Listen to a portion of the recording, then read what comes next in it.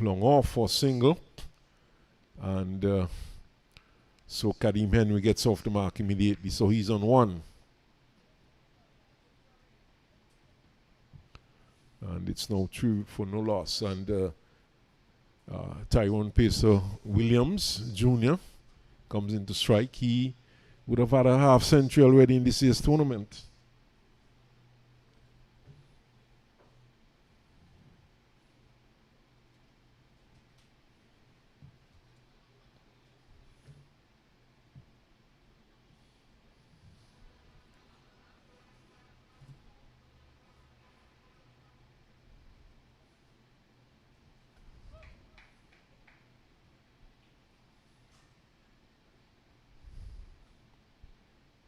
Play held up a bit momentarily. Some slight adjustments being made to the field. And Adams once more. Yes, a good one there. But defended by Tyrone Williams.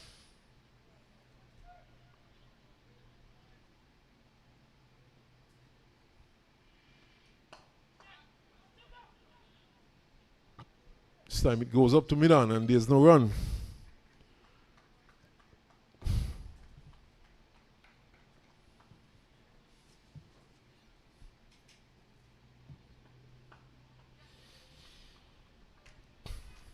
So Williams still on knot, yet to get off the mark. Both batsmen very watchful. And he's off the mark this time, I'm sure. His shouts of catch it, but it's well away from the fielder. Does well, slides and slips out there. But he does well to keep it down to 2. So Williams is off the mark. And the score then would move to 5 with those 2 runs. He didn't have time on shot. He didn't have time to pull it into the cow corner area, the man from mid-wicket. Run around and cut it off. This time he's getting a single up to square leg as he turns it into the onside.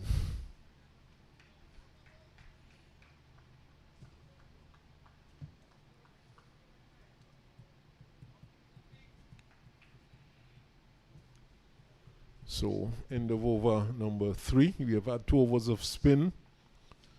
And the score is 6 for no loss. So, a quiet start by Antigua. Well, both batsmen appear to be very watchful. Although you said they want to expose many of their batsmen, it's not the happy-go-lucky approach that would bring batsmen to the crease. They're looking to hunker down and settle themselves in. So Landiford continues from the media center and he goes away. Nice looking drive up to mid-off, but straight to the fielder. And that's Mark Bokaran. He fields and there's no run. He's inside the 30-yard circle, so no chance of a run.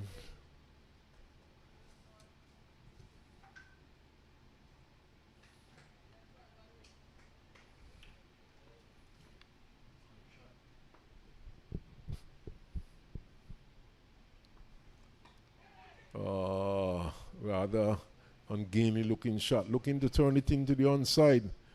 But probably the ball might not have got up as much as Williams would have expected. And he looked rather ugly. In the end, he kept it down. Kept it away from the fielder. And in fact, it just dropped in front of him. So no chance of he being caught. And he just dropped it in front of him. But rather ungainly looking stroke, Al. It caught him by surprise. One in the other over did the same thing, jumped at him. And again, the captain, Dimitri Adams, came to inspect the spot. He was playing at that one. He gave the impression that he took away the bat at the last moment, but who knows? He very well might have played at that, but I'll give him just a slight benefit of the doubt. Well, it ended well, no edge, so he has to get the benefit of the doubt.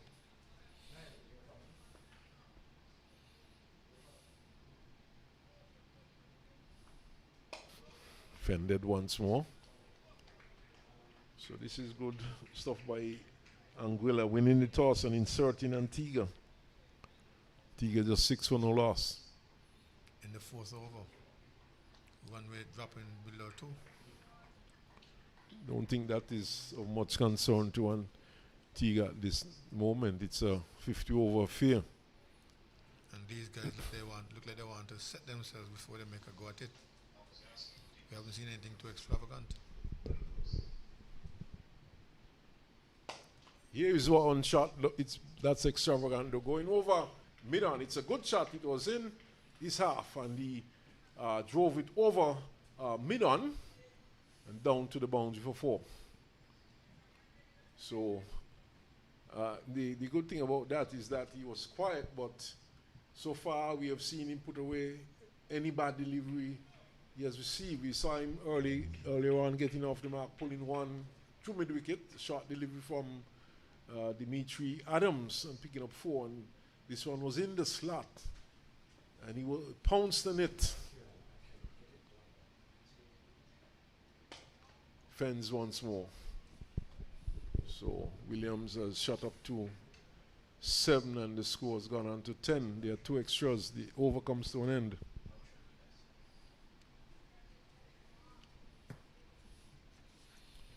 Yes, they are quietly going about their business, looking for any bad ball, but at the same time,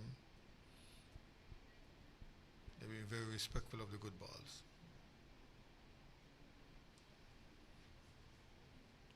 Antigua, of course, boasts a very strong squad there. They won all the matches before.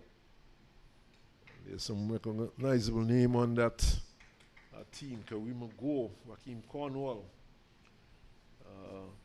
Kadeem Henry has been making a name for himself in the Leeward Island circles. And don't forget the young sensation, Joel Anjo. Well, I was coming to that. There are a couple of other players there that made the name. Joel Anjo, of course, and then there's Kelvin Pittman, who has been exposed at CPL level, medium pacer, turned into the onside by Henry for a run. So he goes to 2 and the score goes to 11. And Michael McKenzie, who picked up 7 wickets against Nevis yesterday, he was the leading bowler in the breakout league in Trinidad earlier this year, and still an under 19 player. And Javier Spencer, who made his way onto the Leeward Islands team last year. So Antigua boasting a pretty strong team, pushed back up the track by Williams to Dimitri Adams, and he fields to his own bowling. So pretty strong team, the Antigua team. So you can say that this one is swung into the mid-wicket region. He doesn't move. And that's 4. So 4 runs to young Williams. He goes to 11. And the score now goes to 15. So obviously they're seeing it well now. Well, the bad deliveries are coming and they're capitalizing.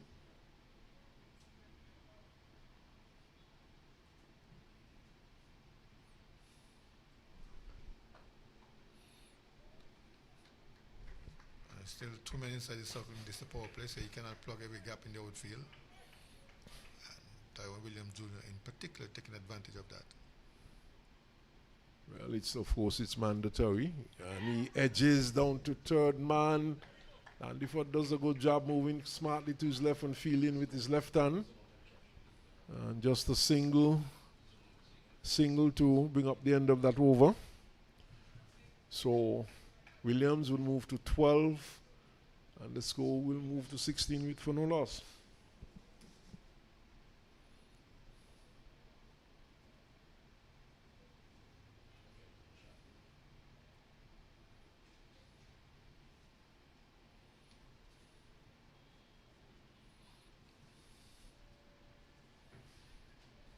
debate between captain and bowler, making sure they keep their voices down so the batsman wouldn't hear.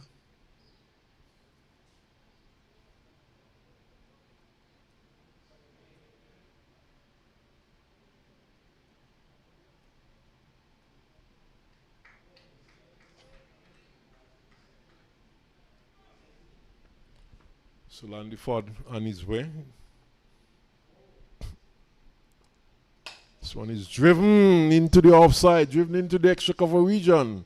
The batsman does not move, 4 runs. So Williams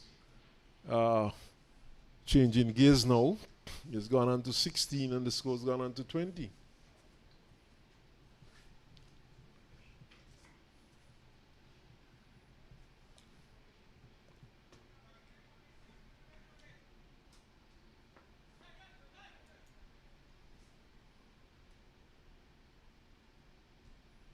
That shot prompted a change in the field.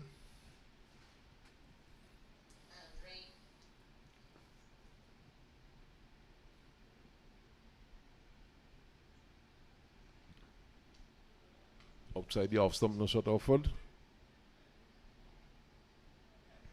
So the other 2 matches would have started. And Senkits is batting against Nevis at Connery. Senkits 28 for 1. And I'll tell you who is batting still. Mounsat batting against St. Martin down there in St. Paul's. They are 14 for 2.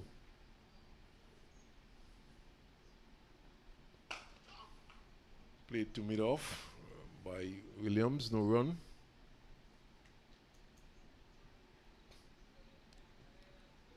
$28 for 1.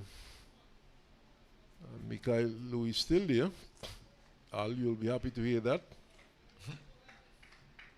Concerned. So 1 wicket down so far for Senkits. And that wicket was taken by young Adi Kanto Willett.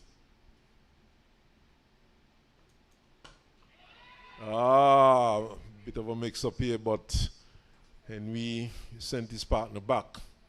And in the end, common sense prevailed. It was played into the onside by Williams, and he was rushing down, looking for a non-existent single. The ball going to the man there at short mid-wicket. Straight to the man at short mid-wicket. And in the end, common sense prevailed, and Williams made his way back to his crease, Landiford. Gets a good delivery, which is jabbed into the offside. Up to Hamilton at short extra cover. And you know, Hamilton is really a live wire. I mean, Everything he does. Feels the ball and there's so much happening around that one activity. I want to say he's an effervescent character. But that's how he plays this game. He's been around for quite some time. As a teenager, played for Anguilla. I think he's around 37 or thereabout now, 36. He's been around for quite some time, for not just for Anguilla, but for the Leewards also. Oh, he edges this one. This is really a shot in the dark. It goes down to fine leg and picks up a single. So one more to Williams. He goes to 17. And he's now 21.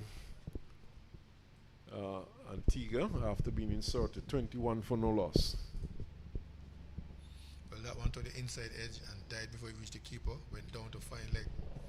A little success for Landiford, but no wicket yet. The wicketkeeper couldn't get to it.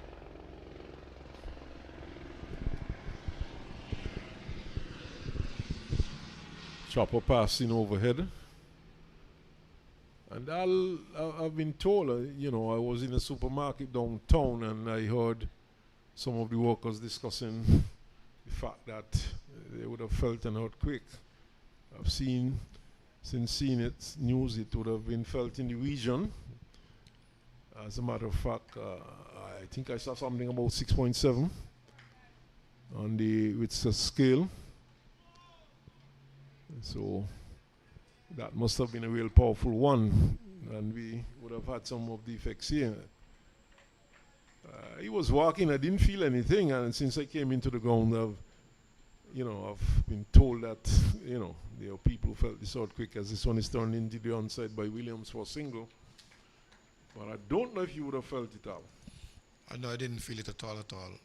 But the seismologist in our group reported that yes, there was an earthquake. He felt it. It was pretty discernible. It's too short and drop, is it? Yes. Well, the fielders applauded, but it was a short delivery, and Henry must have felt that he would have missed out there. Just to the right or to the left of that man, and he could have picked up some runs, probably 4. Picks up the line of 1 outside the off stump and does not play a shot. Flashy leave alone, Courtney Walsh like.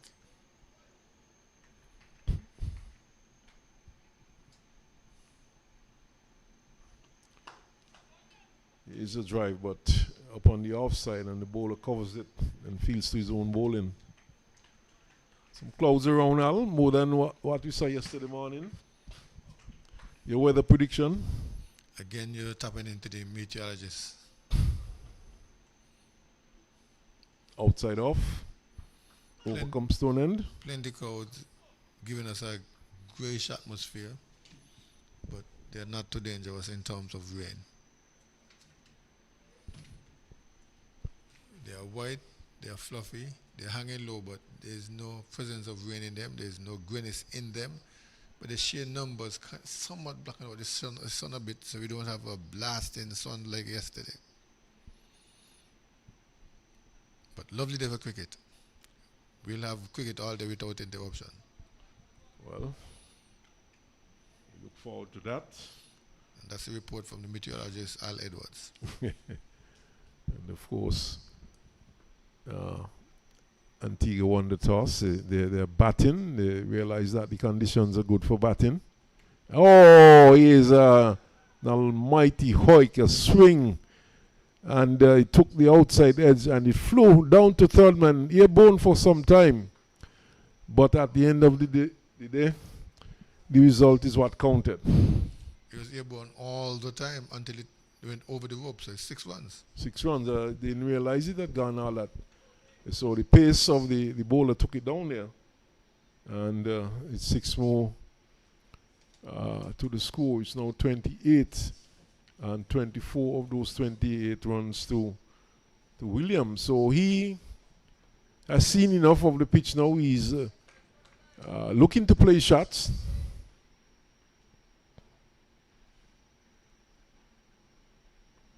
Short, and he's pulling down back of the square. The man is chasing around. He gets there. And they're back for the second run. So 26. He has rushed on to 26. And the score has gone on to 30. So it's obvious that the Antiguan players, the initial thing was to play themselves in, get a good understanding of the pitch.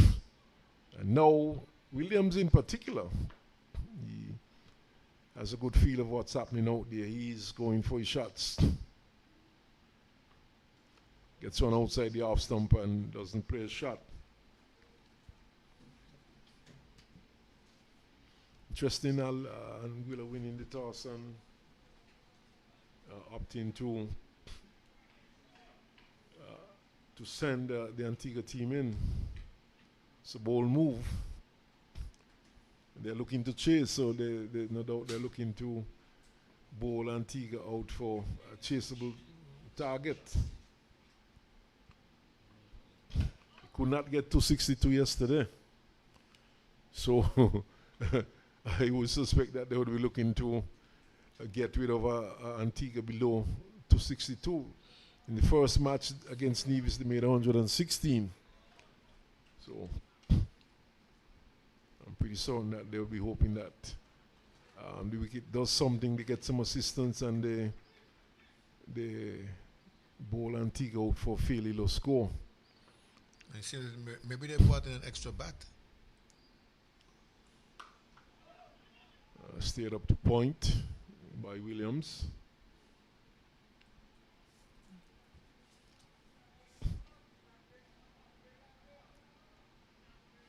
The ball move. And perhaps too, Antigua also has a good bowling lineup. There's Spencer, there's Pittman, the opening bowlers.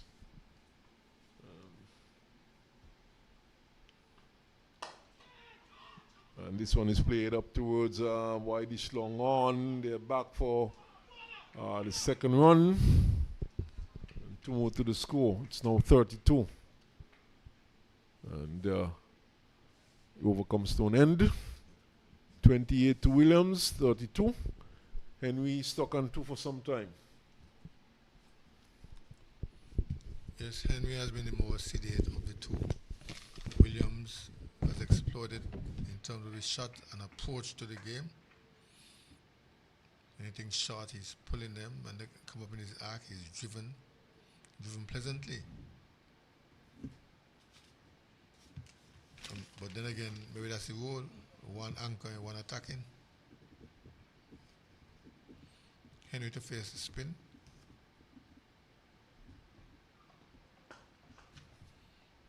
Yes, he opens up, punches down to wide long off, and turns it over to Mr. Henry, who has been going great guns.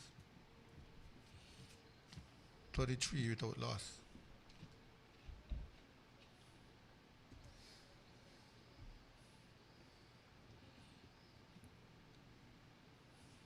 Adams to Williams, comes forward, just pushes it back down the track. Bowler shadows it, allows Jama to bucket it back to him. Adams again, no wickets so far, but trying his spin. He's going big, high, hard, handsome, and in the distance. 6. Yes, the first time we see Henry really opening up his shoulders and really going big that time. That was well struck, well timed. I mean, you could hear that pleasant sound coming from the bat, and he struck it over straightish mid wicket. And a long way too for 6. So that's his first boundary. It's a maximum. And he has gone to 8, and the score's gone to 38 for no loss.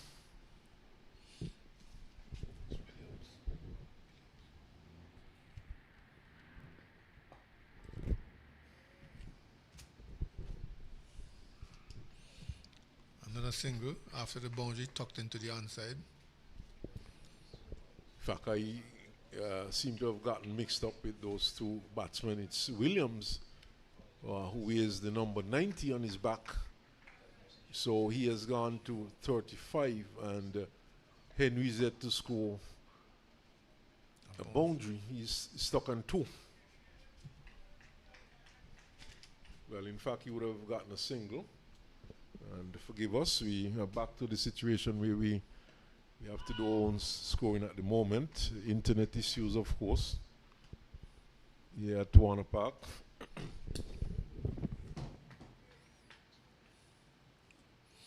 Henry seems to be content to turn the strike over to Williams, as Williams is really blasting the ball all parts of the field. He's at 3 fours and 1 maximum so far. And pace will continue. Deploy of spin and pace. Not really very effective against these batters. They have figured out Dimitri Adams. Landiford is not very penetrative, and so he has now given way to Richardson. Jadil Richardson will come off a short one. A bustling medium pacer. Broad shoulders.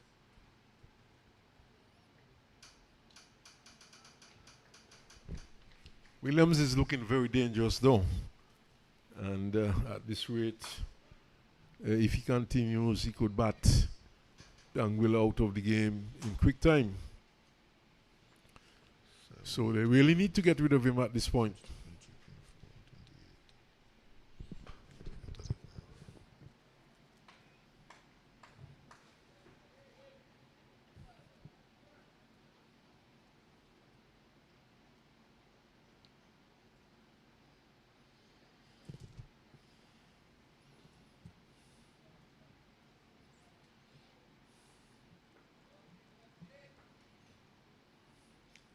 Just bustling to the wicket, pushed into the offside.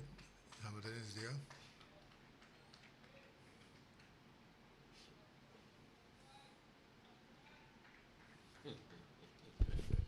You know, everything this man does, even when he catches the ball, when he throws it, there's a lot of flair about him, Hamilton.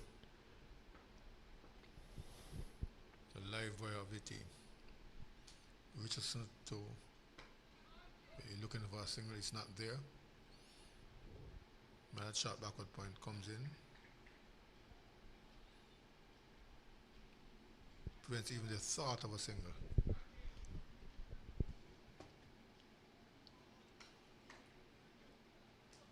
So again, Williams has gone quiet. Probably figuring out this bowler. Because he approached, and there he's going, now he goes big. Just trying to disrespect me. One bounce over the bowler's head, four runs. Moves on to 39. So he has gone quiet, but I think he's doing the right thing. Making sure he takes a look at the bowlers first. Yeah, so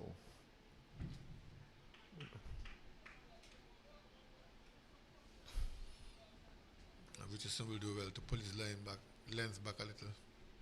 Richardson into Williams, shorter, tucked into the onside, no one. Mid wicket is there. Shadowing the ball, picking it up now. it's good, sensible batting though by Williams.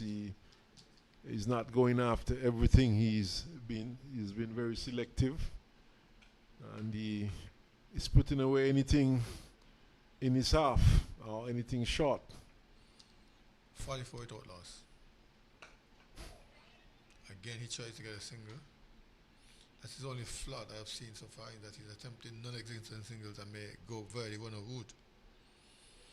Well, it might be a flaw. I think he might be just playing with the feelers also. But at one point, he had to be sent back by Henry. But what that tells me, though, is that he's still thinking about getting singles, which is good batting, even though, you know, he's striking the ball over the boundary and getting the maximum. He's still thinking in terms of picking up singles, although he's not getting the ball away from the fielders. Adams will continue rather interestingly. And we just got a signal about the power play, so 10 overs have gone.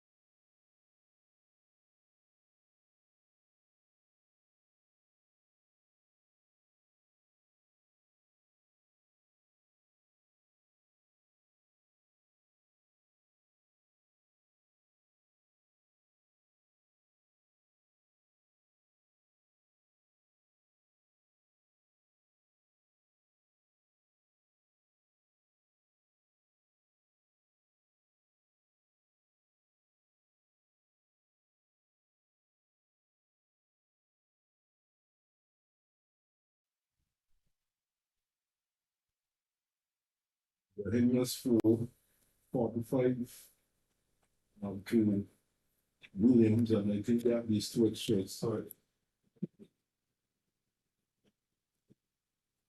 You know, one thing I never liked in cricket having spirits.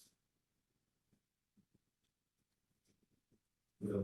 That's why I started scores for the county, so all over the country. I don't want to use accurate. He was so accurate yesterday. I had to be keeping up with you.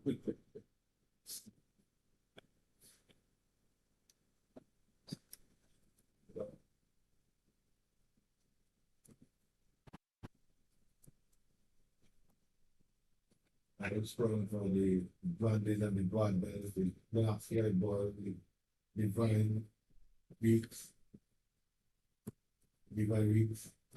they found like the late divine weeks. The former Calypso King of Stinkits, of course, Carnival King,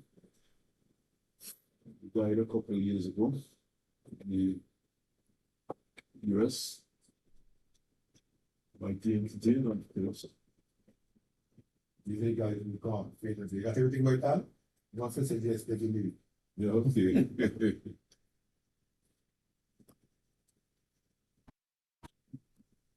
Size brother recently, we himself got so Calypso and the stumper.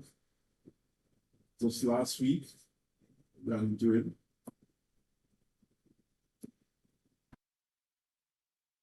I guess he got his name from his side. He's a very sharp man.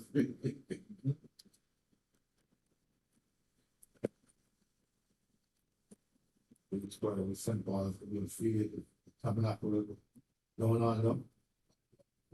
Yes, that's a good one. Yes, first week goes. Yeah, changing bowling, that looks like the other Adams, Demetrius Adams this time. Coming on and getting rid of him, who has been quiet throughout. So he was dismissed for 4. So good break today for Antigua, for Anguilla, sorry. And Henry was just putting 4 on the board. If we want for 1.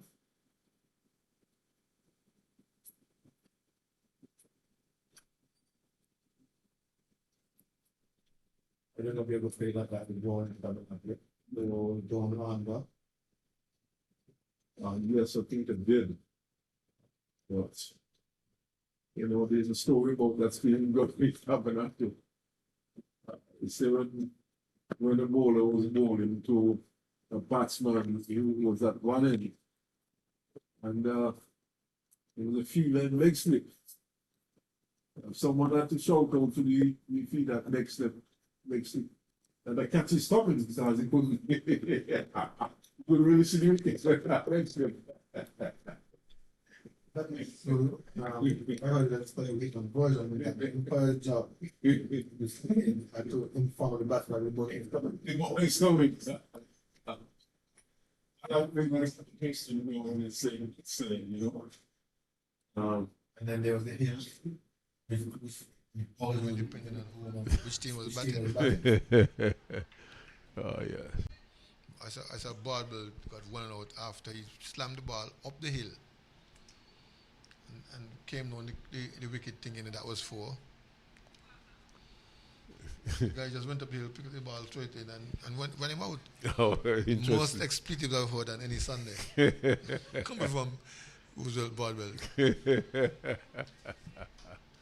That looks like Kareem will go down there at the crease, replacing Henry. I know. Have you ever played in the challenges before they regraded the ground? It was a pronounced slope there. Yes, also. yes, that one too.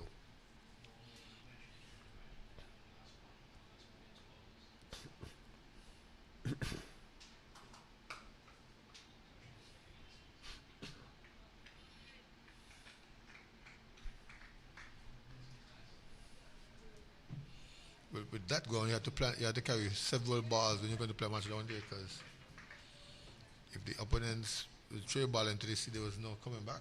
Yeah, definitely, it was very close to the sea. The old Sandy Point Recreation Ground As well, was a yes. bit of a challenge too. And there were times the balls went into the sea.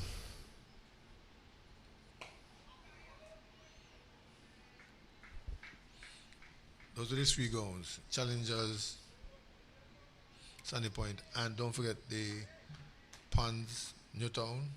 Oh yes, yes, yes. You would have struck a few down in the sea there also. I wasn't never in the 6-sitting business. Yeah. Well, the boundaries were pretty close. Those are small.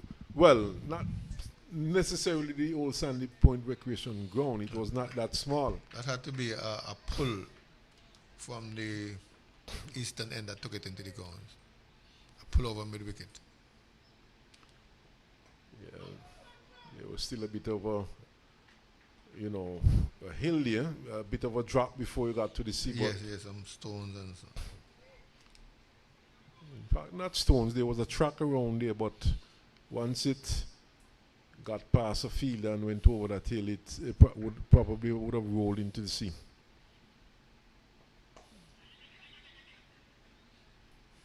Quick single by Williams.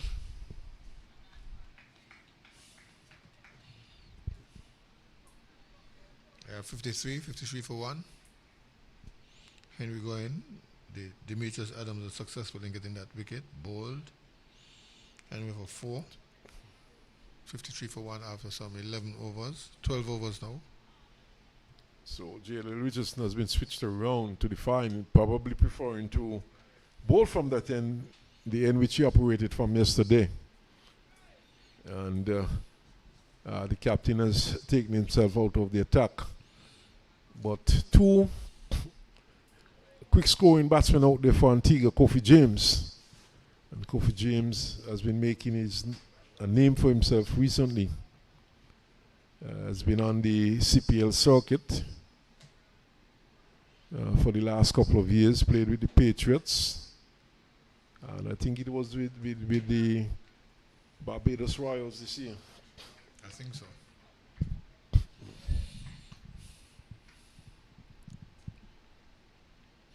Richardson. Williams getting in and behind, asking permission to handle the ball.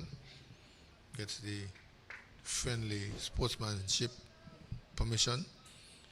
He then flicks it on to the fielders. No harm done. Well,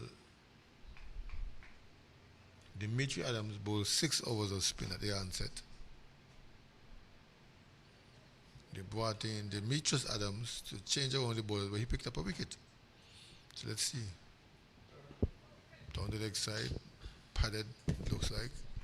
Into the leg side. Yes, leg by. Almonds are not doing too well down there in St. Paul's. They are now 29 for 4 from 8.2 overs, and they're coming up against St. Martin. It's showing here that St. Kitts is 38 for 1, but I suspect, in fact, they are 51 for 2. And I'm happy to announce that Mikhail Louis batting still. He's on 21, so 51 for 2 St. Kitts against Nevis. I'm very much concerned about that situation.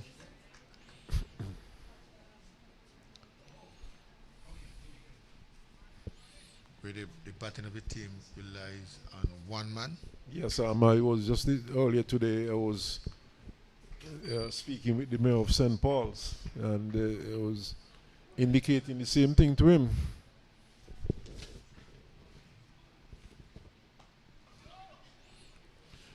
Imagine in the first match chasing 166 to win. Louis got 100 out of that 166, and only 2 other batsmen got into double figures. And when I say double figures, I'm speaking of scores like 10 and 11. Yeah, I think it's 13 from 13, well, something of that nature. But here you go. A pleasant drive from number 99, Kofi James. Like I told you, Inside out, 6 runs. he's an aggressive player. He gets his runs very quickly. And then again in the match yesterday, Louis got 100. His brother got 45 not out. And I think it was only Tilokani who got 21 in terms of players getting into double figures. So it's rather concerning for That was my first word. for St. Kitts, as you rightly said. The batting, but it's an inexperienced team. The St. Kitts team. You have Louis, you have Ward, the captain. Who Much was expected from him because he came off of a very good outing in England for his, I think, the semi-pro team. Yes, he certainly has not done much as yet, but he's batting at the moment, and who knows? Yeah, he could have a good knock from him today. But the rest of the batting is a bit inexperienced. Tilokana, Drew, all those youngsters are a bit inexperienced. But someone needs to put the hand up. They're playing for the senior team. I pointed two characters, Larry O'Dane and Terence Ward. Oh, yes, I forgot Larry. He is highly experienced also. And he has not gotten off either. So, rather some concerns there for the St. Kitts team. And they're going into the fixture on Wednesday. So, who knows? You might see something better coming out of that team. But 50 overs, a lot of overs to bat still. So, you would expect that the batsman would have enough time to accumulate runs. As a matter of fact, they're not batting. The 50 overs they do not really have to bat 50 overs when chasing. So, no excuse for them.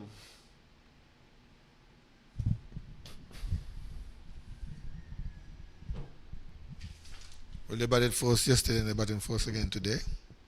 And I think they went down to the 50 overs yesterday. Yes, they batted for the 50 overs yesterday.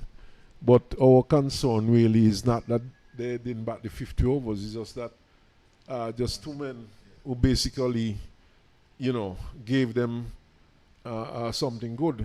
Louis again, another 100, and his brother 45 not out. The only wicket taker so far, Demetrius Adams, into his second over. Only 2 runs he left off his bowling so far. Williams changing this around now, getting a single out to mid-wicket.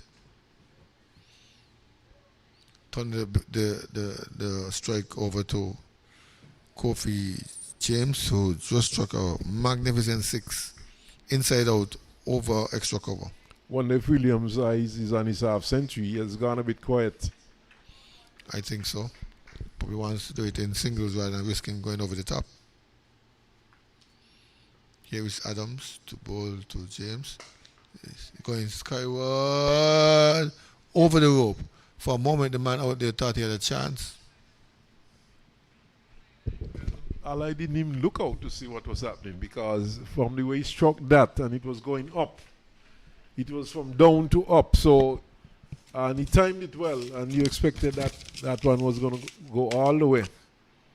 And the batsman obviously felt so too. He did not move after he had played the shot.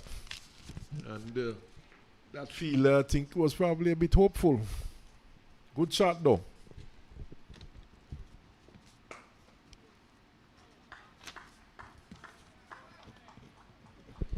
I would have told you that this man gets his run rather quickly, and he has shown that so far. He has 2 gone maximum so far. He's up to 13. Another big one. This time it's all along the ground. I feel like it's a... It was airborne for Bital, and Yes. it was mistimed. And perhaps lucky not to have gotten much baton to that. He could have easily hold out to the man on the mid-wicket boundary, but he dropped well short of him. So a bit of fortune there for Kofi James. He was not really in a position to play the pull shot. And force the shot, yes. He moves to 14. Williams covering up. Williams on 47.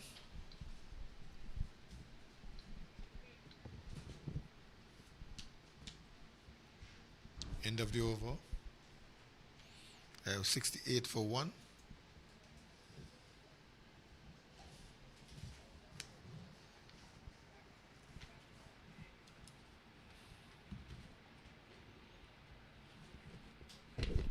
Yeah, so Antigua, despite the fact that they would have lost 1 wicket, they continue to motor on.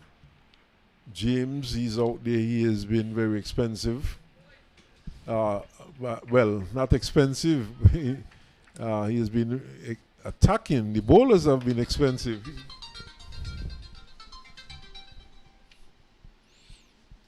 He's facing now to medium pace of Richardson. On the leg side, arms wide, it's a wide.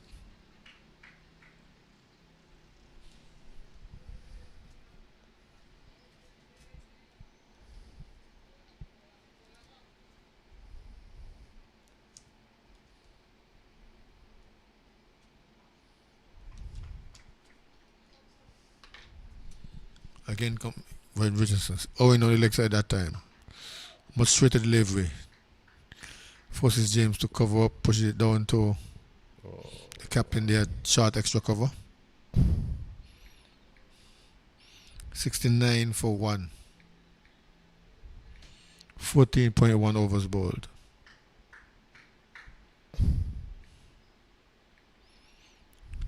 Run rate of almost 5.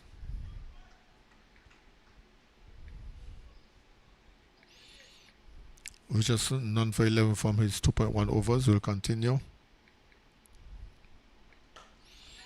And it goes, here was, again, it's over the boundary rope. 6 runs. Just a flick of the wrist, well timed, but enough power. Well, they were shouting catch, catch, but they need to place the the fielders beyond the boundary if they're going to catch Kofi James. And he's not wasting any time out there. He has rushed on to 20. So it's 73, is it? Well, that's 6. So that's 75. 75? Yeah, that was the maximum. Okay, well, I would have missed out on a couple runs. And Williams is on 47, is it? Yes, Williams is on 47. Okay.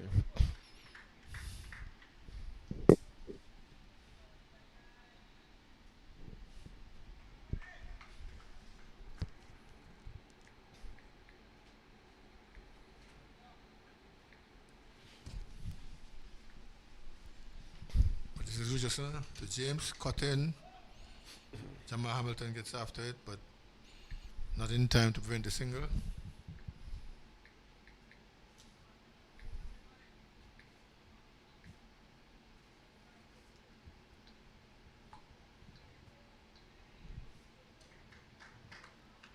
$76 for 1. 14.4 overs. Henry, defensive. No one.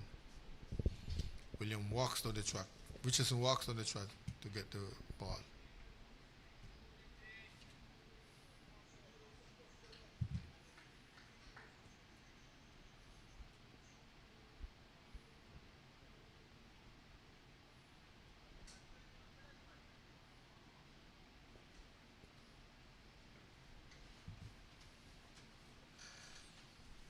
Richardson moves away again from the southern end into ball to tuck down in front of him and a quick single.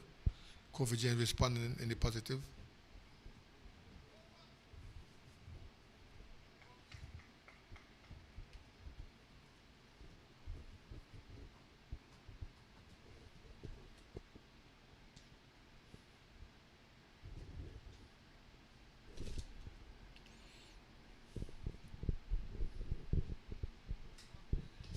Yeah, so the Antiguan batsmen continue to motor along. They're doing well despite losing a wicket. And they're now into the 70s. And doing quite well. Demetrius Adams will continue. He has the lone wicket so far. He's been turned into the onside up to long on. There's Hamilton. Big throw, back in.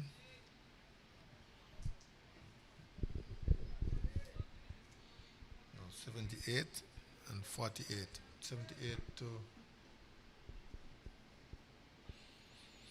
score, 48 to Williams. There's James.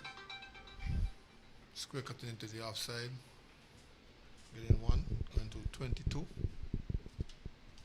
let's go move on to 79 for 1, Antigua. After being sent in. 15.2 overs bowled. Turns quickly down to the onside.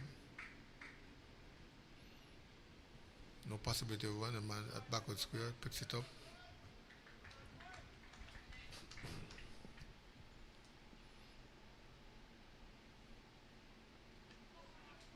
This time it goes to the right of backward square. They get 1, exploring 2.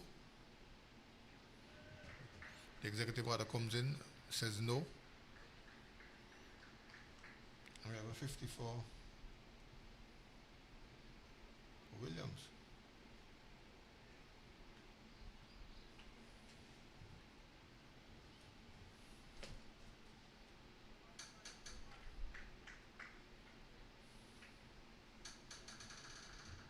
Yes, after a 6 that took him to 45, he slowed down and went all singles, 5 singles to get to his 50.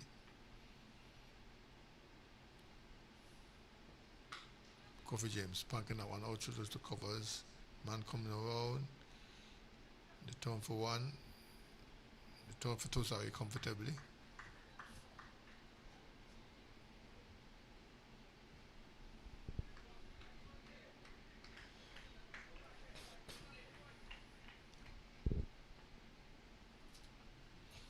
He's on 24.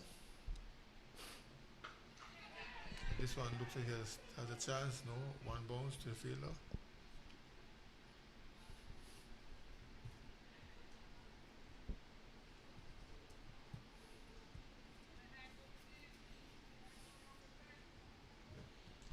And it's obvious what the approach of the Antiguan batsmen are going to be. They are going to remain aggressive throughout. And so far so good. We have seen Kofi James out there. He has been pretty aggressive, very aggressive. And he has been clearing the boundaries. We see a bowling change from the far end, Gukaran. He has been brought into the attack. And one wonders the real reason behind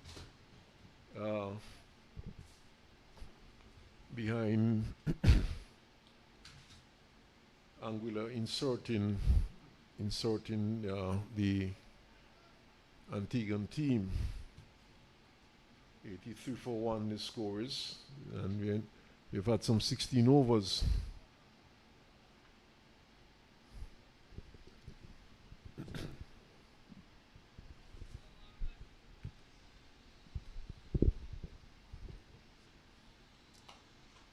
So he's pushed into the onside, and first delivery from Gukarang, just a single.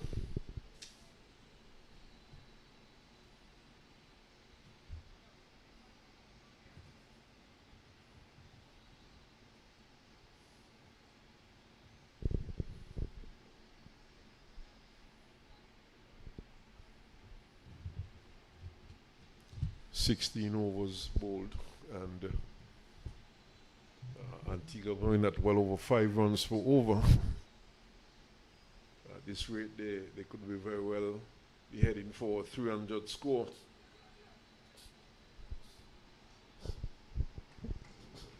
Not a single. This time it's to Williams.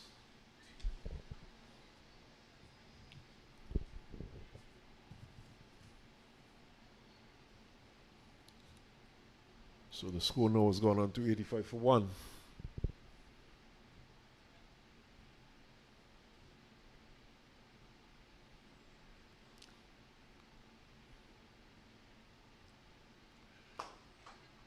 Driven straight down the ground, down to long on just a single.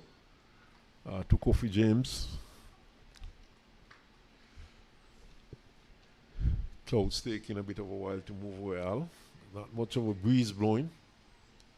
It's rather humid here at Warner Park at the moment.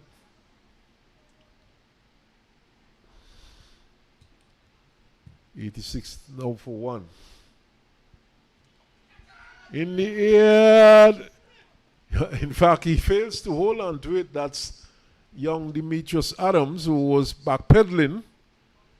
And the ball eluding him. And not one of those easier catches when you have to turn and try and take the catch over your shoulder. It's indeed a very difficult chance for Demetrius Adams to hold on to. But they've not had many chances at all. Well, we have heard a lot of shouts of catch him, catch him. In fact, the catch is taken this time. A good running catch. Running around from square leg to his right. And good movement there for a good man, Jadel Richardson. Moving rather quickly around to his right and taking the catch. And Antigua lose another wicket. That's the wicket of Kofi James, who had a quick fire 27. And that's, of course, not official. We have been doing our own scoring here. I'll tell me it's official. But we'll have some confirmation on that. But in fact, it is. The scoreboard is up and running.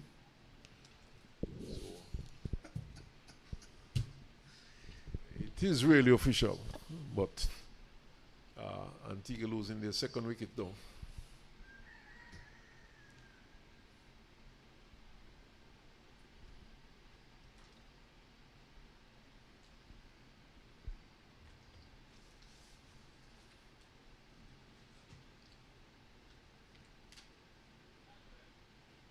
Go, he's the new batsman in.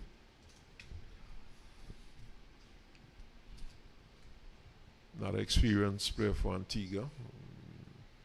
Player who has been in Leeward Islands colours and would have been part of CPL this year. He would have played with the Antigua franchise, and a water break is being taken now. We see the umpires out there having a water break. So we'll take a water break also.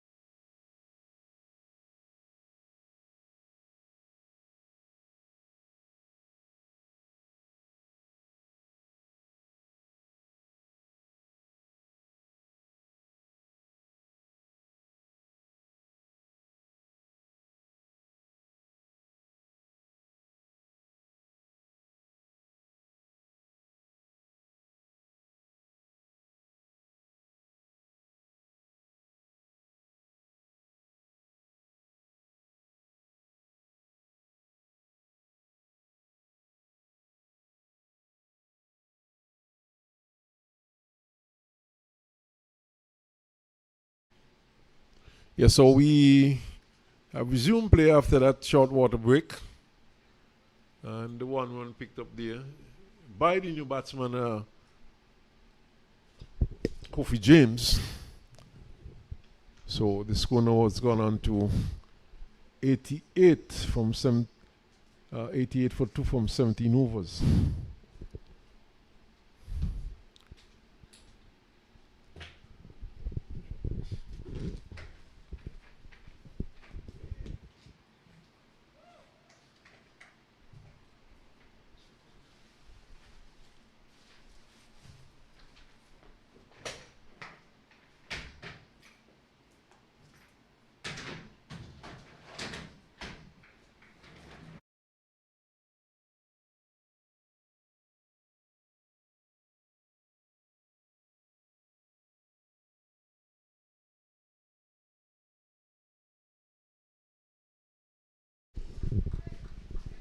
So we have Demetrius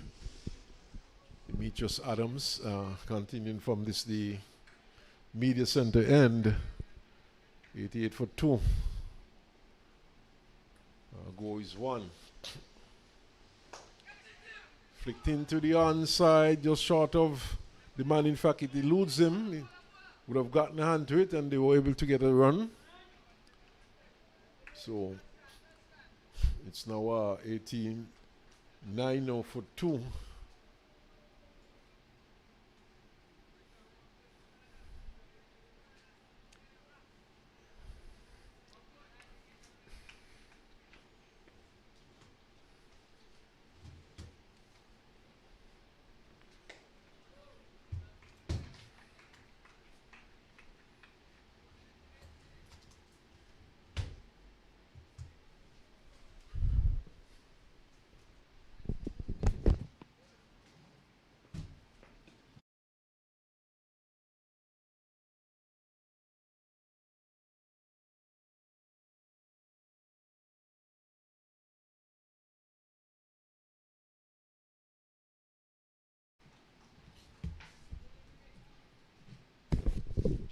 $90 for 2 the score now. The current rate is 5.09. And projected score at the moment 255. Well, stop there, takes recover. And no run. So Gukuram making a good save.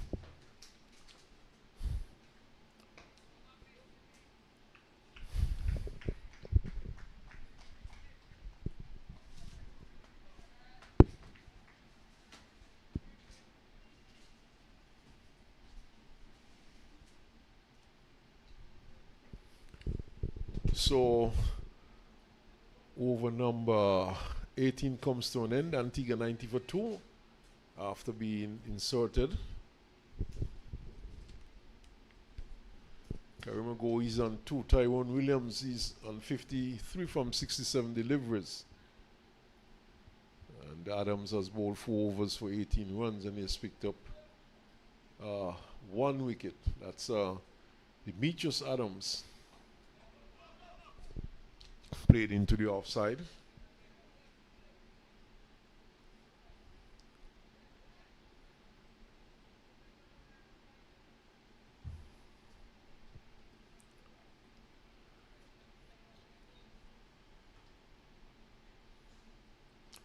One attempted sweep here. It eludes the batsman, eludes the keeper. It's going down towards fine leg. They're back for the second run, and in fact it's 4 runs, so that would have taken an edge. And 4 more to the score. 4 runs to Williams. So that 4 takes Williams on to 57.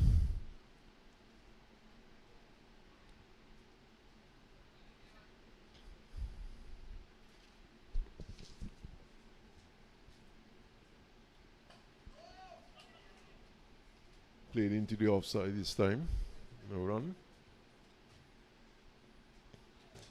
94 for 2.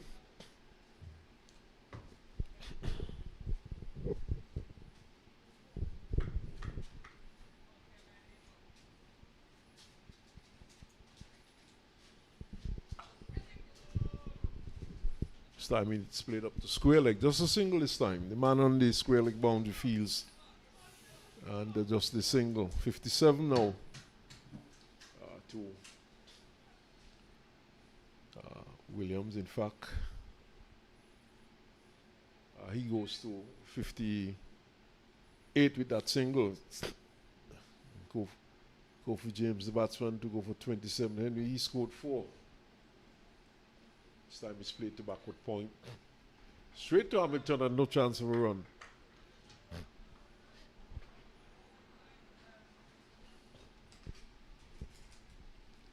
So Bukaram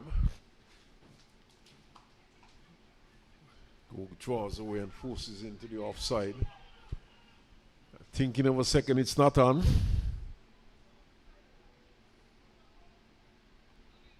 That completes the over, at the end of which it's 96 for 2. Antigua and Barbuda being inserted and getting a very good start here.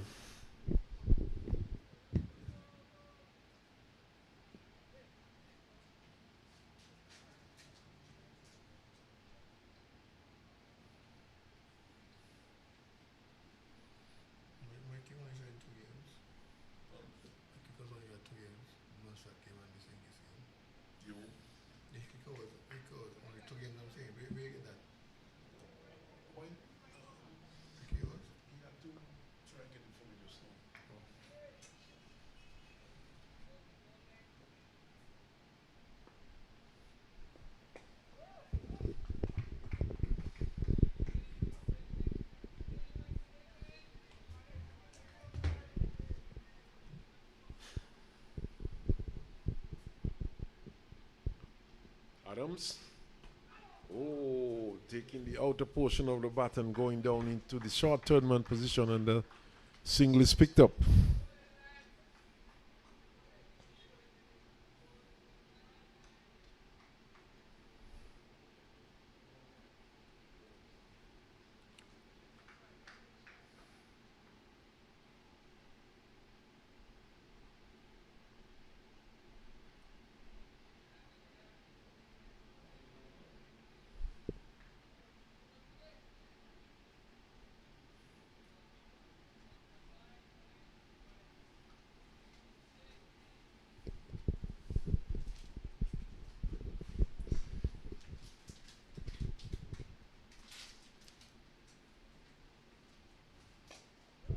So and he's turned up to square leg. And the captain is quickly around to his right to feel there's no run.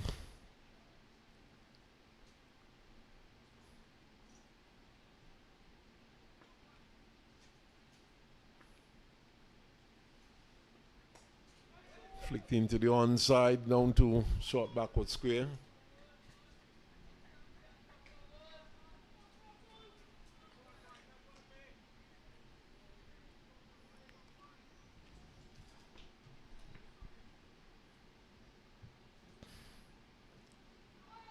Attempted lap, gone wrong. Gets it into the leg gully region and he can't score.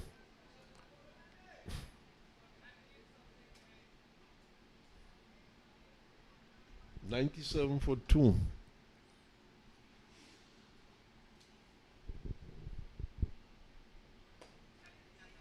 This one a quick single. The return is not a good one.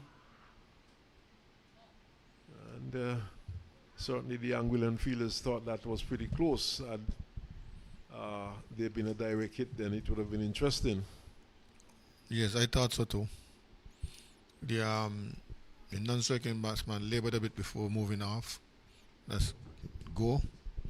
He could have been in trouble. Even a direct ball into the wicketkeeper's hands would have caused some problems. I think they recognize it. They're having now a mid-pitch discussion to determine what is yes and what is no, what is go, what can we look for.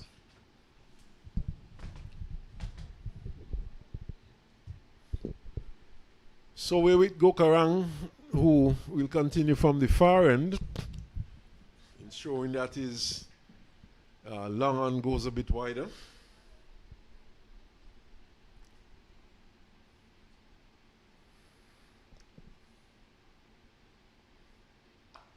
He's pulled this time down to long leg for 4. Loose delivery.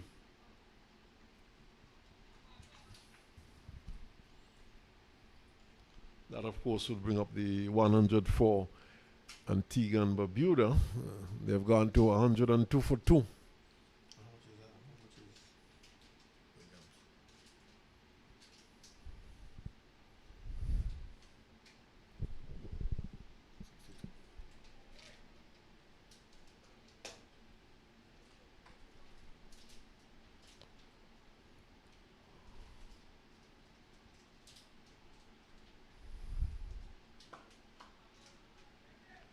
Play down to long on for a single. That single takes Williams on to 64 from some 77 deliveries. 6 fours and 3 sixes so far in his innings. It's go on strike. Karima go. He's on 4. Drives down to long on and picks up a single.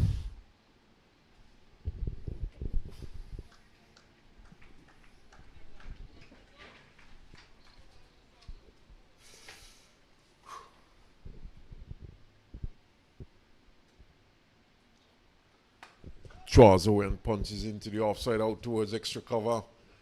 Could get 4, does so. Good shot there. 4 more to the score. 4 more to Williams. In fact, 4 more to go. Williams, in fact, played that shot. So, runs coming rather freely here for Antigua and Barbuda.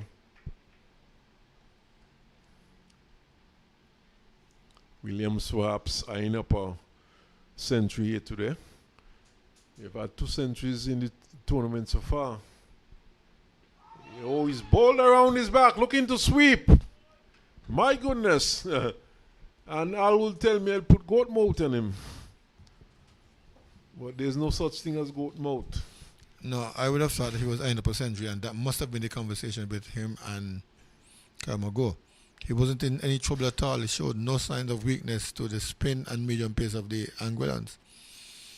One mistake and he lost his stumps with his score on 68. Yes, it's only. I was just about to saying that he seems to be eyeing up 100. We've had just 2 centuries in this year's tournament so far, both scored by Mikhail Louis. And right on cue, he gave it away. Looking to sweep, exposing his leg stump, and his leg stump being knocked back, being bowled behind his back. And normally when a bowler gets knocked back behind his back, batsman rather gets bowled behind his back.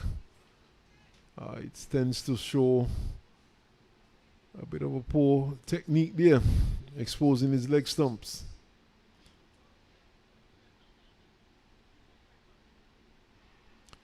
So it's 108 for 3 now, Antigua and Barbuda. And the new batsman down there now.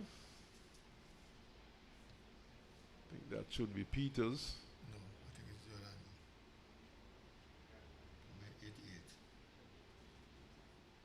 88. 88, Andrew. That's Andrew. That's young Andrew. Who is at the crease at the moment now? Joel Andrew.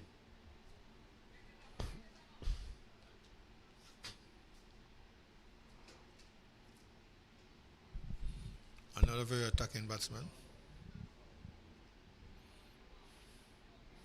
Comes in at number 5. We have seen in recent times he has been opening the batting, which I don't think it's a position for which he is well suited. You know, he was in the West Indies setup, he was opening the batting, and he would have lost his place. Oh my goodness, he's bowled! My word! Golden duck, it's spun back by Gukaram and knocked his stumps back, and Andrew didn't seem to have a clue.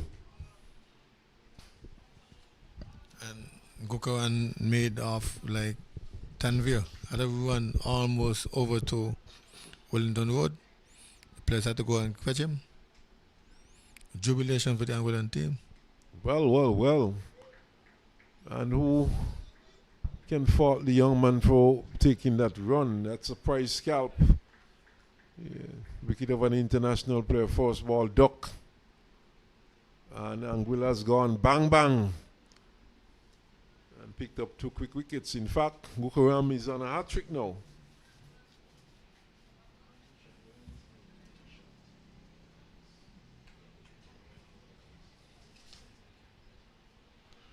Michael Graves goes to the crease.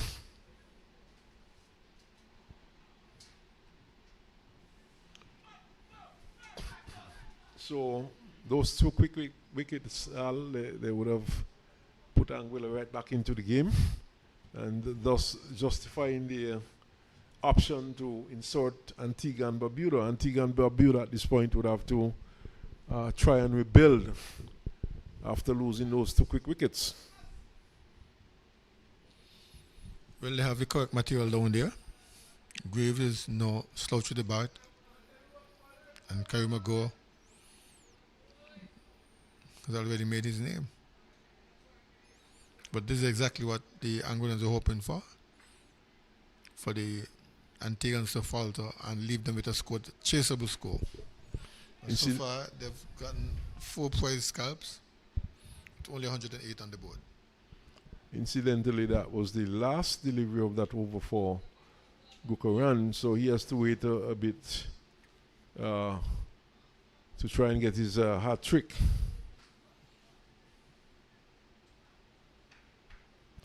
Demetrius Adams is continuing from the media center end and turned into the onside by Karima Gore. 108 for 4. Lots of overs left still. We are just in over number 22.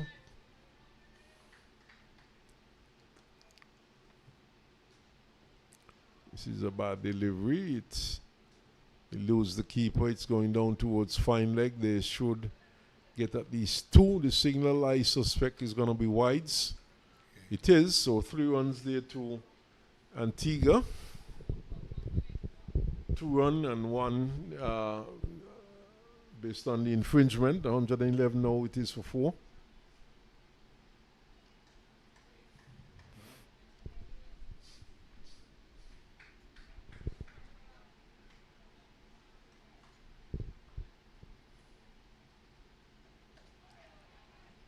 Coming forward, peeling from the outer portion of the bat, going down to short third man. Just a single this time.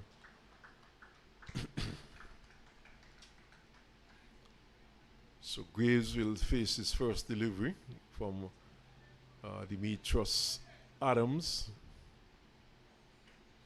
So Anguilla really fighting back here at Warner Park on this hot, muggy day.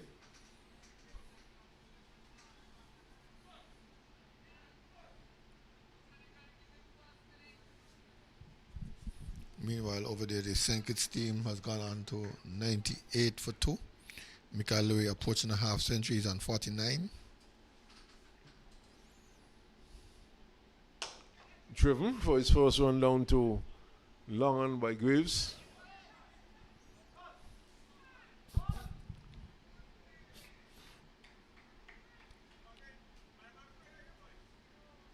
I guess you would have thought about the young man Graves. I noticed you mentioned that he's an accomplished batsman.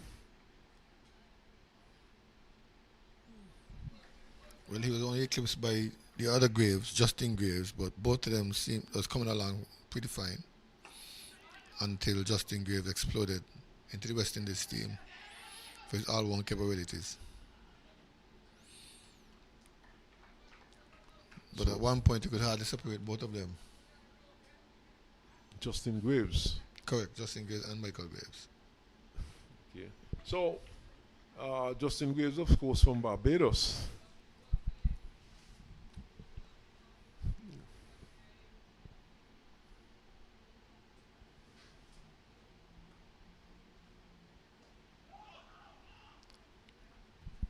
Yes, I was just on the namesake Graves, and I was saying both of them will come along as with their batting. When you looked at their scores in the past, they had very similar scores. This one is pushed up to long on for a single by Gore. Score has gone on to 115 for 4. Antigua and Barbuda, of course, looking to rebuild at this point, losing those quick wickets. But still a lot of batting left for Antigua and Barbuda, though. There's still the captain Cornwall to come.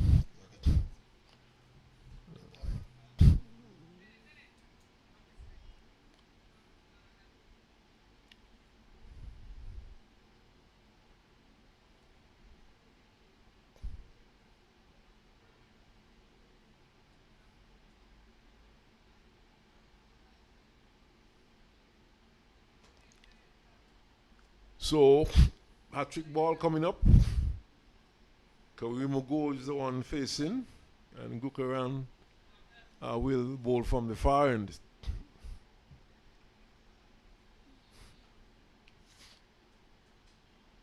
I wonder if he's away, he's on hat-trick, Al.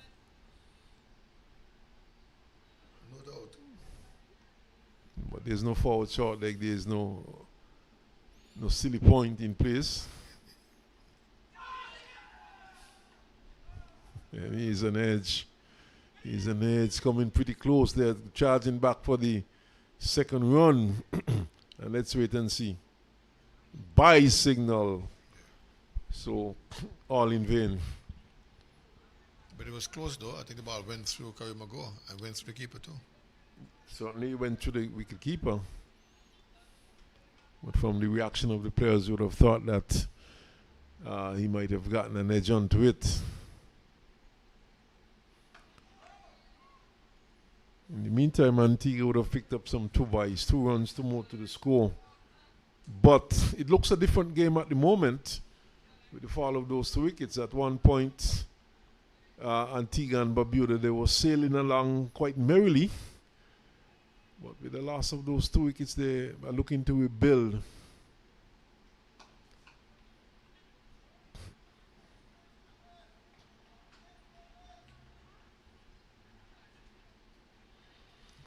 And who knows, we might not have seen the best of Anguilla as yet, and they could very well come good in this game today. But we'll have to wait and see. Go turns into the onside. Antigua has a good bowling attack though, so the Anguillan team would like to restrict them to a low score as possible. Under 200? Under 200 if possible. Taking on the pad, the appeal goes up. The umpire is nodding and the goal is on his way. So Gukaram ran causing havoc here among the Antiguan batsmen. Picking up his 3rd wicket. Picking up 2 wickets in the previous over. And picking up another wicket on the prized scalp of Karima Go. Leg before. And Go has to make his way back. Well, he totally misjudged that one. It was short. Going back for the pull. He was in the middle of his wicket. And the ball struck him plumb, as plumb could be. The umpire nodded first, like...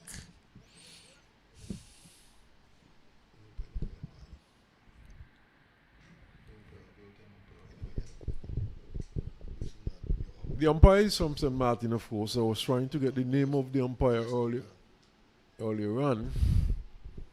But we'll get that sorted out, Al.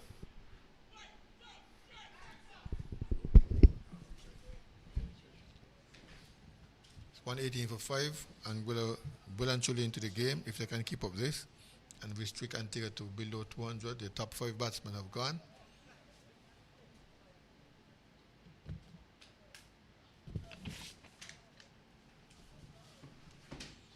L.Y. Francis Jr. L.Y. Francis is in the wicket now. Has gone to the showers. Sent back by Gukaran, his 3rd wicket.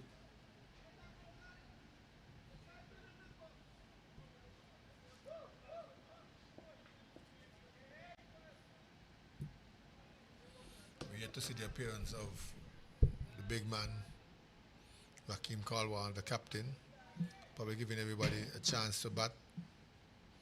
And he'll play pure mainly as a spinner.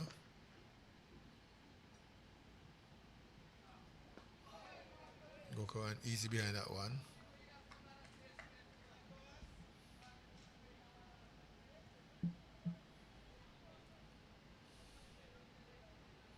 End of the over. 4 for 21 is Gokaran from his 4 overs. No maidens.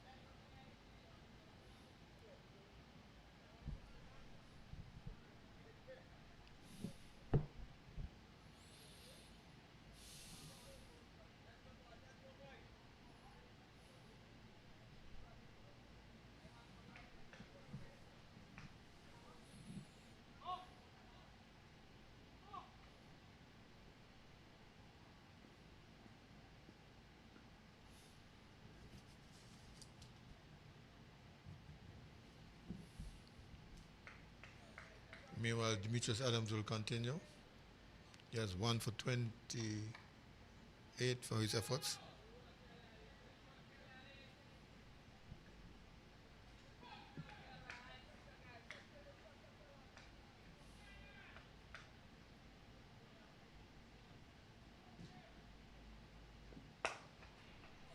Driven into the offside. Chance for a single. They take it. 119 for 5.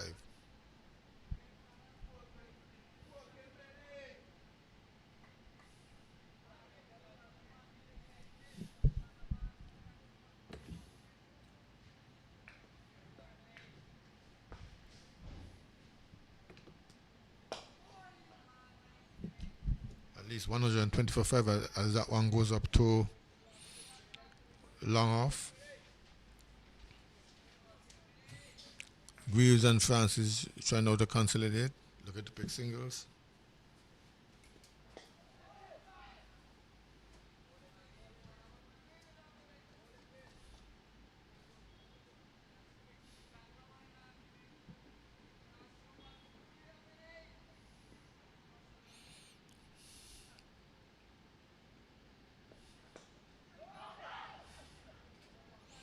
Some shouting going on down there between the batsmen and fielders. Fielders urge to run out and the batsman urge to keep their ground.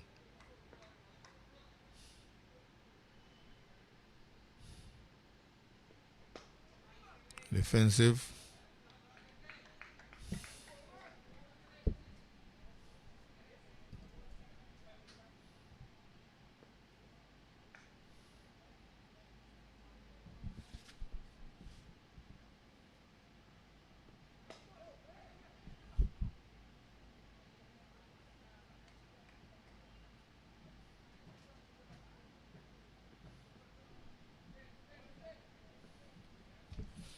End of the over. I think Adams has one more after this. He has bowled 9 overs, 1 for 30.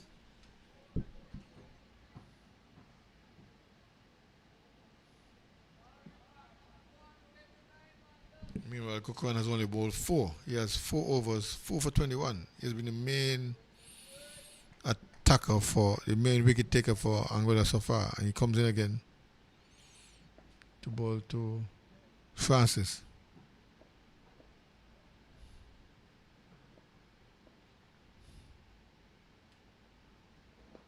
Francis back on the course, getting behind that one comfortably. Dropping it down to short mid wicket.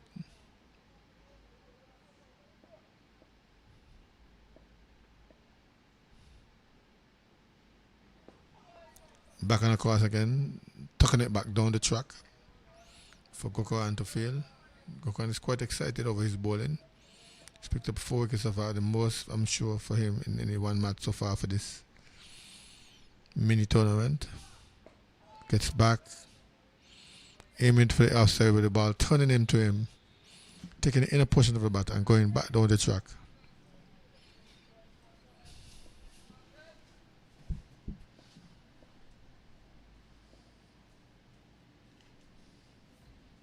Gokaran, shot, turned. This time we get runs. At least one. And that's all they'll be.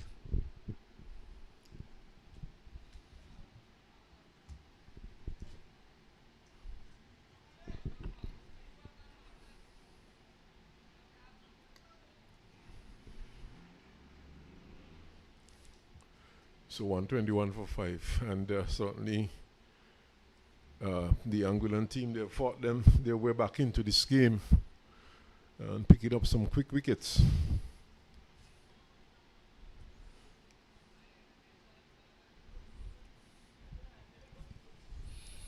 Meanwhile, Mikhail Louis has gone on to 57. I think it's 113 for 2.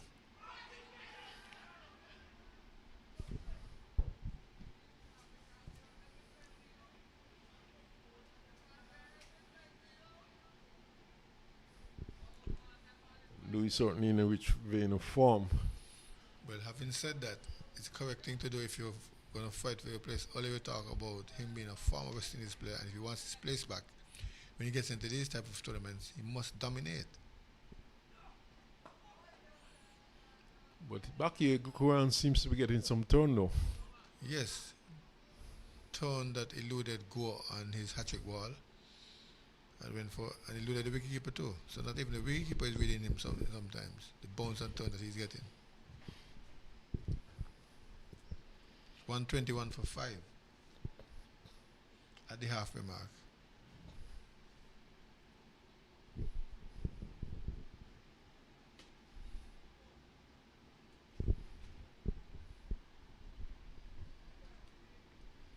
Haven't seen any left-handers in his Antigua squad. Well, not as yet. He's not in the batting. Spencer, I know, is a left-arm seam bowler. I'm not too certain if he bats left also. I don't think he's in the playing 11. But at least not in the top half of the batting. Yesterday we would have seen quite a number of left-handers in that particular game. Anguilla themselves, they have a few. And Mountser do have a few left-handers in the take down the part.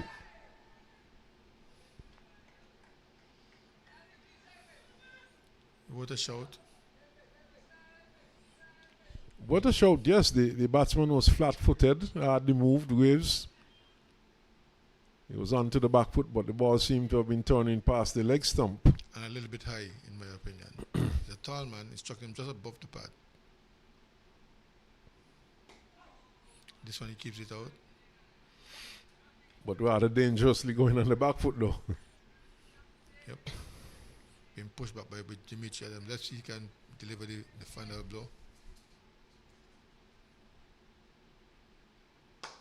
This time he chips out and drives, asks for the single, asking for 2. No, it's not on. Nice use of the feet there by the batsman, Graves. Stepping out and driving nicely all along the carpet down to long on and picking up a single, but nice use of the feet. A pleasant change from his approach because he went back to the previous 2 balls.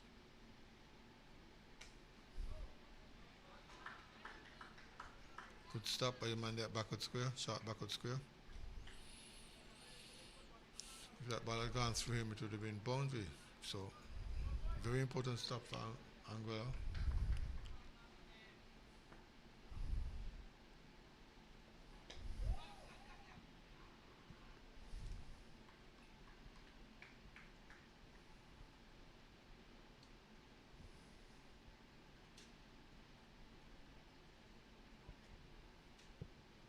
So all the bowling so far, Gukaran, he has had 5 overs and he has picked up 4 for 22, and he's the other spin bowler in operation at the moment, Demetrius Adams, 8 overs, 33 runs, and he's picked up 1 wicket. In fact, he was the one who got the breakthrough for Anguilla.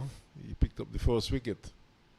Gukaram will continue from the far end, and this has been a very successful spell so far for the young man. And he's really brought Anguilla right back into the game. I was saying earlier, he's enjoying it.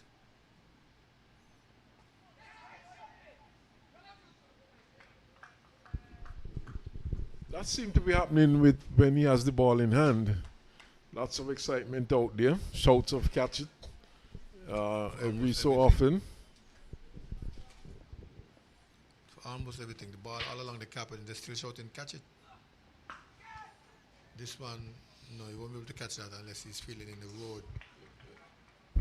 Well, I'll 6 let me runs. show him catch it when it's been struck a long way over the boundary also. So lots of shouts of catch it once it's in the air. But as I said, even when it's on the carpet, they're shouting catch it. Yeah, But well struck. They seem to be excited to having reduced the top half to 100, just over 100, 108 for 5 it was. It's now 130 for 5. Looking a single. It's not there. L.Y. Francis Jr. is a powerful man, and he really struck that one powerfully over mid-wicket for 6. He goes again. This time the catch is taken or put down. Put down by Richardson. You saw him take a very good catch earlier on. And this one was easier in my opinion. That went straight to him. The previous one he had to run. Well, he had to move in a bit. It was low. He should have taken it. He got there, got both hands to it. He should have taken the catch. But as you rightly said, much easier. But experience would tell you that some fielders are more comfortable with certain types of catches, with certain trajectory. Interestingly, there's a man there in a short catching position. Well, he's getting some turn, and the balls have been turning from off to leg. So creating, probably looking to create a chance inside that. Well, it's backward, I would say, straddling the crease.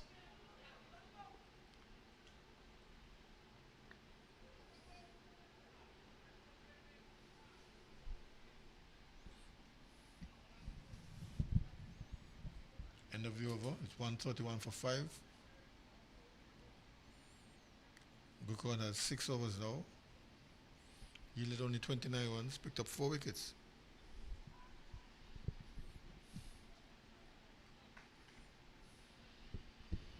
So Antigua, of course, looking to rebuild here. At one stage, they were going great guns, and one would have thought, I would have mentioned earlier also that at the rate they were going with wickets in hand, it seemed as though they were heading towards 300 in their 50 overs. But now they've lost 5 wickets. They have to look to bat out these overs now. How is that? Tucker is not moved. Probably going down leg. Going down the leg, the batsman was on the move, and creating some doubt, of course, in the umpire's mind. It was a sort of stifled appeal, not too confident.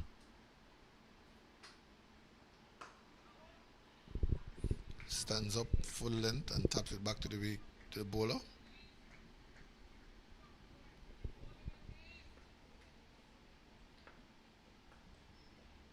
Francis. Edging that one down to slip. The captain doesn't hold on. The captain of Anguilla does not hold on to it. Allow the batsman a single. 132 for 5.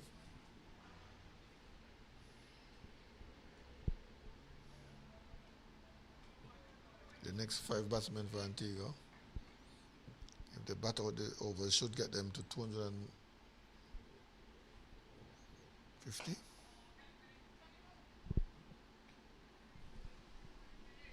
Well, the projected score at this stage is 2.38, but lots of things to be taken into consideration, and it would not necessarily be that score at the end.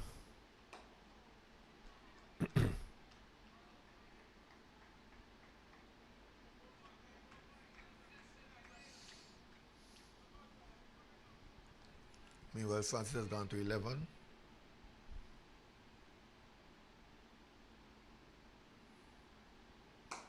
Leaving the crease again, driving, but straight to the man there at extra cover. No harm done. Still 132 for 5. At the end of the 28th over, 22 overs remaining. So half the side down for Antigua and Barbuda. And another 22 overs left, just gone past the half a mark in terms of overs.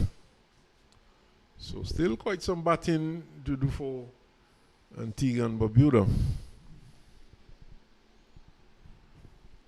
Quite some batting to come, but only 22 overs. Well, you say only.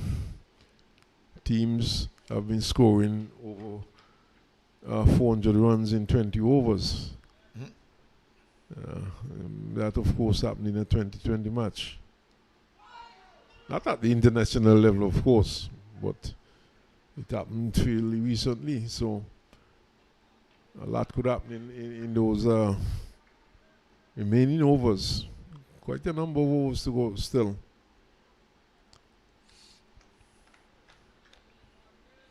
Here is Gokaran to Graves, opening up, pushing it into the offside.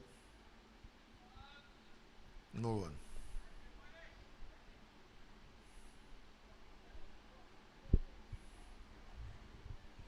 It's a go penetrating the field with that type of shot, but for the rest of them, it's not been executed that well. They've been finding the fielders and not being able to score. The score has been kept down to 130 for 5. Several dot balls so far. From Gokaran. Here is he again, Gokaran. This time he's swung into the onside. Man giving chase. The chase is futile. It's 4 runs. Actually run around thinking that he was in with a chance of taking a catch, but it was swung well away from Richardson's square leg, much to his right, and it was fairly flat. So this did not give the fielder much of a chance. Defensive. Goes Mr. Francis. He's on to 15. He pushed the score up to 136 for 5.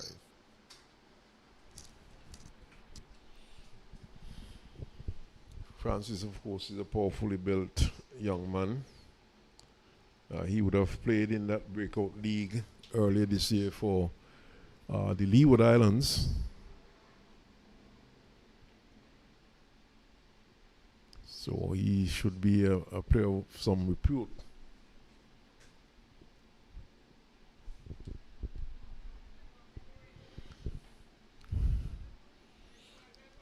Meanwhile, over there in Connery, St. Kitts team has 135 for 2 now at 26.2 overs. Wars has moved up to 31, and Michael Lowe is not out on 73. So what that is telling us there, that the captain, so far so good, he has come good.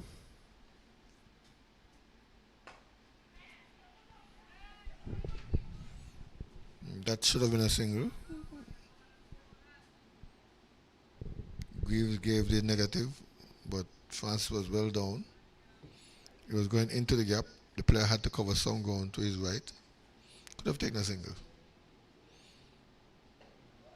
Now he wants a single, and responding is dangerous. No. Overthrows? No. Possibly overthrows. Should have been an overthrow. Ball went all the way down to long off, but I guess the batsman had already settled for that single, and they decided against it. Well, I think they've solved the problem with one small discussion mid-pitch and determine what they will do and what they will not do.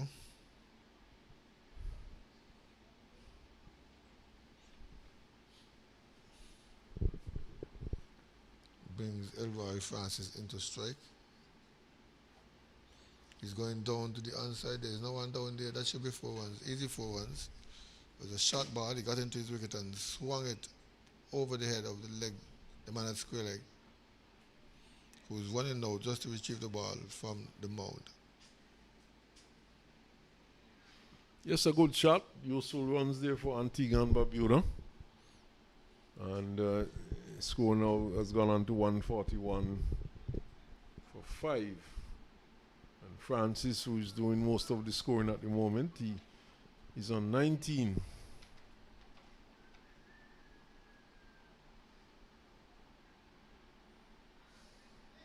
Demetrius Adams has 3 deliveries to complete his 10-over spell. Showing some sign of tiring with that short, innocuous ball. And had the man stay out, so his nose deep backward square. Short again, bang back at him. He knocks it down. Francis is a powerfully built man, and he strikes it well. He's somewhat of an all-rounder. He bowls medium paces also. Flicking, not making contact. Ball obviously going on the leg side. No leg buys.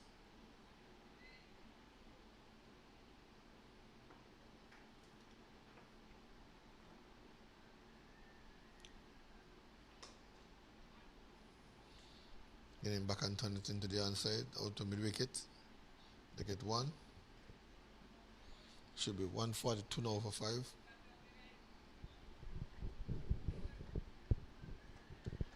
Yes, 142 for 5, and looking to stage a bit of a comeback here. Antigua and Barbuda looking to put on a decent partnership. Antigua would have lost some quick wickets.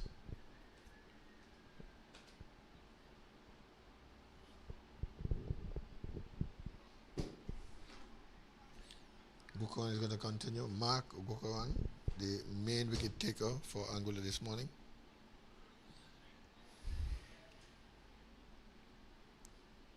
He's in fact in his 8th over.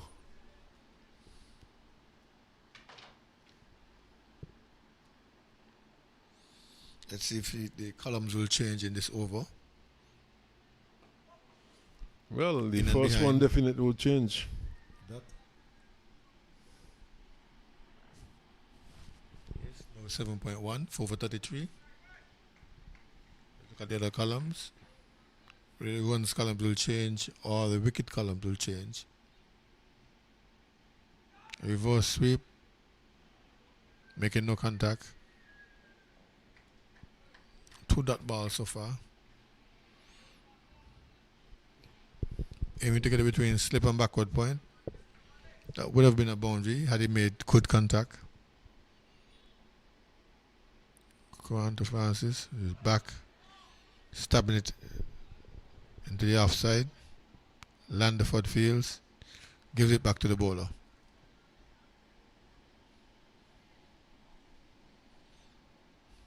Number 96, Francis. Drives down to wide, long off.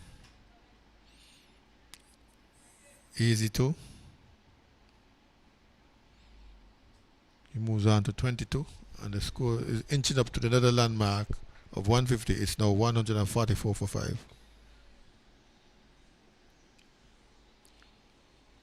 Here is Gukaran into Francis. Pulls, asking, hands go on the head.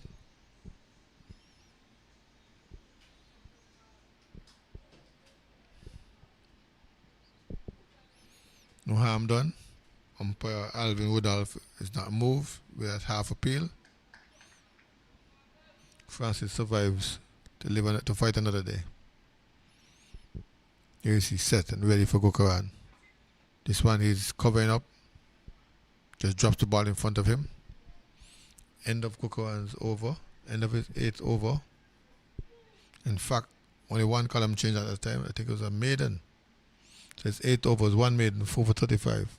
No, in fact, he would have conceded a couple of runs in this over. Oh, sorry, down to middles before.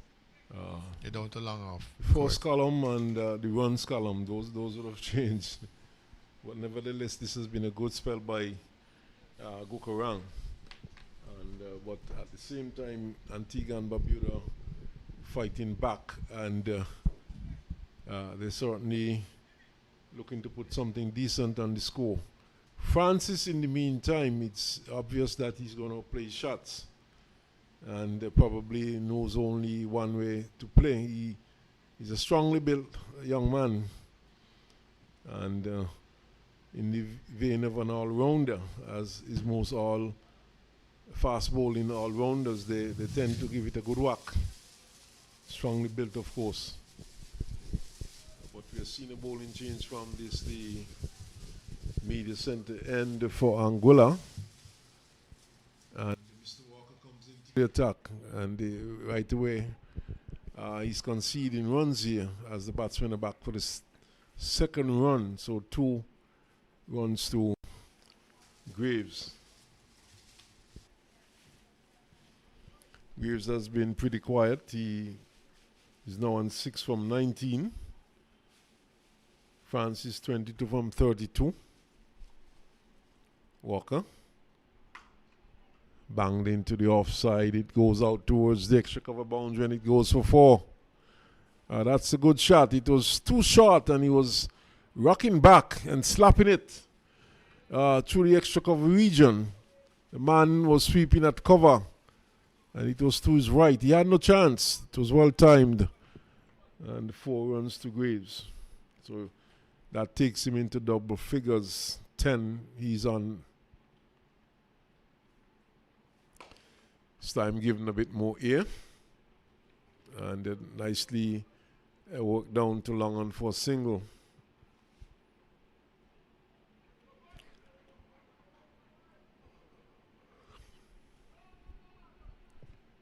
So this should be interesting. Francis, no one strike. They had it in Francis on strike. Mid wicket or square leg is in place back on the boundary. Just shortening it a bit outside the off stump and turning slightly into the right-handed Francis. Would be interesting to see if he floats one up, keeps it short. Francis is forcing out to extra cover for a single. We have gone past the landmark. The other landmark, small targets. This time he's stretching forward. As the over comes to an end. So the end of over number 32, 152 for 5 Antigua and Barbuda.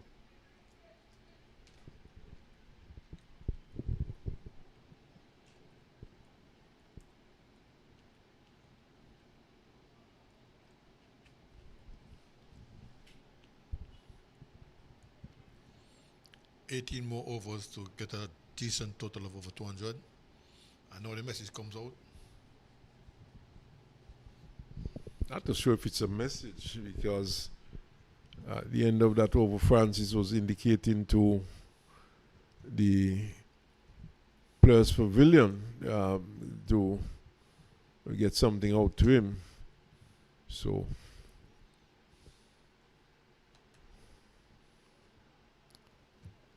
perhaps a change of gloves, and we saw some water going out also.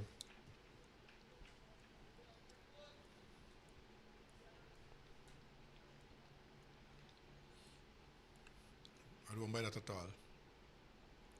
The gloves was the excuse to get onto the field. This one he's turning into the onside. The fielder comes in, drops it. My word.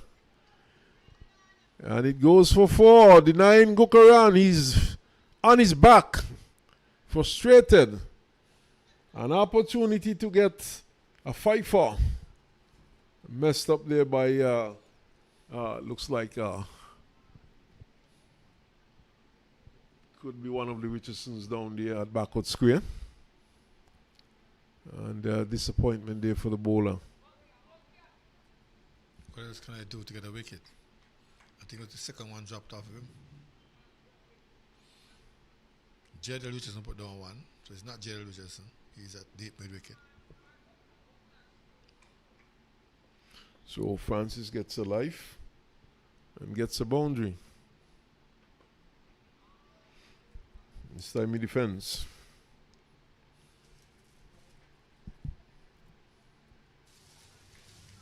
Catches win matches, of course.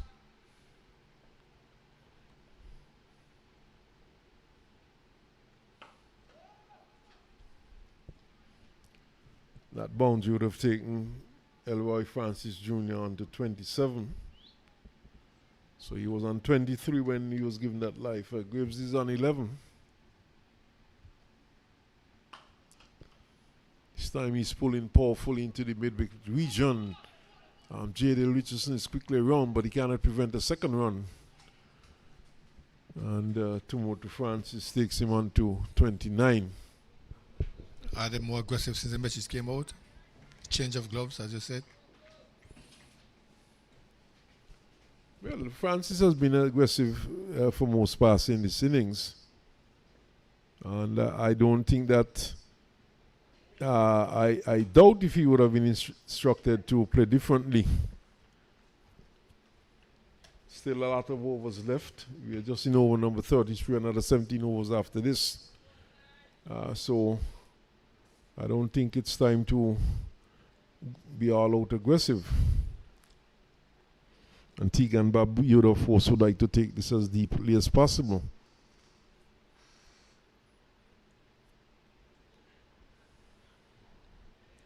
So end of the over, 158 for 5. And Antigua and Barbuda not really out of the woods as yet. So they still would like to get some good runs on the board.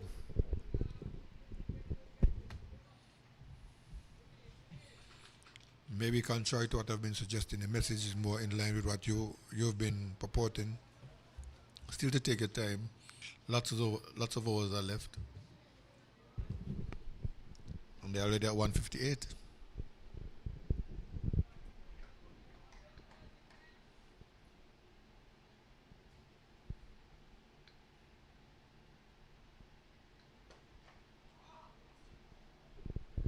Single to Graves. Perhaps feeling that he might have missed out on an opportunity to get more runs. An anguish moan from Graves.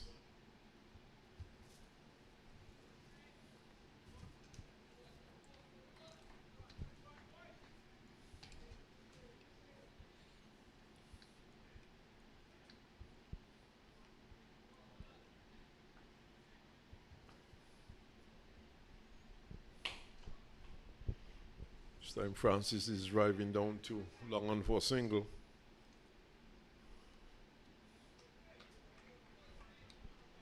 There's also another match going on, Al. There's one down in St. Paul's. And Mounsett batting off 33 overs. As this one is played down to long on, in fact over long on for 6 by Graves. Well struck. And as per usual, the shout of catch it. Mounsett 117 for 7 down there in St. Paul's coming up against St. Martin. 166 now for 5 here.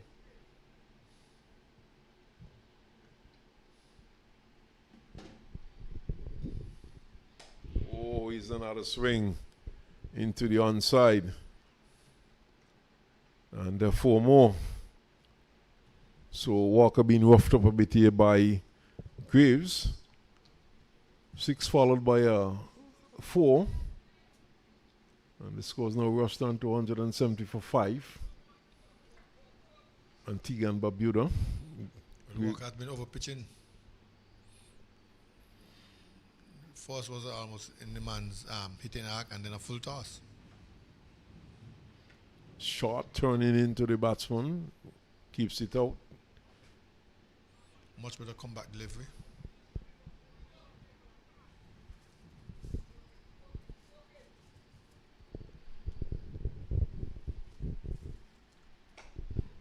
This time he's using his feet and coming down to that delivery, gets it back up on the offside. The over comes to an end. 170 for 5, Antigua and Barbuda.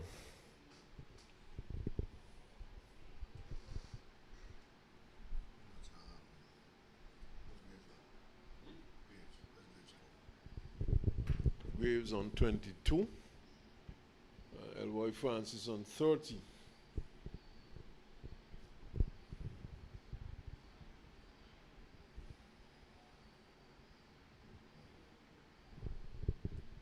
And we have reached the 34 over and the mandatory change of ball. In fact, not a change of ball, but at this point the umpires would meet with the captains and select one ball, and from here on in we are going to be using just the one ball from both ends. Of course, previously we would have had the use of 2 balls, but as mandated, a law which came into being early this year, just a couple months ago, and as mandated, at the end of 34 overs, the captain would get an opportunity to decide which one of the ball they would want to continue with. And so Dimitri would have selected that the ball he would have preferred, Dimitri Adams, of course. And this one is pulled away down to square leg for 4 by Francis. So he's motoring on, Francis. 34 now from some 42 deliveries. 174 for 5.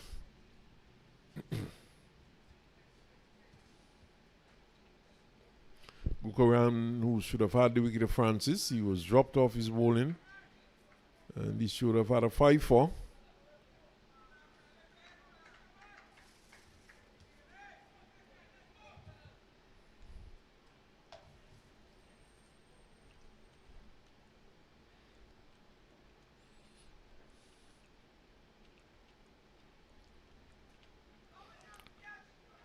Peel goes up.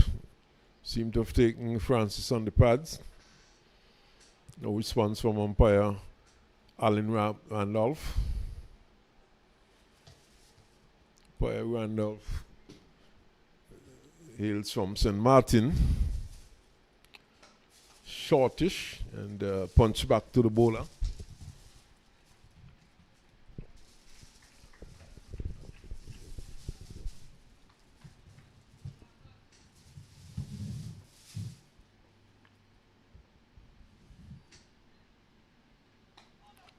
Gets a delivery which turns into him. He's backing away, giving himself room, but the ball follows him and he is forced to play to short mid-wicket to Dimitri Adams, the captain of the Anguillan team.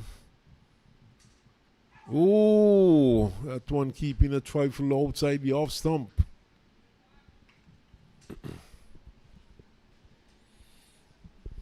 With the haul down in St. Paul's was 117 for 7. In Connery, St. Kitts, 170 for 2. Michael Louis on 95. Ward on 42. Play back up the track. So the captain for St. Kitts putting up his hand today. And Michael Louis approaching third consecutive 100. So far, so good for Michael Louis. Well, it's a no-win situation for him. In this type of tournaments, he must dominate with little praise. And if he doesn't, it's much criticism. Can't win them all. But he's doing well so far, doing exactly what the script demands. Well, it's more than just dominating. He, no doubt, would be looking to rediscover himself. Right.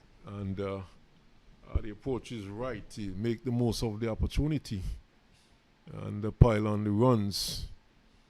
And, if he could continue to do this at this level, when he steps up, his confidence would be there. And he would have gotten into the habit of making big scores as was the case in the past. So certainly having a good tournament, and really doing the right thing, making the most of the opportunity to get some cricket under his belt. And he's hoping that he goes from strength to strength and he continues to build on his good form. He's shown that he has the ability to do it at another level. So good that he's doing that well. Changing bowling though, Langford comes back from the media center and then he's bowling to Graves.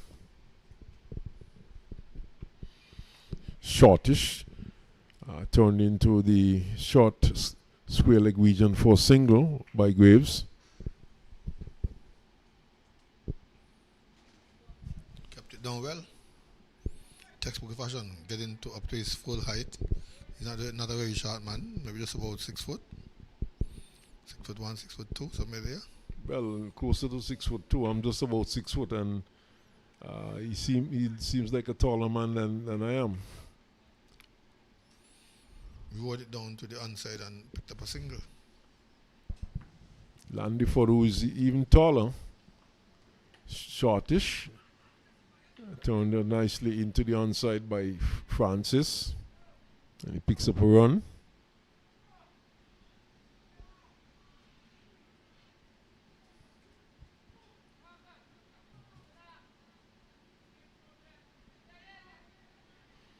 Good little partnership building between these two.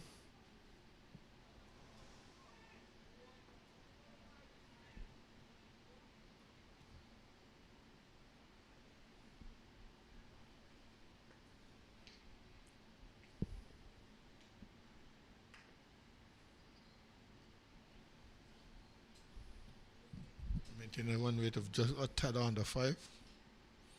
4.98 Antigua. Oh, takes him on the pad, the finger goes up, and Graves is on his way. That was a Yorker length delivery, and a good delivery also. He was bowling short, and then he decided to go right up in the black hole, caught Graves by surprise, and he was struck well in front, and umpire Carl Tuckett had no hesitation in raising that finger.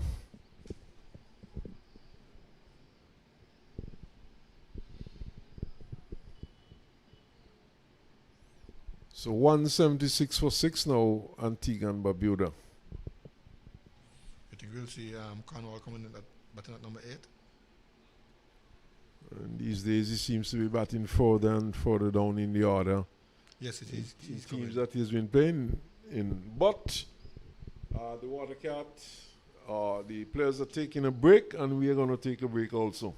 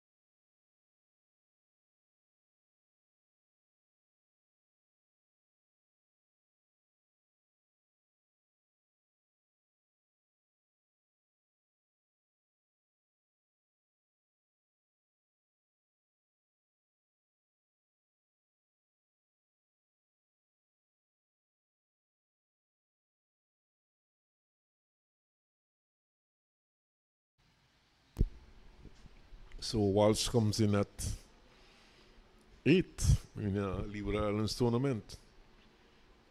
Is that surprising now? Not Walsh, Cornwall. No, based on the makeup of the team and probably the objective of the team, he's giving the youngsters a chance to bat ahead of him. Well, I think that's the only reason, because I think... And playing mainly as a spinner. I think Cornwall is a much better batsman than some of these players that would have come ahead of him. But I guess it's a question of changing of the guards. As you said, giving youngsters an opportunity. But I think he could easily come much higher up in the order for Antigua and Barbuda. But he's there. 176 for 6. He comes in at number 8. And immediately gets off the mark. That one seemed to have taken the bottom edge of the bat and run away. We're down to fine leg. Down to third man for 4. He jammed on a one and the man at short. You can't call it a slip. It's like a short third man. Couldn't get a one in time. It went into the boundary. 4 runs to Cornwall. Well, 180 for 6. When you're in those positions, there's hardly any chance to get around. In most instances, if the ball is close enough to you, you would have to dive to save. But when a fast bowler is operating and it peels off the edge, it's hardly an opportunity. This time, he gets it into the gully region. 18046, the current rate 5.02, projected score 251, and no doubt we just might see some fireworks from Cornwall if he settles in. But I don't think we'll be seeing quick singles.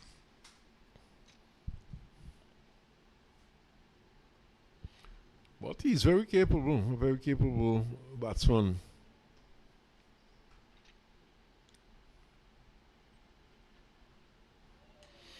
And in recent times, so we have seen Cornwall, sorry, I keep saying Walsh. We have seen Cornwall, even in the Leeward Islands setup, as captain, coming low down in the order. Maybe as low down as number 9, number 10.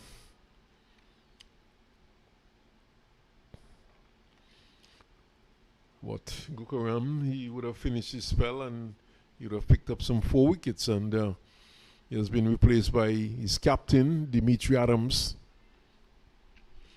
who in fact opened the bowling earlier today for his team from the far end. They started with spin, of course.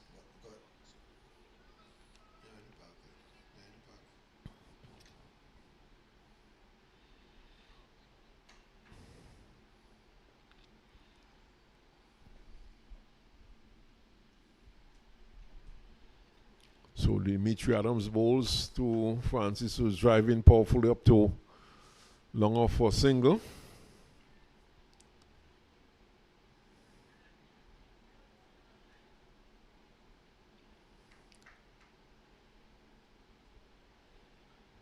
Cornwall, of course, a giant of a man.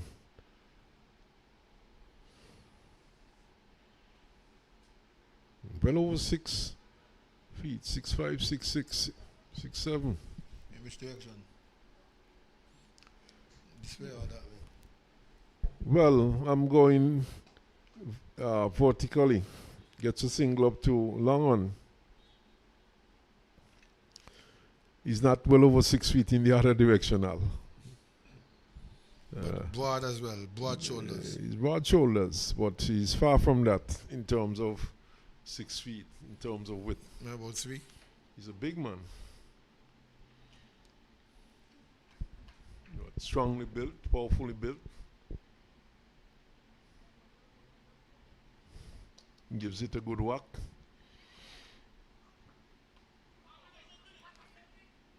Francis is looking to stay this one down to third man, but cannot beat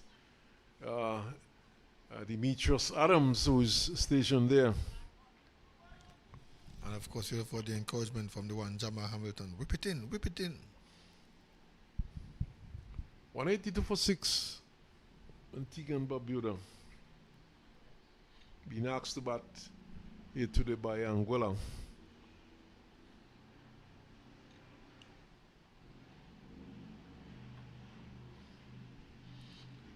Francis is defending. He's on 36. He seemed to have slowed down quite a bit.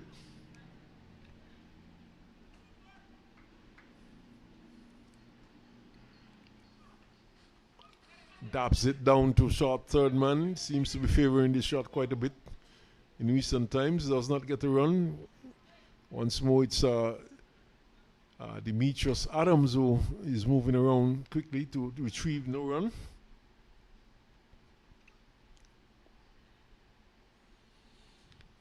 Exchange there between the two fielders, the two batsmen, of course.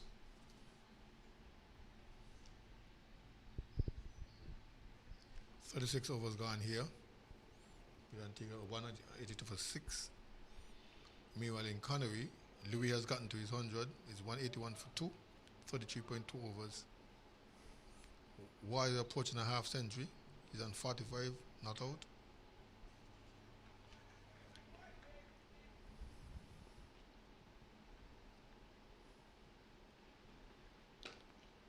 Fended there by Cornwall. A good delivery from Landiford. And there's also much going down in St. Paul's.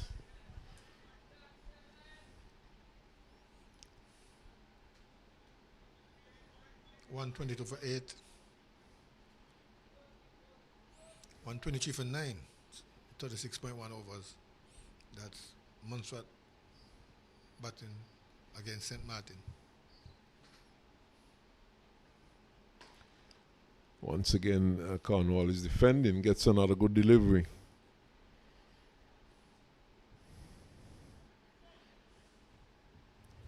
This Antigua team bats deep. And for the first time this season, they have been in a position to expose all of their batsmen against in the first match. They would have had to the first two matches, as a matter of fact, they would have had to chase low scores, turned into the onside for a single.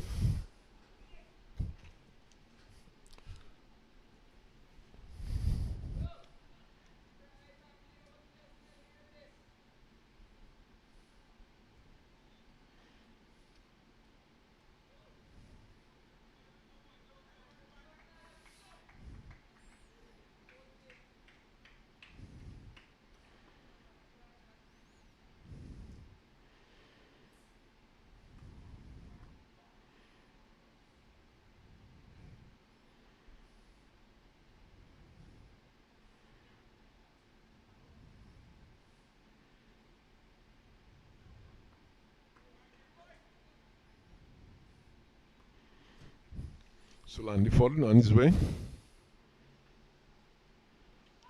And Francis looking to turn this one into the onside, going right across his wicket.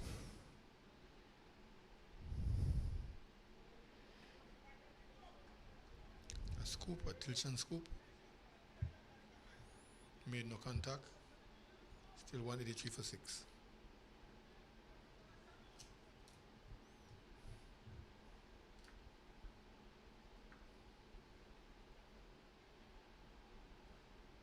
On the pads, he's looking to flick. It takes him on the pad. It goes into the onside.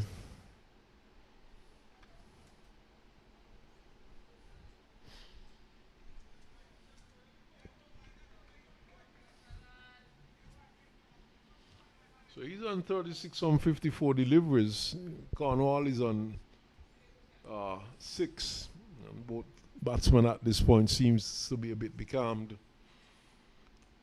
And we have not seen anything aggressive from these batsmen at this stage. In over number 38, one delivery left. Outside the half stump, he's playing it and missing. So end of over number 38, 183 for 6 is the score.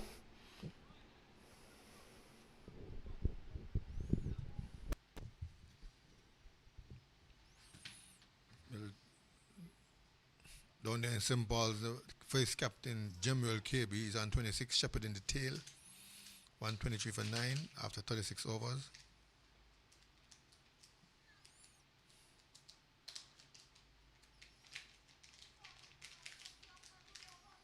And over in Connery, Mika Lewis on 107, Boyd is on 45. They score 188 for 2, 34 overs. Here it's slightly ahead of them. 38 overs being bowled so far, 12 overs left. 183 for 6. Cornwall to face up to Dimitri Adams, the captain. Captain to captain, as they would say.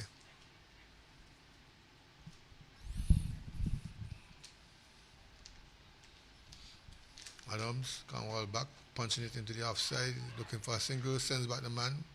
Cornwall is not in that business of quick singles. Fortunately, he had enough time to get back. That's Francis. Cornwall waits on Adams. Drives presently. This time he jogs with the single as the ball goes out to Whitish long off. Cornwall moves to 7. The score inches on 184. Shot, pulled with disdain and venom into the boundary. 4 runs. Bad delivery, too short. And given the full treatment there by Francis. He goes up immediately to 40. The score 188 for 6.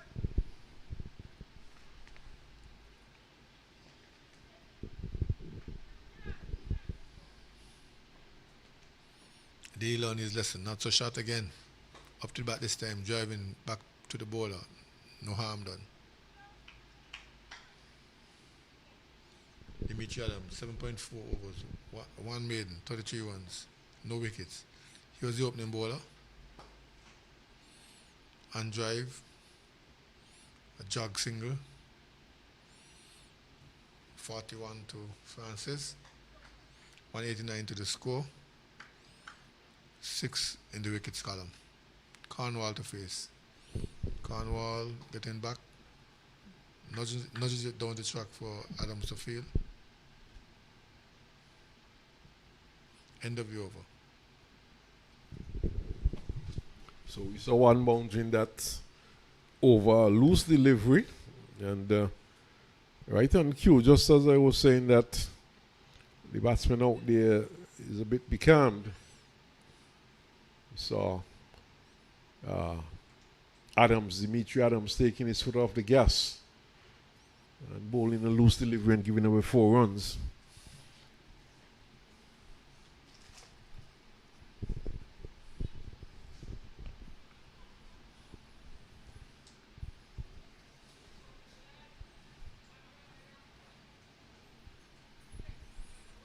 Here is Langford, the other opening bowler.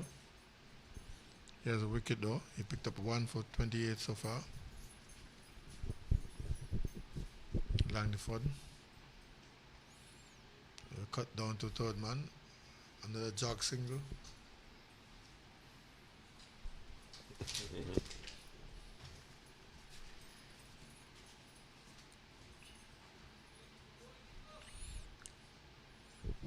We've just been visited by one of the coaches of the Senkis team, Mr. Percy Sly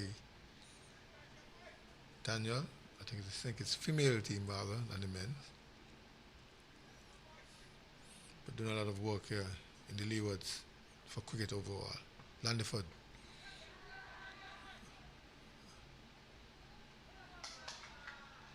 Ball goes up into the air, the keeper takes it easily, and Cornwall is trudging back. 190 for 7. Landiford picks up his second wicket in his 9th over.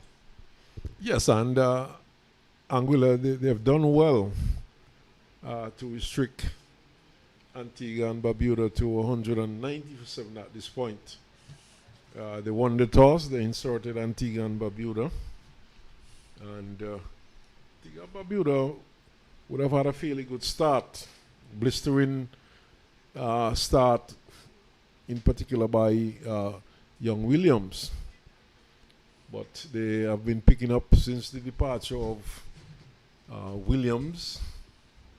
They have been picking up wickets regularly, and in over number 40, they have already picked up some 7 wickets and giving themselves a chance in this match. Anguilla, of course, yet to win a match in this year's tournament, at least in the 50 over tournament, and this is the last chance to win a match.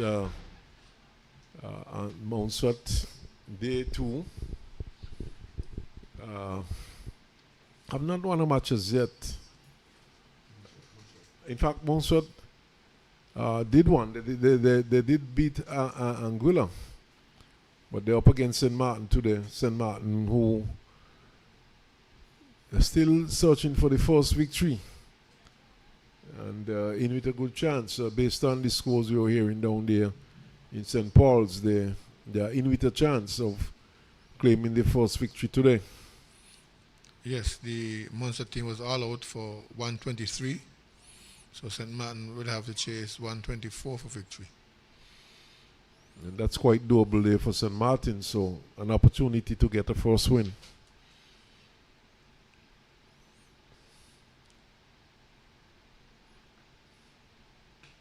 Outside half top is Landford.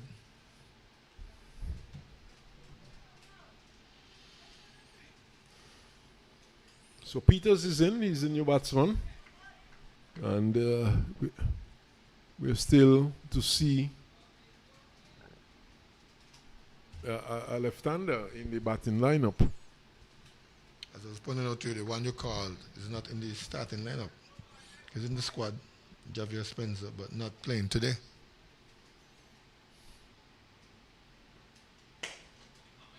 Form drive from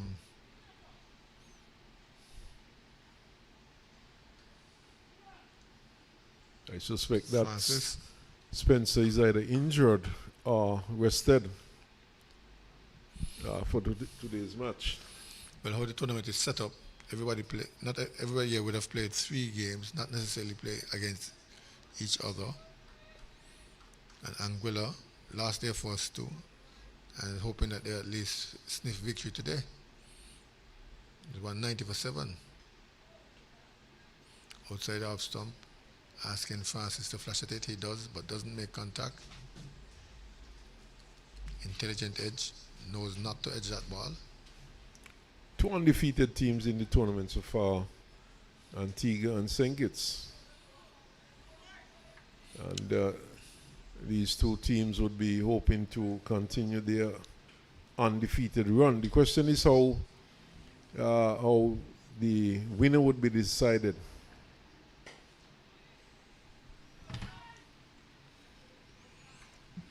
We don't have that information unless it's just a matter of run rate or tallied after the 2 two-day games.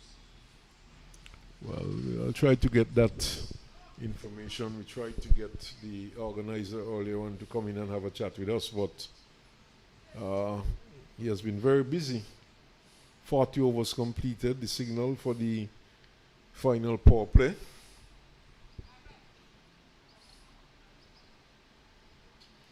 So 10 overs to go.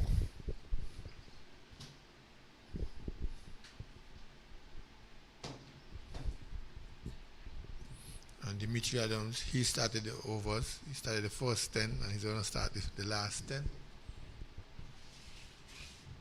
He has 2 more overs left. 1 after this. Making sure he rakes his field to the right. The man out at mid-wicket. He has a long on and long off. A man at mid-wicket, a backward square. 1 man out at the cover point boundary doing some sweeping duties. A short third. And he's just moved the short mid-wicket to a backward square leg. And he has a cover point and extra cover.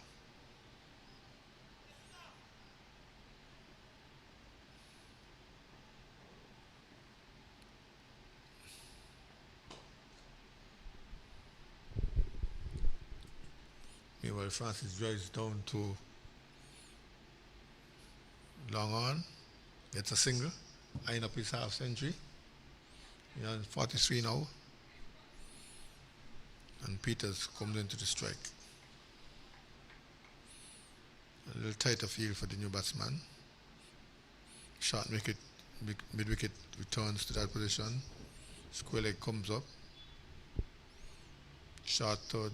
It looks like he's moving into a slip position. This is Demetrius Adams. Yes, he's going into slip. So he has a slip, hoping to get the wicket then. He hasn't had a wicket from his previous 8 overs. It's 8.1 overs, none for 35. A sweep shot, just where the man was. Ball runs into the boundary now. A great offer as your first scoring shot, a sweep shot. Shows some sort of confidence.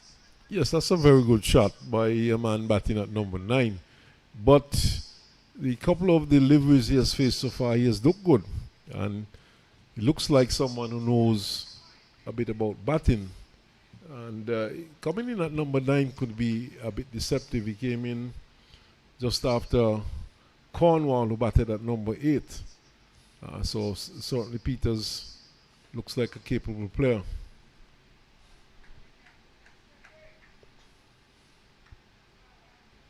This one he keeps out, blocks it into the offside, waits, then gets back into his squeeze. Adams is driving pleasantly up to long off, gets one. That's the shot of a batsman, someone who knows something about batting. Drive all along the carpet.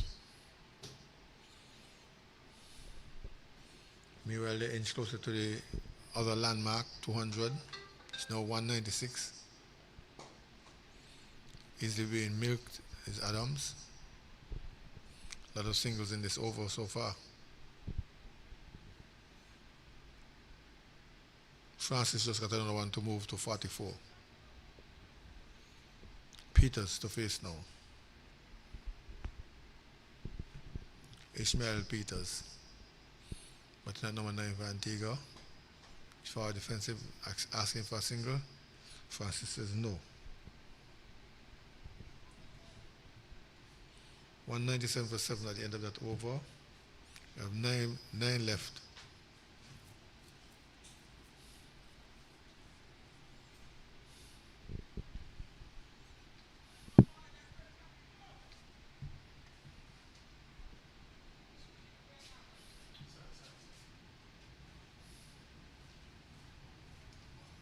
Landiford will continue. And Francis will face just a few runs short of his 50. Meanwhile, Terence Ward has gotten his 50 over at Connery. He's now on 52 not out. Michael Lowry on 118. And St. Martin is getting ready to chase 124 for victory. A big hit in the air. The mid wicket comes around. 2 runs.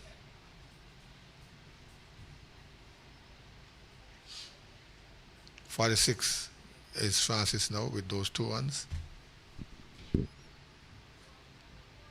Landiford been turning all day. He's had 2 wickets, 31 runs. And it is 8th over. You'd have 2 more after this.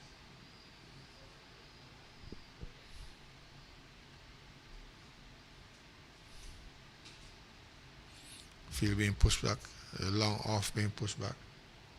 There's also a long on right on the edge of the ropes. Meanwhile, a quick single is taken with Peters and Francis. He goes up to 47, 3 more for 50.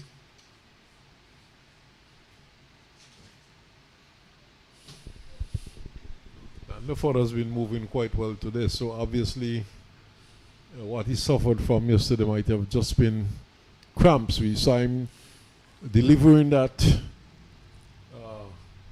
ball and just dashing across the short mid-wicket to try and prevent the batsman from getting a single. He did not succeed, of course, but he moved rather quickly just then. Yes, I suspect it might have been dehydration. So after getting some rehydration, some added water, and some stretching, he's all right. He shows no sign of no ill effects today. And that was a little lift in delivery. Now this man Peters looks good. He's in at number 9, but he looks like someone who can handle the bat quite well.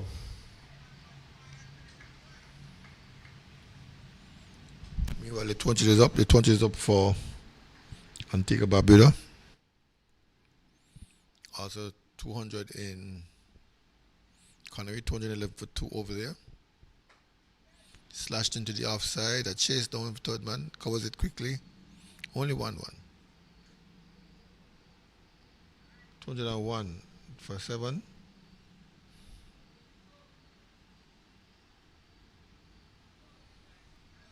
Francis was on 47, 1 hit away from a half century. Could be a boundary, or he will take it in singles like all the others have been doing.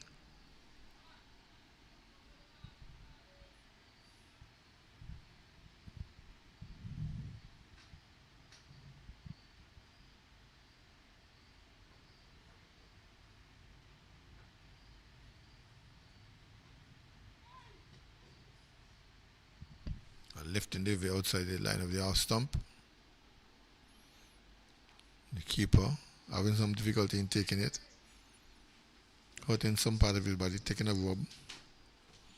That was high full toss, way above the batsman's waist. It was dangerously close to the batsman, and we're just seeing the signal come now for the ball was signaled, and also the free hit.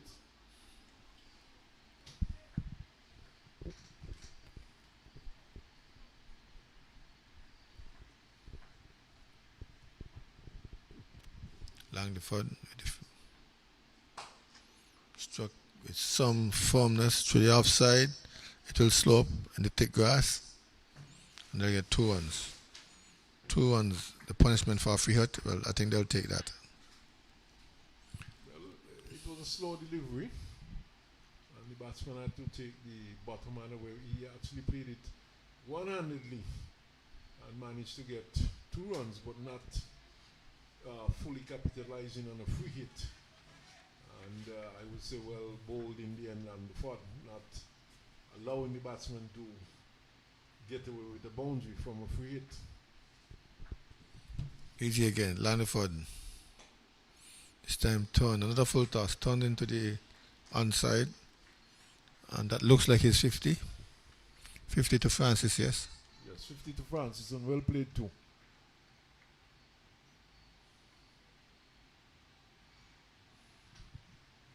So 205 for 7 now. And we've had some 42 over some Peter.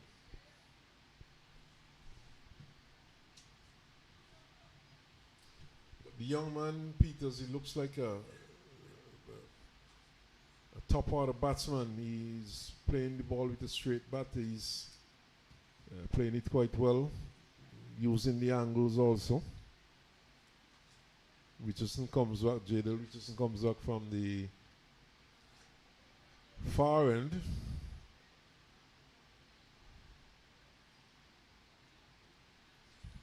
That's his favored end. He's bowled from that end yesterday. He tried out bowling from the northern end this morning and quickly switched to the southern end after just 1 over.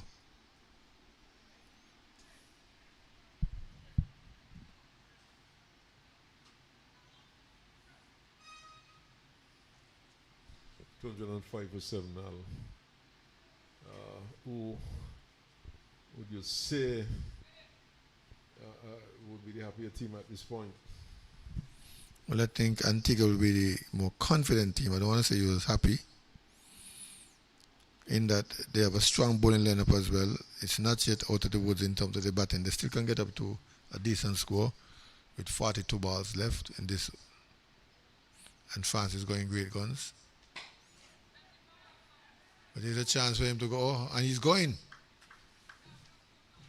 Back to the pavilion. Trying to lift Richardson over his head. 205 for 8 now. Number 10 batsman is going to come in. Either Pittman or Mackenzie. That's all they have left in the lineup. I suspect it would be Pittman. Mackenzie's not much of a batsman, but a good catch taken there by Oliver Walker down on the widest long on boundary to dive forward a bit and took it well. And 205 now for 8 Antigua and Barbuda. And who knows? You said Antigua would be more confident, but I think confidence also brings happiness.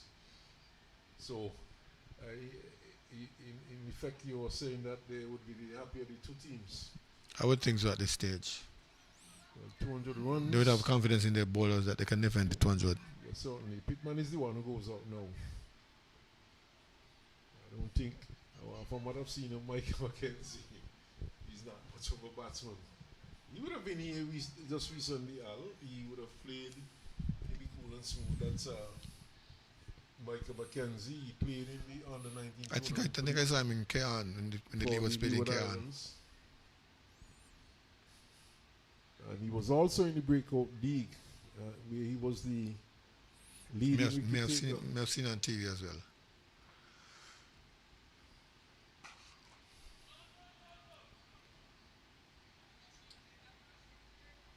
Pittman making at least an aggressive offer, but only manages to get the ball into the offside. No run. Still 205 for 8. 2 more wickets to go.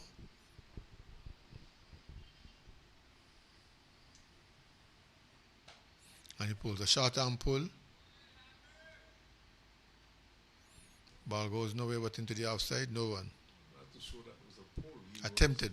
He attempted to, when he seemed to pull out of the shot, the ball probably got big on him. And he probably took the back of the bat and went into the onside. So it was more the ball playing in than he playing the ball.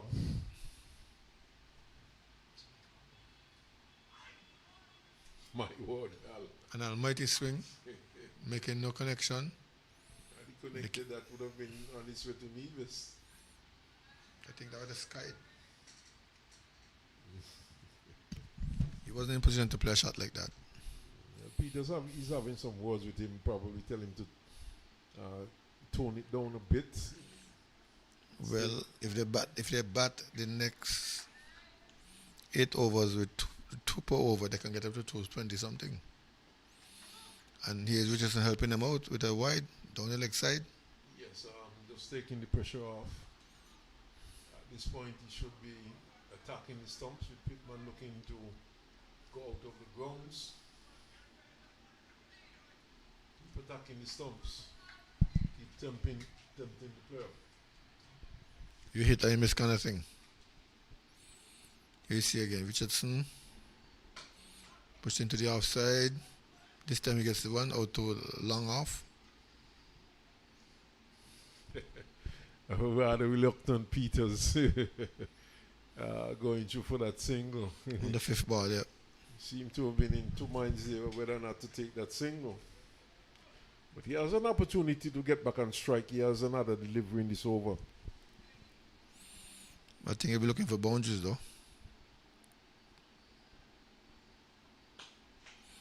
This time peels it off into the offside, out to the man at the cover point boundary. He comes in, fields. It's now 208 for 8. And Peters did get back the strike. Yes, yes, he is looking for boundaries, but I think he would be more concerned at this stage with facing more deliveries. Of course, cannot score boundaries if he's not on strike. So I'm pretty certain that he would want to have more of the strike at this point. Pittman, since he has gone in there, he's looking to hit everything out of the grounds. And from what I've seen of Michael McKenzie, he's not the greatest of batsmen. Well, as you can see, the 12th man came out again and almost like admonishing Pittman to stick around with Peters. Yes, this time it must be a message, definitely. They need first of all to bat out the overs. And that 14 plus 8, 220 something is better than 208. Landiford.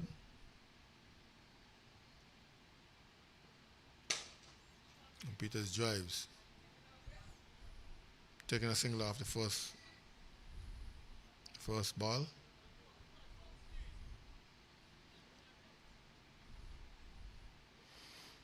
Bit surprising, but They need the ones as well. And exactly. there's one more in the shed. And we have seen so often the batsman who thinks that he's the better batsman and who thinks he should have most of the strike. He's the one who normally gets out. But on this occasion, the message came out to Pittman in particular for him to tone it down. Did he listen? No. I think you listened to the wrong message, Al. Either you or Pittman listened to the wrong message, not from that shot, of course.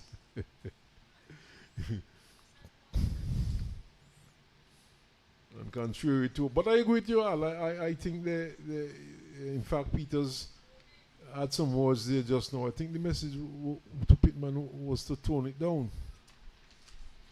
But he has other. The ball being pitched up, his eyes open wide. Had to go at that one. Attack the stumps at this point.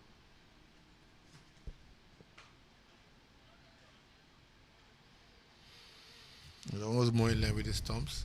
He had to jump and play it in between his body and the stumps. The keeper was allowed to run around quickly. Too short though. I think at this stage, Landiford should be looking to go up in the black hole to Pittman. And he's capable because I think the wicket he took was right up in the black hole when he got the leg before decision from Carl Tuckett. Of Graves, in fact.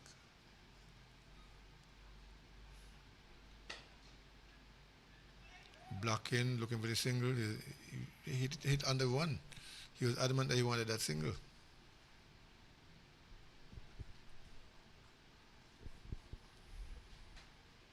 That's much better from Pittman. Although one got the impression that he was winding up for a big hike, but then checked his shot and played it into the onside for a single.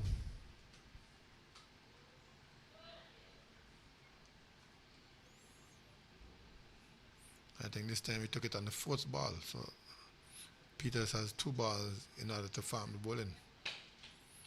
And he's driving through the covers. Can't get once here.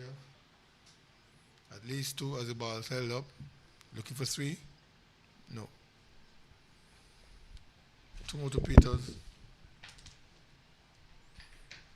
212 for 8.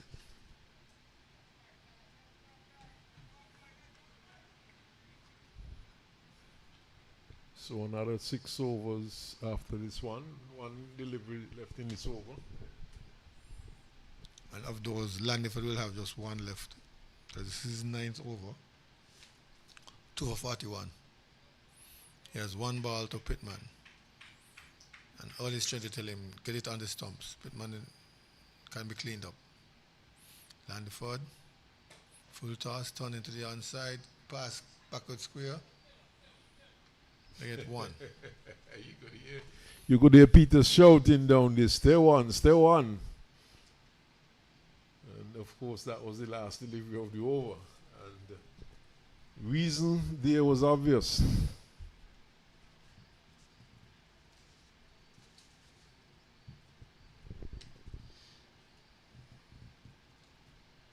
And it appears as though you were right.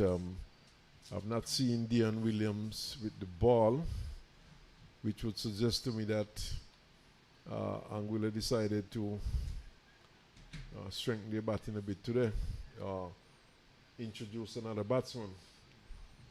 But I think the player that left out, Yusuf Faj, was a batsman also.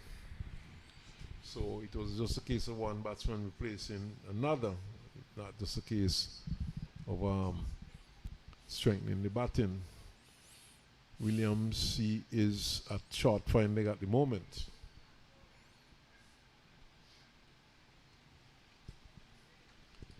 We just know he's the one who's coming in to bowl and gets a lifting delivery. He's looking to fan it down to backward square, missed it completely and through it went to Burton.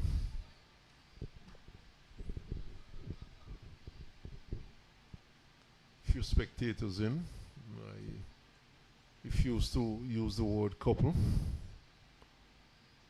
it's more than a couple, unless it's a couple. Richardson. He's driving and edging down towards third man. Charging back for the second one. Misunderstanding. The stump's broken. The appeal goes up. The umpire says not out. And he made it back. But confusion there. Looking for the second one. Looking to get back on strike. Peters. He was adamant that he wanted to from the onset. And so he dashed back. It's just a matter of Pittman to respond to go to the lesser of the dangerous ends.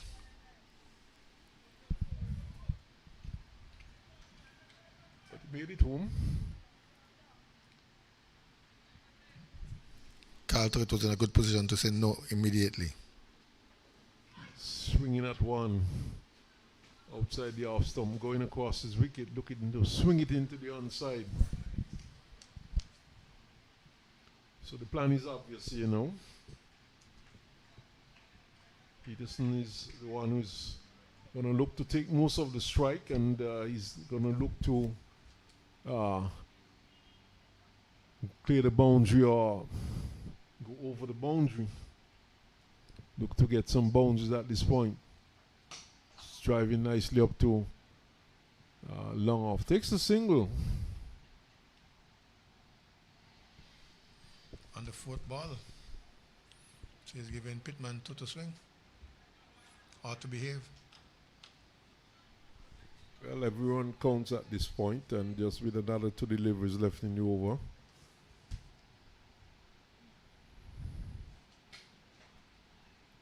Well, they're going for every run because Pittman is getting a single into the offside. Makes sense, they need it. It's just 217 for 8. So Pittman gets his third run. Peters on 14. He's back on strike. So 17 for 8. Current run rate just 4.84. Gets a short lifting delivery. And he's out caught. Look, attempting to cut it down to third man. He took the outside edge. And he's out caught behind. And he's on his way. And like I said, as you already pointed out, there's a man who's supposed to be the so-called better bat often gets out, and in this case, it was no different. Looking to win it down to get the single to go back and strike. He just ran it into the hands of the wicketkeeper. And the final, I think that was the final delivery of that over too. And this is why sometimes... Yes, it was. Which is why he was looking for a single. Sometimes you wonder why, batsmen don't take every available run. They keep farming the strike, and then they're the ones who get out. But they were taking every one so far. So far, yes. And here comes the young teenage leg spinner. He picked up 7 wickets in the last match against Nevis. Joseph goes out with a drink for Landiford. He's the one who was left out from the match yesterday.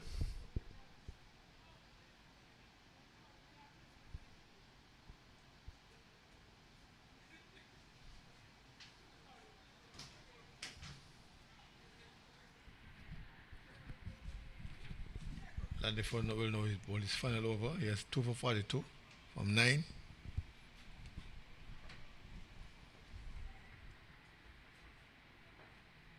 So we're over number 46 to 17 for 9. And I don't think that's the type of score Antigua was expecting to get here today. They were inserted. And at one point it looked like they would get 300. Oh, he's bowled all over the place. Yes. One big hoik. And Pittman is bowled. Off stump, knocked back.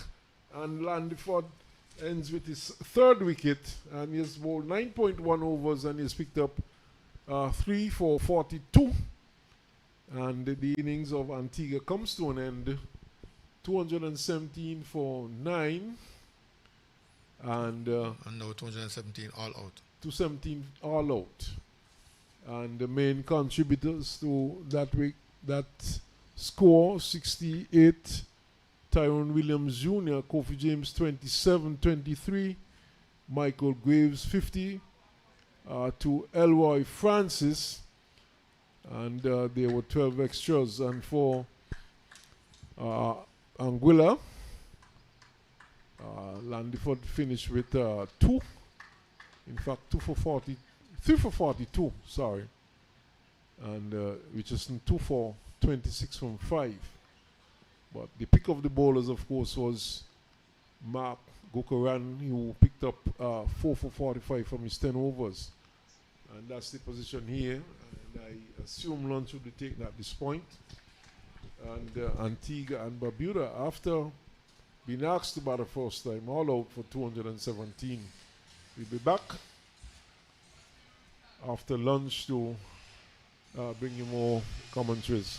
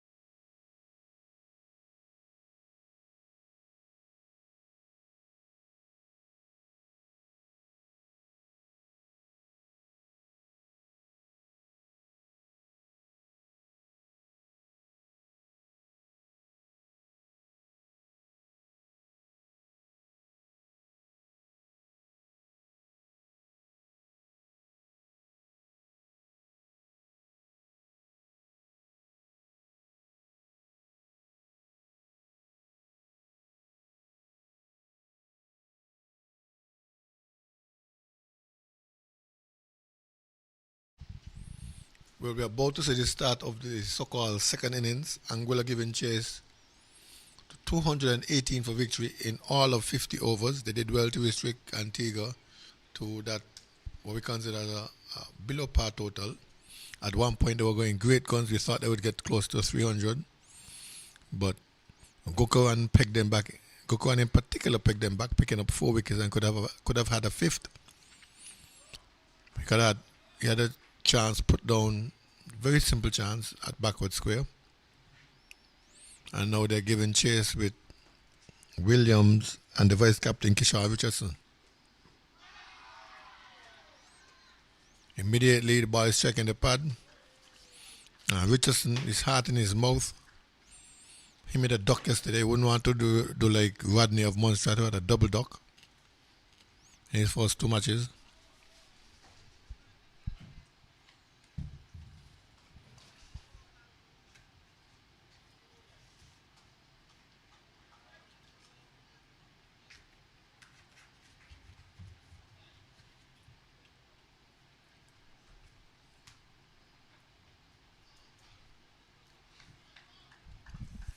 Wide on the leg side, says umpire.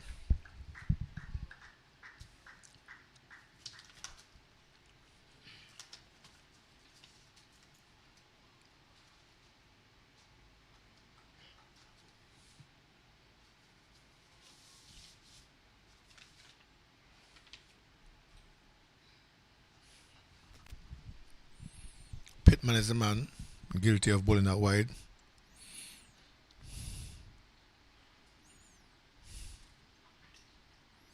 I know he's outside the off stump. A better line than going down the leg side. He has Raheem Cornwall and Kofi James waiting in the slips. 1 and 2. 2 slips. Backward point, extra cover. Mid off, mid on. Short mid wicket. And a man down here close to the media center on the fine leg boundary. There's also a third man, the last man remaining in the setup. Pittman, and as usual, Sean Richardson looking good in defense. We haven't seen anything attacking from him. He didn't get off against Montserrat, made a duck.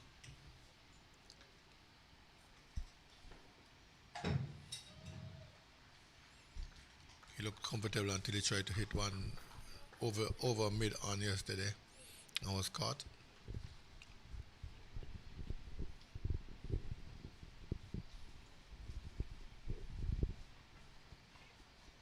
As he got it down third man, he's off the mark. A breather, getting it down to third man through the vacant slips position and gets one. So the score now 2 without loss.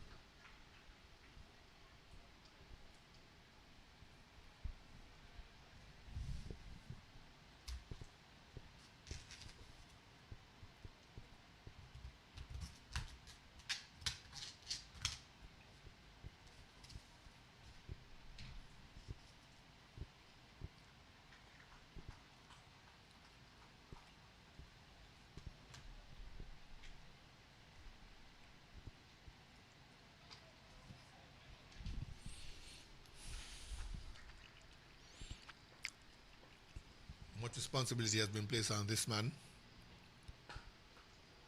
In and behind, pushing out into the offside.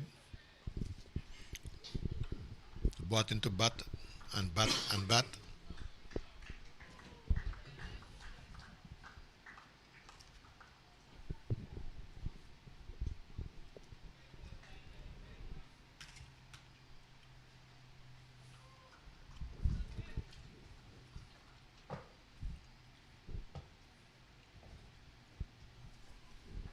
But here is Pittman to Williams. Turns it into the onside. Just back of the square, there's no one there. Gets one. Richardson is toying with the idea of a second one. More or less toying with the fielder because Williams had his back turn. End of the first over by Pittman. Yes, a quiet start there for both teams. Nothing untoward happening in that first over. And see, it looks as though it's going to be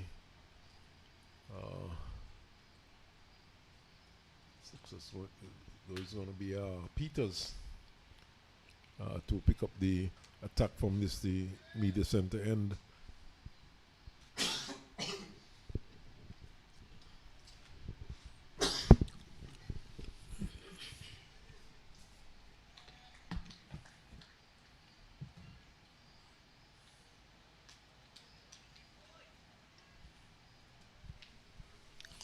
Peters it is to open the bowling from the northern end. This is the northern end for Antigua and Barbuda. Peters to Williams.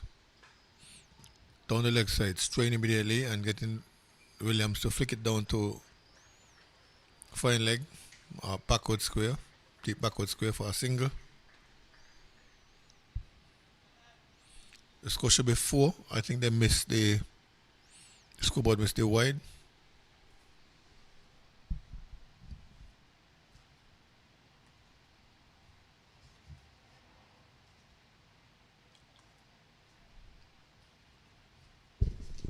Say they missed it all, but sometimes it takes a while for them to get that up.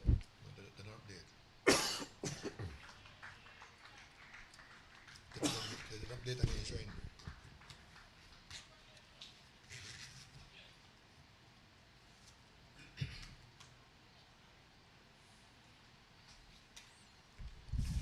Wide out some off stump. Sean Richardson had nothing to do with it.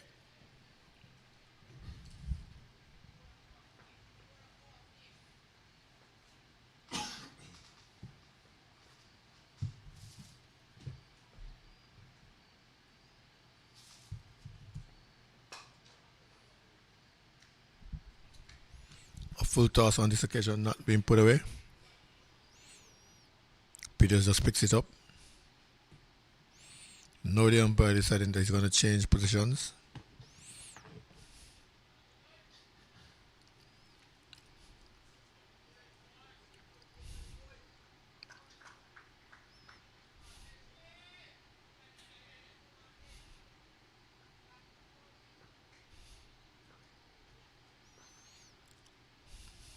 Peters to Richardson. Slash that one outside the house, not making no contact. Brought a reaction from Raheem Carwall, hoping that the edge would have come to him. He's a good slip catcher, all. I've seen him take some blinders in the slips. Yes, he has taken some, not only blinders, but a lot of those catches have been low down.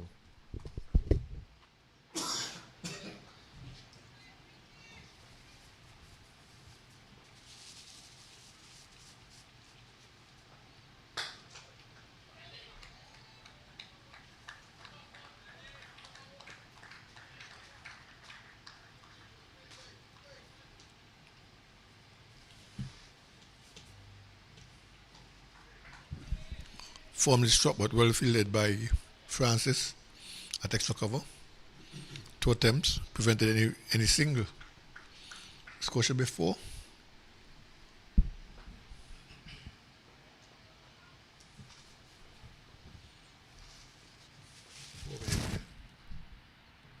Over there.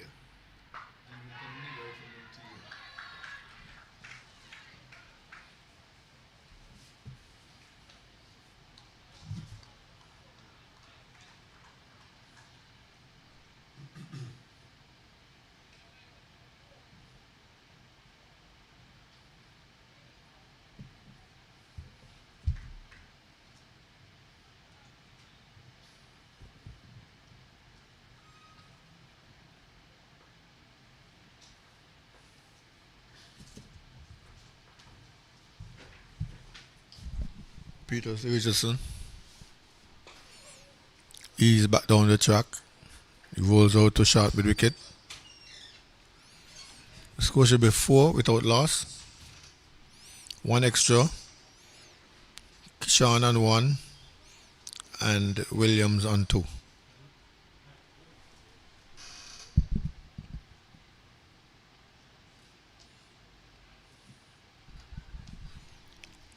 Anguilla senior men's team chasing 218 for victory. They've gotten a quiet start so far. 2 runs in each over that bowled so far. Cornwall lumbers down to the first slip position. Batsman takes his guard. Again. Williams.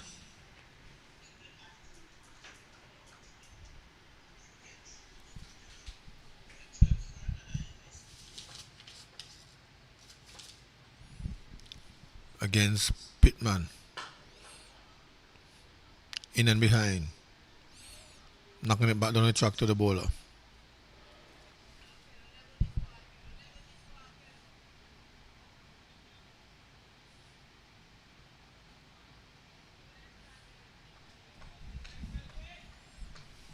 Williams missed out in the last match, has been brought in this game to bat and bat and bat and bat until they get to 218.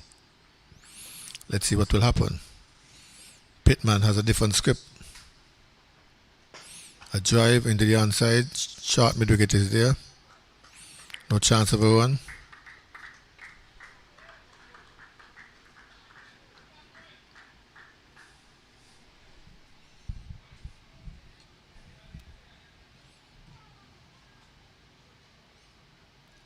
Meanwhile, we just picked up another slip has been introduced.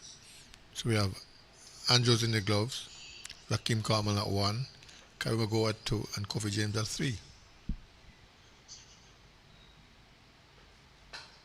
Drive into extra cover area, fielded well by Francis.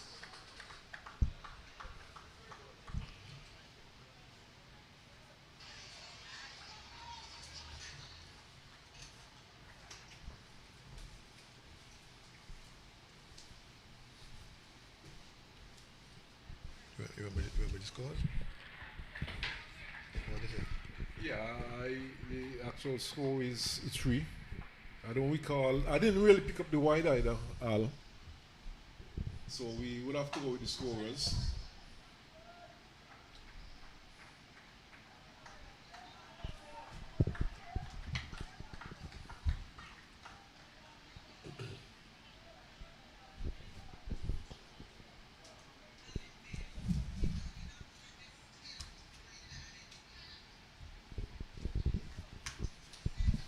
First boundary for Williams.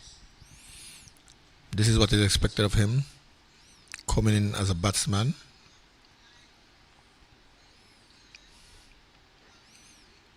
In the first instance, he has to do much better than the man he was dropped for, and then push on.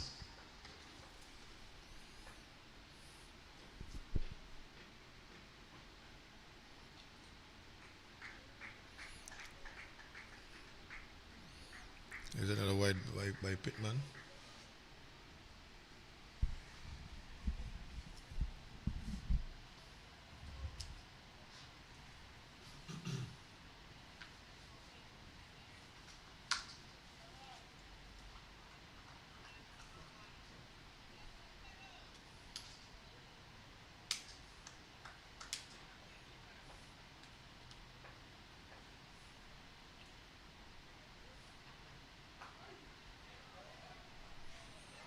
This one clipped into the onside. Finally comes around. They can't get a run out effective, or the batsman crosses for 2. So Williams, after striking Pittman back down the ground for 4, picking up another 2 runs in this over. And looking good so far. He is on 8 from 8. Sean Richardson is 1 from 9. The actual score 10 for no loss.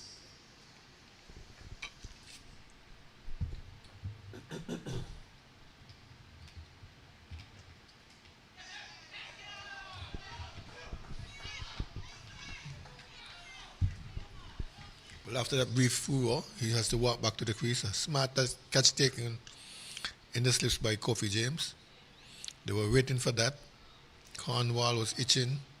Kofi James, they brought in a third one, then they dispensed with it. But they were looking for a catch going into the slips, and they got it.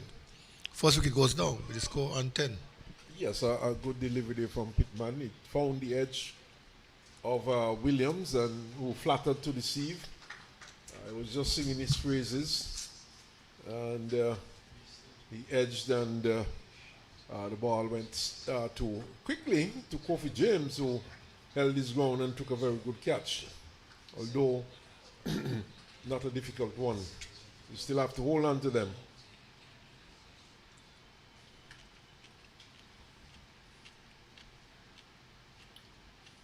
Wicketkeeper batsman goes to the crease now. So Pittman has picked up 1 for 9.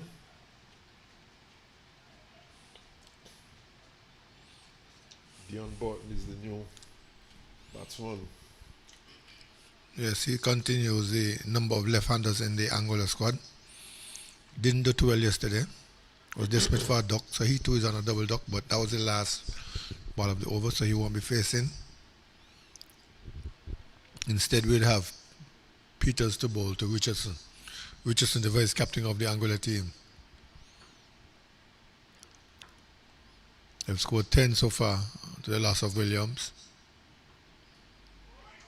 That one going through him. Been applauded for a good ball. That one jagged back a bit. And by the time Richardson came down, the ball had already been in the wicketkeeper's hands. Again, Mr. Widolf is making the trek over to square leg on position from the point area. He's going to face the sun. And the sun is coming over, going down to the west side.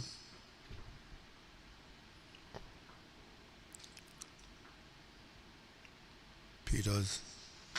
Richardson is driving, asking for a catch. Peters is going over the field though. Francis gives chase, but not before the batsman complete 2 runs. 2 more runs. Living dangerously there, Kishan and that shot. Yes, playing it just over the head of Williams, who is at short extra cover.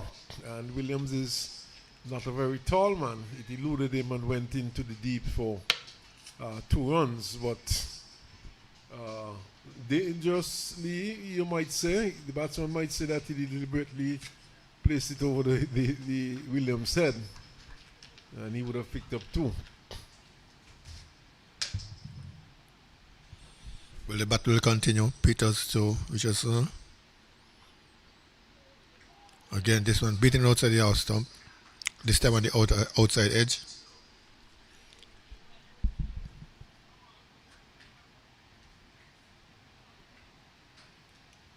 Lunchtime, I would have seen the figure of so-called Ambrose. Obviously, with the Antigua team, I don't know in what capacity.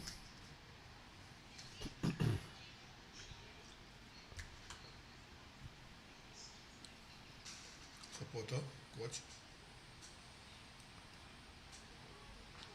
Probably a mentor. Based on Richardson's approach, they've put in a 3rd slip. Go now is number 3.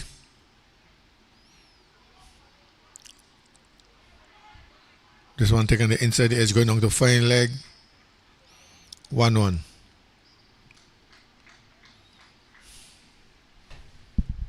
And I must tell you too that this tournament has been referred to as a mixed tournament. We go into the today fixtures on Wednesday, and it's an amalgamation of points. The points are carried over from the won the matches into the 2 matches. So the team that tops the table would be the winner of this tournament. So unbeaten teams going out of this tournament find themselves in a very good position. But at some point, I think in the next round, I don't think Sinkis came up against Antigua in this round, so they definitely will be coming up against each other in the fixture. So one of those teams is going to lose. at least, whether by 4 innings or outright. So, could be another decision. Points. Well, that's possible. That's possible, but you know, it's not really designed with that in mind, really. And sometimes you have to expect the unexpected. But the way it's set up, barring a no decision, and no decision, of course, would come based on the weather. In most instances, I would say. So it's very, very likely. And you could be right, it could be a no decision. One team could bat forever. And then do have enough time to dismiss the other one. And then the other team do not have enough time to, you know, we don't have enough time to complete 2 innings. Or an innings each, I should say. So, but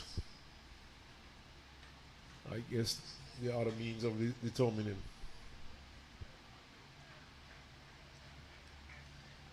But Burton, on that occasion, was able to get that one down too. Fine leg. Fielder wasn't able to get across. He got 4 ones. Burton, of course, is the wicketkeeper in this Anguilla setup, and he's coming in at number 3. So obviously, he's a young man with quite some potential. Jamal Hamilton, the man who's been keeping wicket for years, he's been in the outfield. Oh, that one beating him all ends up turning him around, turn him square, and beat him from Pittman.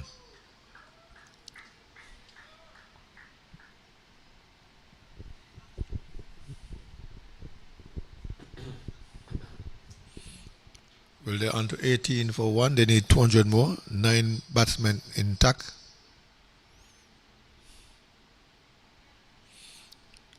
And Antigua and Barbuda needs 9 more wickets.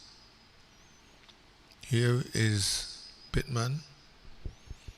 Delivers a drive out into the outside. Not much punch in it. It just goes out to Francis.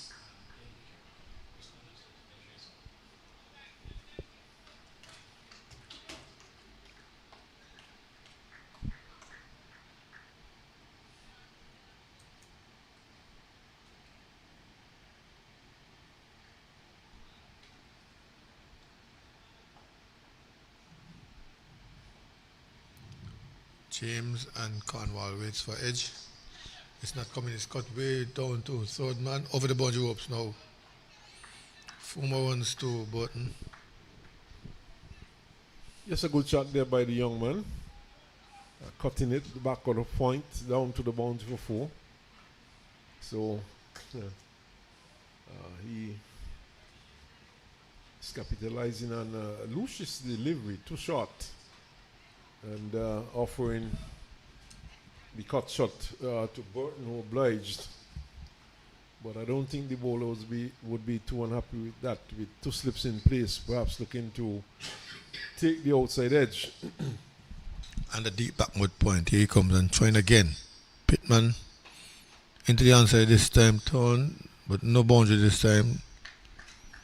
Man Peters is down there. Collects into Andrews.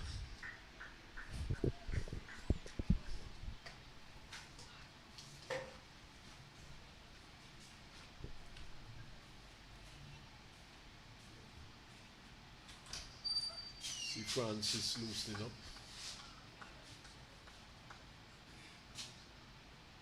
Don't know if he would be brought into the attack very short. He himself is a medium pacer.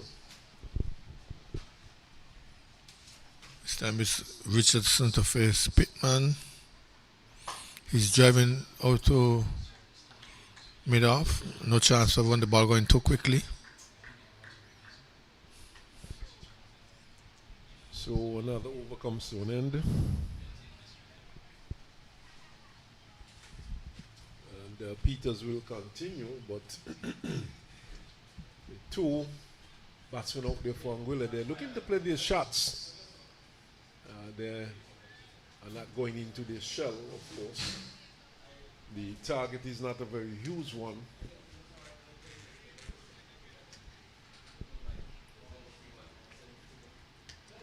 And I'm pretty certain that the Anguilla team would be fancying their chances. Antigua just getting to 217 all out. And I'm pretty certain they would have been hoping for a much better total. Yes, at one point when we had Williams going great guns,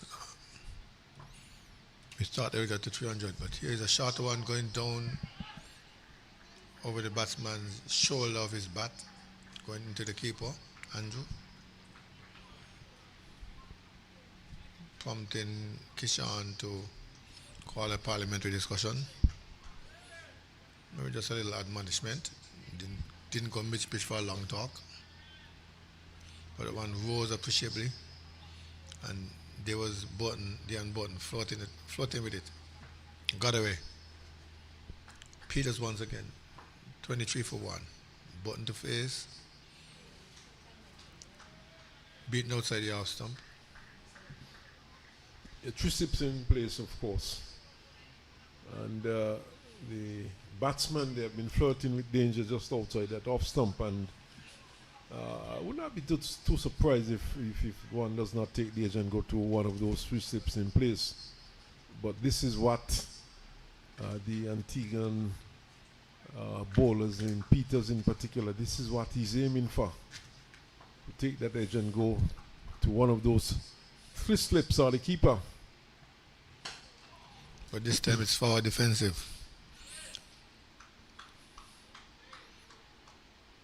Full face of the bat. 4.5 inches? Well, or 5.5. I'm not too certain myself. I know the ball is just about 5.5 ounces.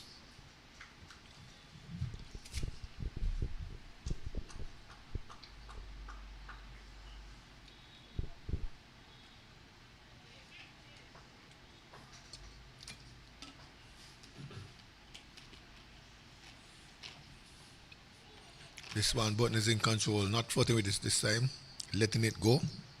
Adjust the length, adjust the height, and simply move his arms. Joel Andrew, of course, the keeper in this game. He has had a quiet match so far. First ball duck.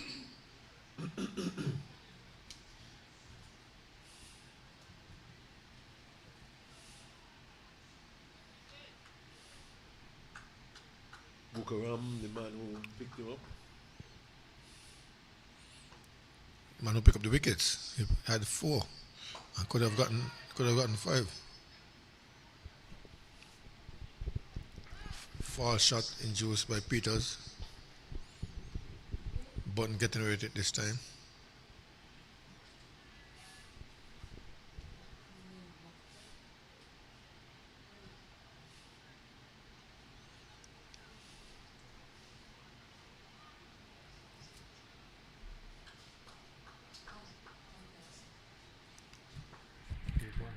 Eight Peters in the outside now.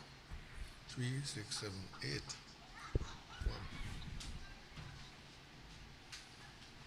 1. Again, Button shows the arms.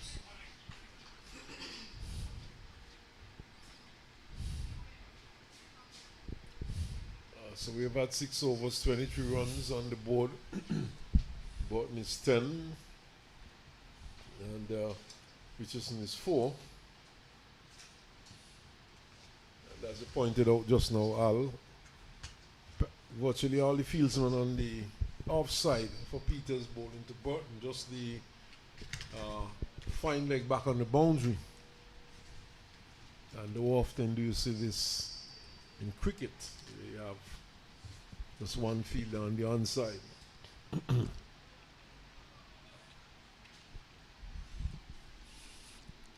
With Pittman to continue. He's had 3 of us so far, going into his 4th. 1 for 18. Licking his lips, looking for the second one.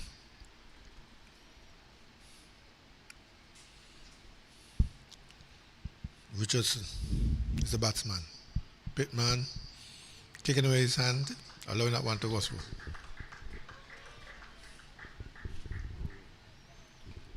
It would have been nice to have a replay of that one. You said taking away his hand, but he seemed to have been beaten.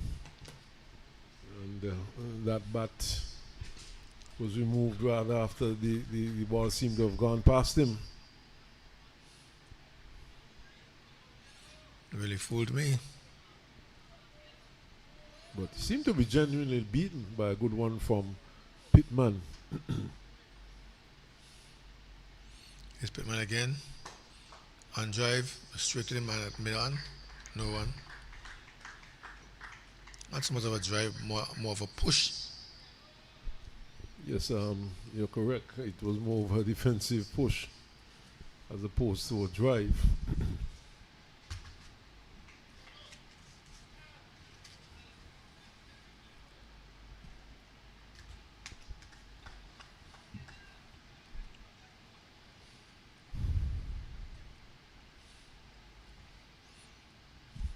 Pittman, Richardson, drives. And that was a drive. Oh, yeah, that was a pleasant drive. It was a commanding drive. Powerfully struck back past the bowler. And the result was 4 runs. That should take him up to 8 and take up the score to 27.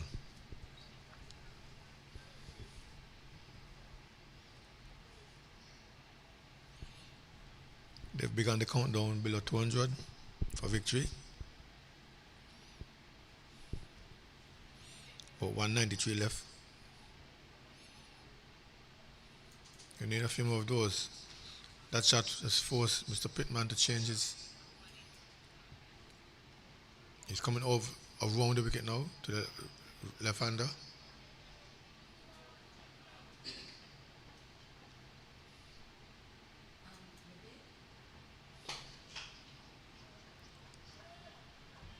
Same result, but this time through the offside.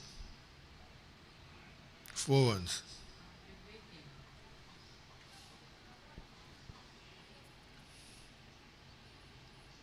Sean picking the gap between backward point and extra cover. Getting it well between them. Chase was futile.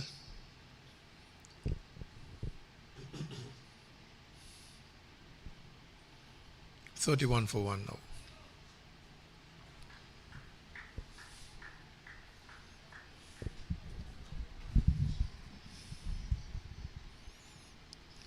Pittman pulls it back a bit. One going between the batsman, challenging the inner edge.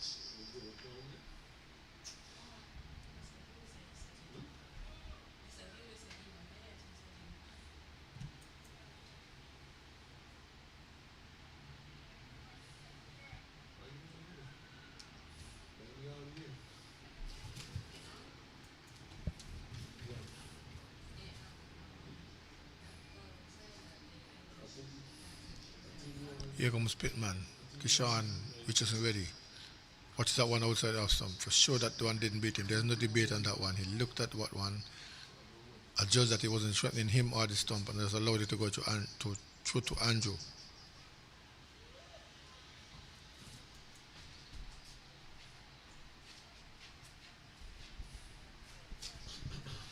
Yes, the end of a good over there for Anguilla.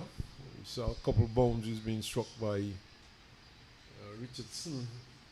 He has moved on to 12 from 20 deliveries. And the target, of course, below for Anguilla anyhow, it's below the 200 mark. I think just about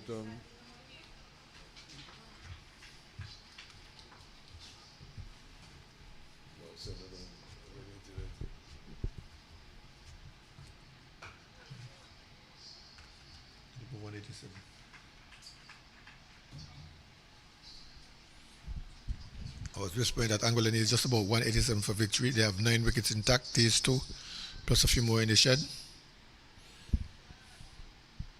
Yes, and looking to recover. They would have lost the early wickets. But these two showing confidence, these two left-handers, the diminutive keeper batsman, Burton.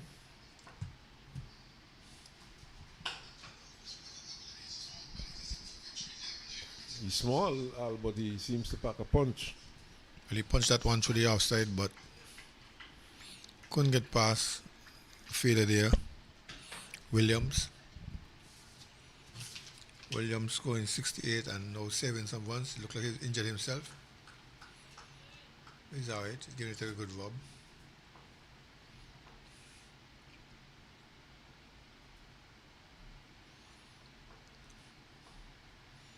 Mr. Burton redeeming himself from yesterday. Drives straighter, but in the same area, forcing Williams to go on to his right to field. See Elroy Francis warming up constantly out there. And he must be expecting to be brought into the attack sometime soon. I think he just reminded the captain and our coach that he can bowl. I don't see a change in his bowling anytime soon. Wide call by Carl Tuckett. Burton was trying the typical left-hander's hook, leg up and hooking it into the onside, made no contact.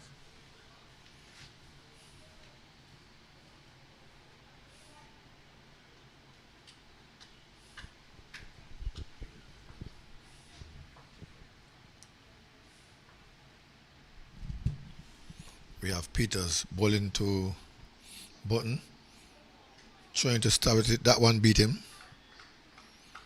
Now he's rehearsing the shot. He's gone into the nets.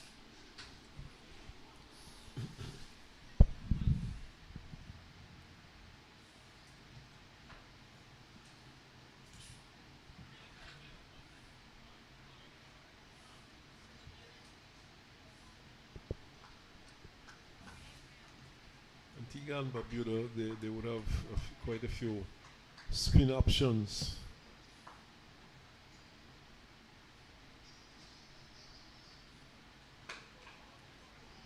Of course, there's Michael Kenzie, who has just come off a 7-wicket haul against Nevis over at Connery. Kofi James, the off spinner. Karima Go, left arm leg spinner. And don't forget the captain, Raheem Cornwall, the off spinner, who would have picked up some wickets recently also. So, quite a good bowling lineup for Antigua and Barbuda. No wonder Francis has to warm up to try to get into that setup. Peters, a drive again coming from Burton into the onside. And finds one man that's filling in the onside. Do not find like he got 1-1. 33 for 1. Yeah, good work there by the young man, Michael McKenzie, really racing around, showing the exuberance of youth and picking up one-handed and sending a strong return to the keeper right alongside the stumps. And it's good to see Fielder moving around that quickly. So he could be critical today. In fact, Francis has been brought on to replace a pitman from the far end. Well, his calisthenics worked. Raheem Cornwall was impressed and brought him on. Well, he's a regular bowler in this Antigua setup. In fact, he would have gone with the Leeward Islands setup to Trinidad and Tobago in that breakout league that was held earlier this year. So he is a regular bowler. He's could be considered to be a genuine all-rounder in this cricket. Williams curses him into the offside. Will pick up at least 2. Yeah, gets 2. 35 for 1. These two batsmen showing some signs of competence, a willingness to get after the bowlers and not to be bogged down and just eke out ones.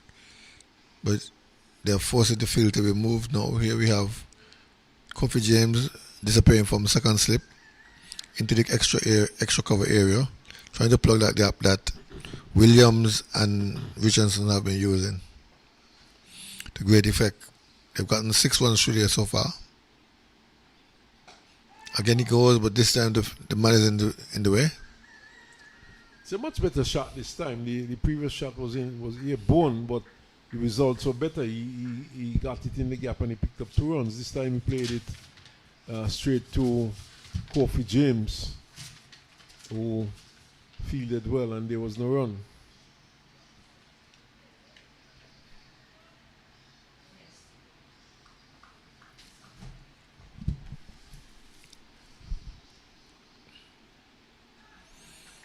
This one he allowed to go through. Kofi James was at slip, second slip, has moved since a boundary and 2 runs went to that vacant cover area. Like I would have made an error. That fielder there who fielded the previous delivery is Kadeem Henry. Kofi James is at, you could say, a short extra cover. Wearing the cap. Kadeem Henry, of course, who takes the catch now. He's also a bowler, Kadeem Henry. And not only that, he's ambidextrous. He bowls with both arms. So lots of spin options there for Antigua and Barbuda. I expect that spin will be introduced as soon as 10 overs are completed. Quick single. Richardson is home. No wonder Hayden Walls Jr. might have gone over to Mountset. Yeah.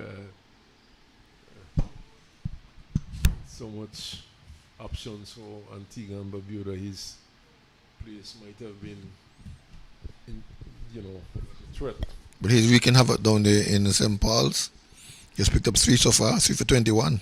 Well, he has been bowling well, and there's a marked improvement on his bowling this year, and obviously he is bowling with a purpose, and he's looking to bowl himself back into contention. This one played quietly down the track by Richardson. It's 37 for 1. Anguilla looking to upset the apple cart here by beating one of the 2 undefeated teams, Antigua. They're well underway. It's 37 for 1.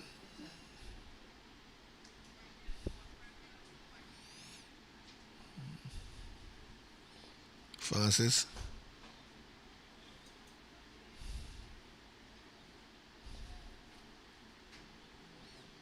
Looked like a slow one at that occasion, but Williams was the better of it. He just blocked it.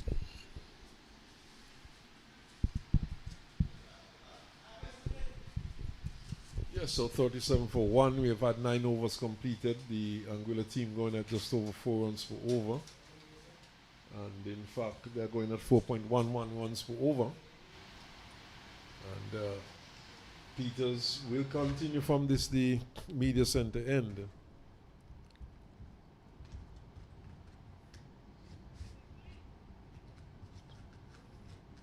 So he has been given an extended run. Yes, in fact.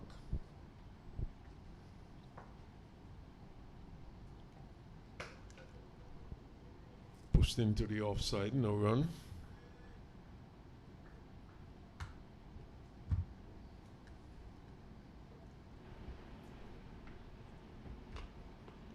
Peters in his 5th over.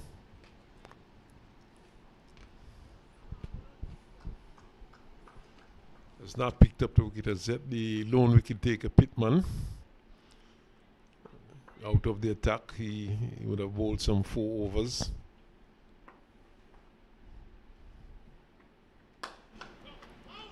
Well knocked down there by Kadeem Henry. Ball ricochets, runs behind him, and he retrieves rather quickly.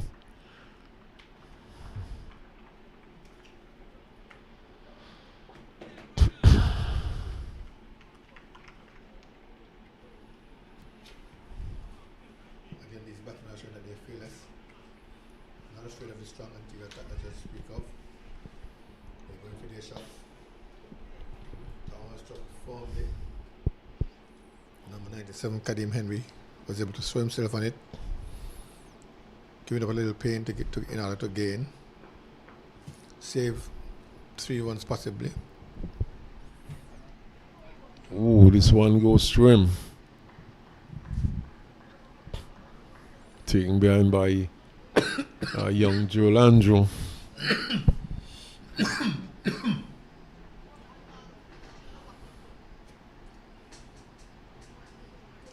So 38 for 1, we're in over number 10.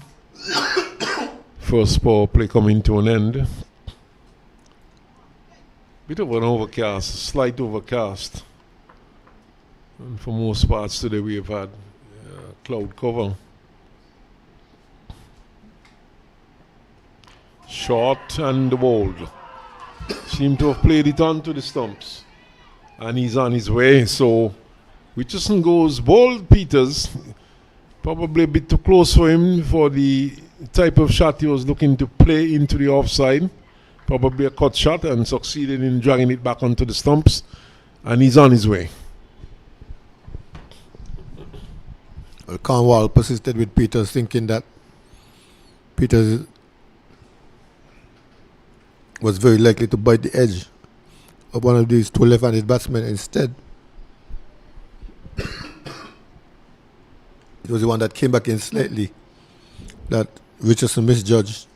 Played it, trying to push it out into the offside, to the inside edge, and crashed into his stumps.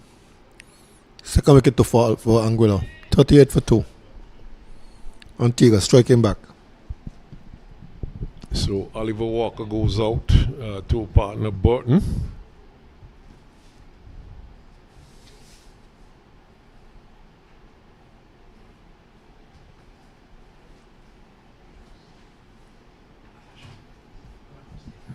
Walker got a promotion from the last match he played. Well, he would have made a good score.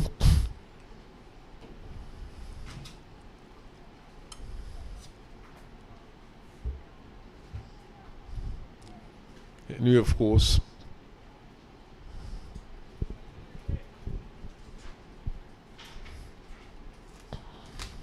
Peters on his way. Starts with one outside the off stump to the new batsman.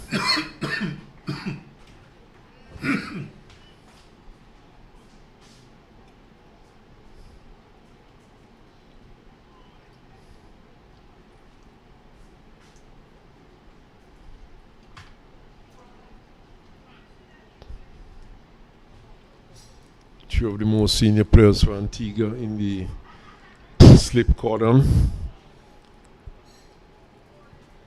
Raheem, Cornwall, Kofi James, Karima Go, sorry.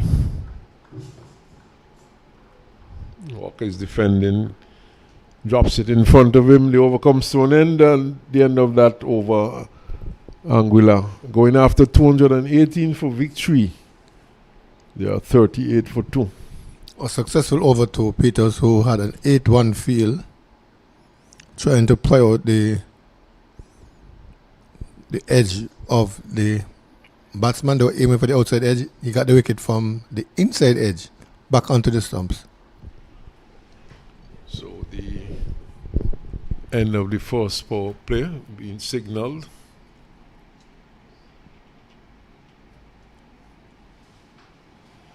Francis will continue. He was having some words with his captain, perhaps discussing the field placing, field adjustment.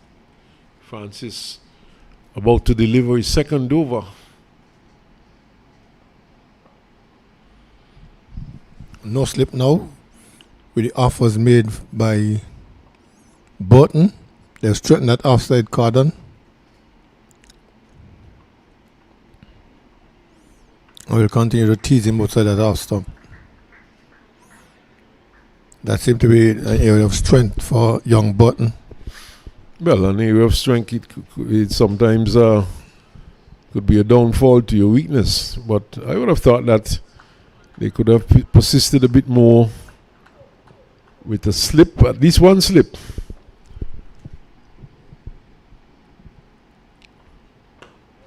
This time he's on target, attacking the stumps and played into the onside. Well, Cornwall himself removed the slip. He was there for a slip. And he has gone to a short extra cover position. And the drive, we would call that. Hoping that Button will drive in an upwards position. And then he still has a cover, a backward point. And a man at traditional extra cover. As Button defends well.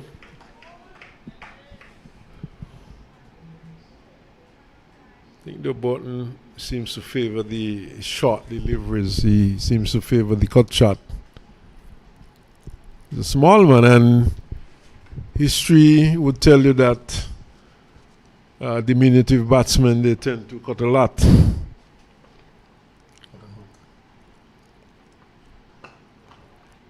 Fence this time.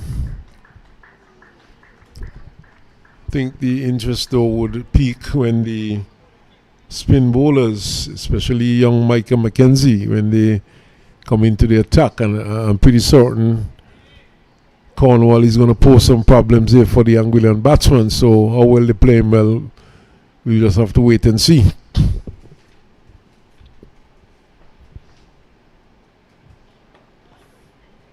Works this one down towards backward square and gets a single. Peters is quickly in. And moving his hat and then placing it back on his head, perhaps thinking it might have been the end of the over, but it was not. It was just a question of rotation in strike, left hand, right hand combination.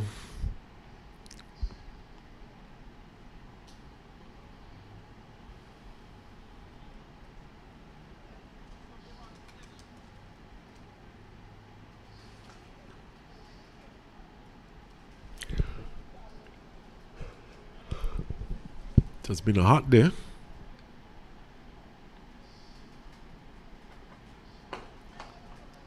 Driven to mid-on.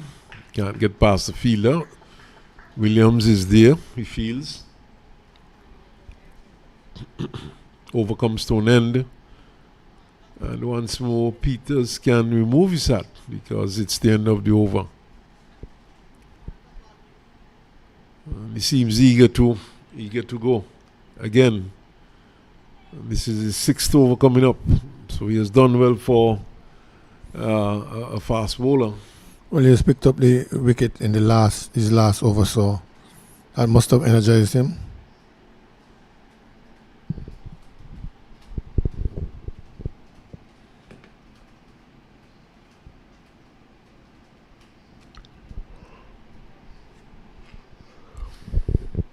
For him, the 3 slips are still in place for Burton.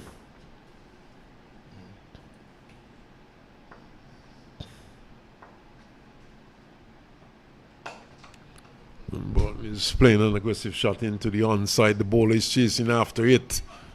And batsman will pick up 2. But onside field predominantly vacant. And we see Kerry Mago being placed into a mid-on position now to strengthen that onside field. Just the one man on the onside, so the bowler had no choice but to run after that one. Years ago we had a cricketer in Nevis, Orita Spitag Jones, very much of an all-rounder, medium pacer, and a very capable batsman. Turned into the onside, and he picks up a run. He's now the captain of the Seabridge, but he would have played for Nevis, and this man was full of energy. He used to come in bowl and be back driven by a batsman, and he would chase the ball down to the long leg boundary, and this was not just a one-off thing. He did it several times. And he was one of those players who was full of energy. Fended there by Walker, goes into the offside. Don't know if you might be familiar with him, the captain of the Seabridge. I'm familiar with Jones from an agricultural standpoint. Well, he actually played for Nevis, represented Nevis in Leeward Islands cricket, and was a pretty good performer for Nevis also.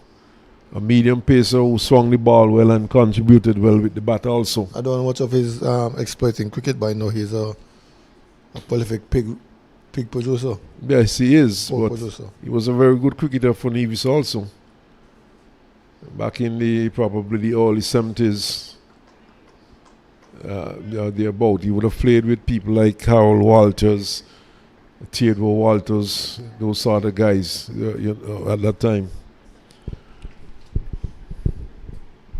Well, I know, Al, you're much younger than I am. You have been around, not as long as I would have been. I would have seen, a few decades of Leeward Islands cricket. I honestly can't say I know Simon Jones. Driven into the gap, not well timed. They should get at least 2. Back for the second.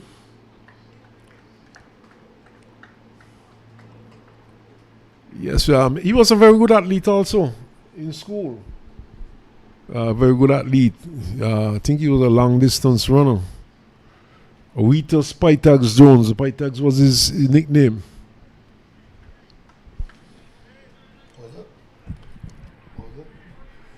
Wheatus Pytax is his nickname. That's what he was known as, Pytax. Shortish. And Walker is pushing into the offside.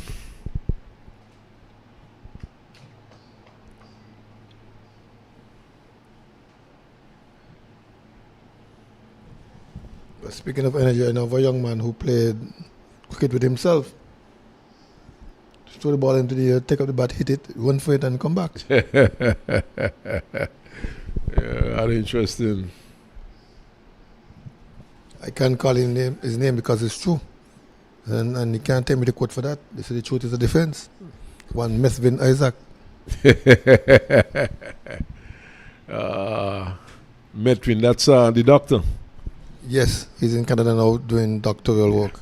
Yeah, but he would have been a younger generation cricketer. I think he would have played for St. Kitts. Yes. Good left-hander. I'm not sure he played for St. Kitts. He probably migrated before he got the chance to play for St. Kitts. Might have been. I think played for the youth team. He was pretty close. I'm not too certain, but we can confirm that. But I know he's actually a doctor in Canada right now and doing quite well. But one with immense potential and who could have easily gone on further had he stayed around. I'm convinced of that as well. But he had this deep love for education. He never played without a notebook in his pocket. Okay. I think he has been doing some research, some critical research in Canada. I would have read an article some time ago. Yes, I saw that article too. He would have done some, I can't recall exactly what, but it's some very important. The only thing he loved more than sports was education. Driven, but straight to cover. It's fielded by Micah McKenzie, no run.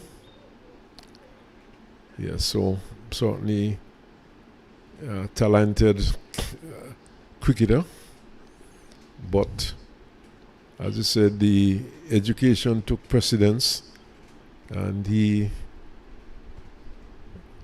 is playing a very important role in medicine in Canada outside the off-stump to the keeper.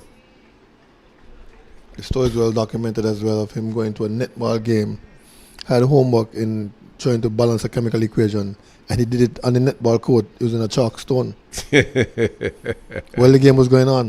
Interesting. Yes. And I think the shove position probably hit him in an odd spot. So he had to write it down. It makes sense. outside the off stump once more, and Burton is picking up the line and allowing it through. But Burton looks an organized little player. A smart game he's playing here.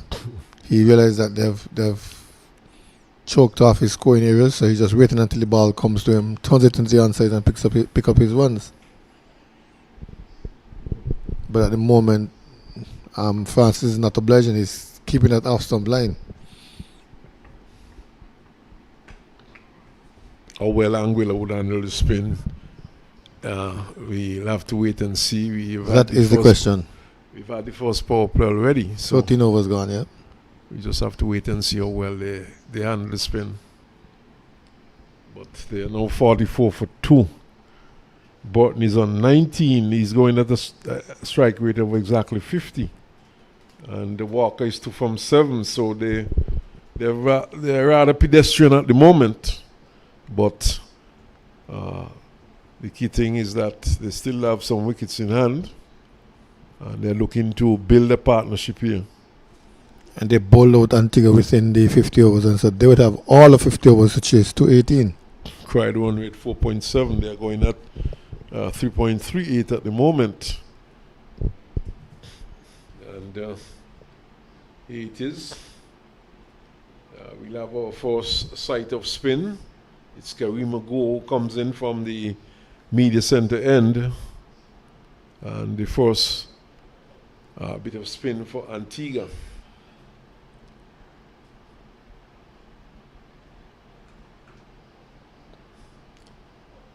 Goes in, does not deliver.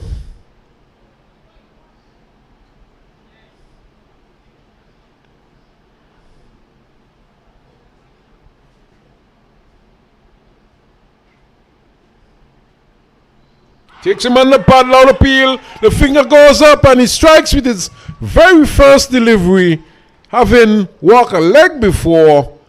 And 44 now for 3. Anguilla, and that one seemed to be very adjacent. Well, Peters is trying to remind you that they have to play the pace before they get to the spin. And so he's plucked out another one of the Anguillan batsman. His second wicket.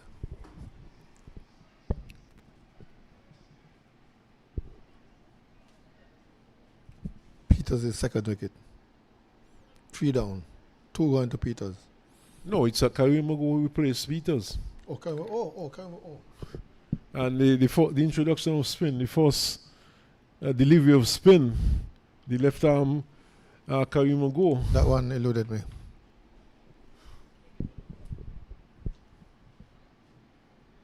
And as I said, he has struck with his first delivery.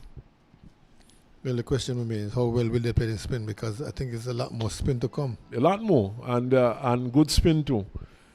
Young Micah McKenzie and the captain, Cornwall, who has proven himself. There's also Kofi James, who's a very good off spinner. And like I said before, Kadeem Henry, he also bowls with both hands. He's ambidextrous. He bowls with the left, he bowls with the right. So that's 2 spinners in one day for Antigua. And they can bowl with both arms in the same over, just in the form. Yes, definitely. They can bowl with both arms in the same over.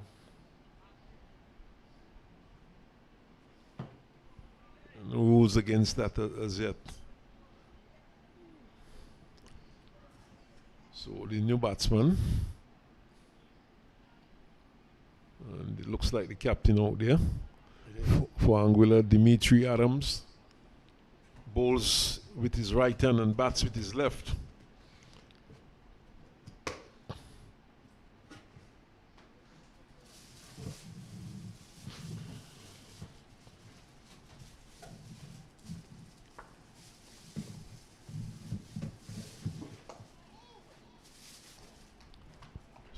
Defends well.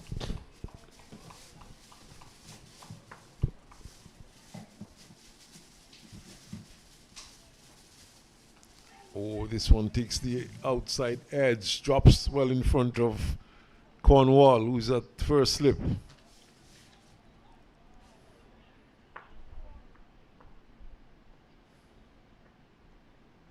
Tossed up and swung into the onside. Goes out towards mid-wicket. They should be back for a second run. And I think taking the first one rather slowly, but in the end, the second one taken quite easily. So it's 46 now for 3. And Dimitri Adams goes off the mark. Well, that's his favourite scoring shot, and it was his downfall in yesterday's game. He missed time one and got caught.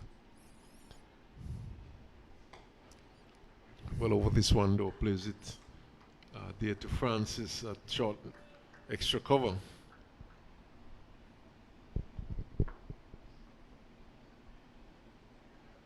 Oh, he was forward and back. And in the end, got bat onto ball. Kept it out eventually. He got it into the offside. And let's see what's going to happen here now. Is Cornwall going for the kill? He's an experienced man. He hands the ball to Kofi James. And it's spin time, so Francis to take a rest. You have not bowled badly, but time for spin, all spin. And this is what I like to see.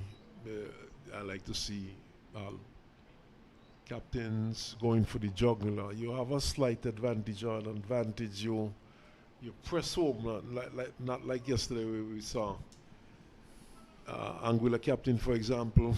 Mounsard captain. Mounsard captain, as a matter of fact, persisting with the bowler because it was part of the script. And when I say part of the script, they probably went out there with the idea that a particular bowler was going to bowl a full quota of 10 overs. You're going to bring on your medium pacer before your spinners. But you have to go for the kill sometimes, you know.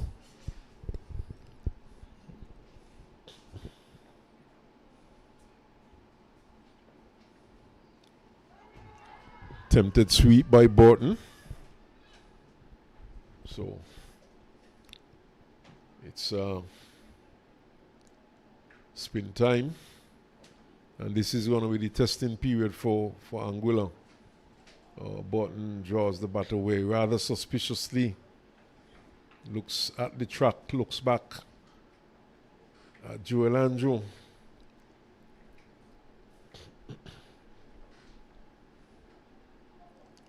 And this is a real matchup now. Here you're bringing on an accomplished off spinner with two left-handers at the crease. And this makes sense. Not what we saw with Truitt coming on yesterday for Mounsard. Just more of a roller than an accomplished off spinner.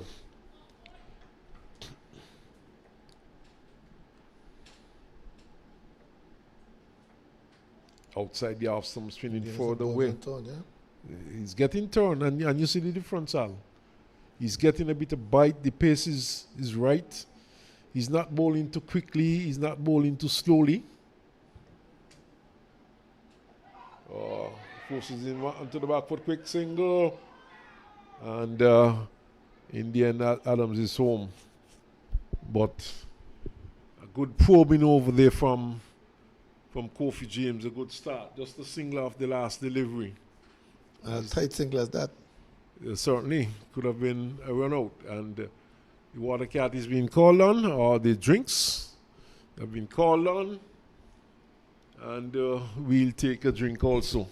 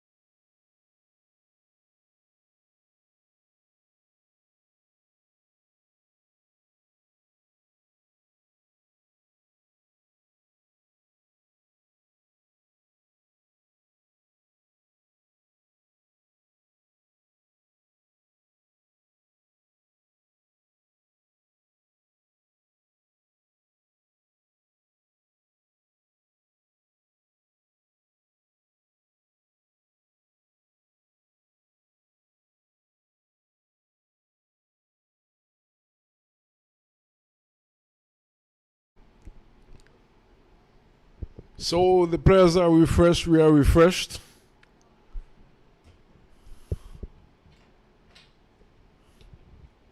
The electronic system has been refreshed and we're ready to go again. Humid afternoon though, and we will go with the second over. This time he's straight down the onside, swept away down towards long leg for 4. That's a good shot by Burton. First delivery after the resumption. Badly lined on the pads and swept away and down to the boundary for 4. Two completely opposite deliveries by nature. His first ball was bang on target. This one was down the leg side and Burton cut in his wicket and swept him. Oh, he's back. Dangerously back. Keeps it out. Not with the full face of the bat. It goes into the onside. And Antigua, of course, would realize that they have not made a very huge score. And he's sweeping and missing. My word. Just going past the leg stump. They're back for a second run. Let's wait and see what the signal is like. Wide. Wides, as a matter of fact. A bit harsh, I would think. That leg stump was very well exposed just now, and to me, it just grazed the leg stump. I thought he came off the pad. I was looking for leg buys.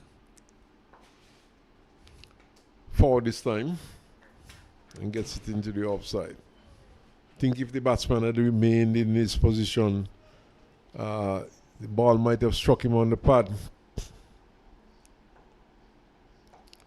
But umpires are not too lenient with deliveries outside the leg stump.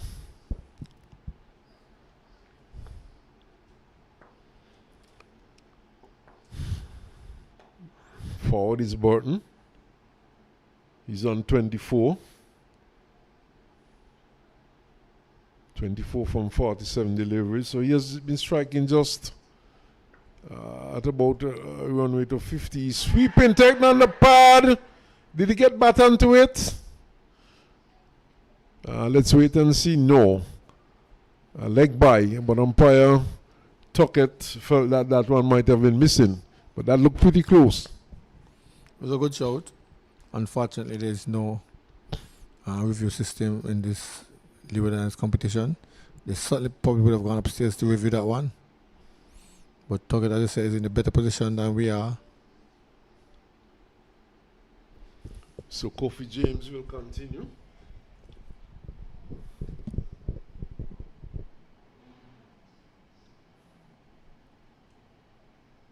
And he had a very good first over. He's bowling around the wicket with two left-handers at the crease. Here's a drive back to James by Burton. But Burton has looked good though, apart from the 1 or 2 indiscretion. He has looked good.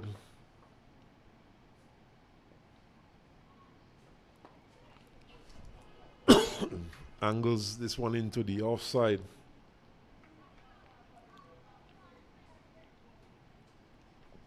Looking forward to see the right arm wrist spinner Mackenzie bowl. Angle down towards third man. Kadeem Henry pursues, picks up, just a single.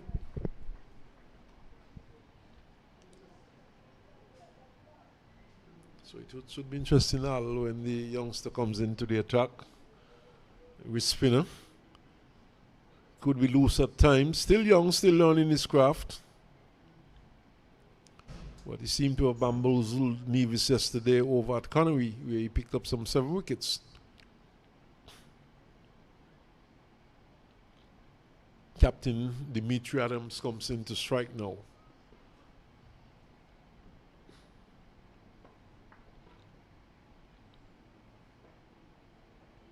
Picks up the line.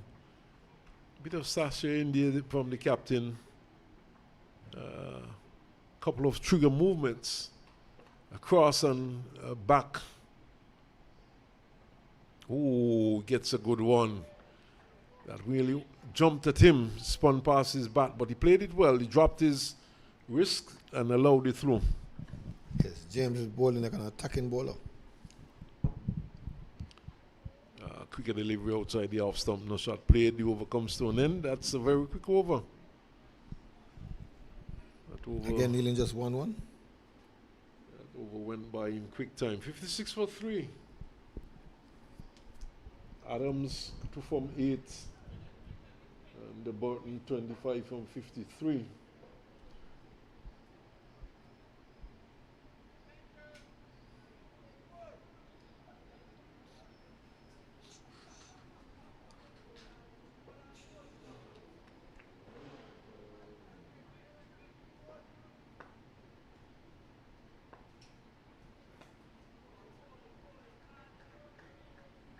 So Kofi James just conceding 2 runs in his 2 overs. It's Kareem Ago. Tosses up.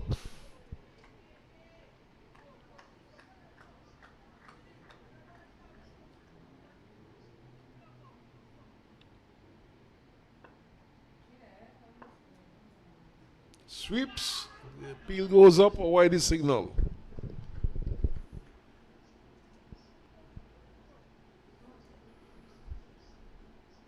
So 57 it is for 3.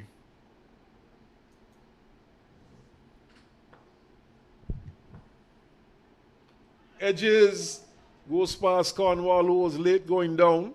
He has a long way to go down. And the ball ran away down to straight third man for 2.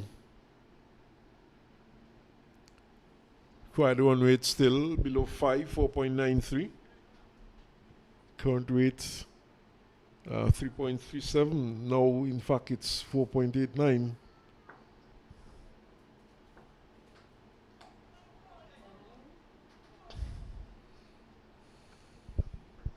This one played into the offside and no run as it's fielded in the offside.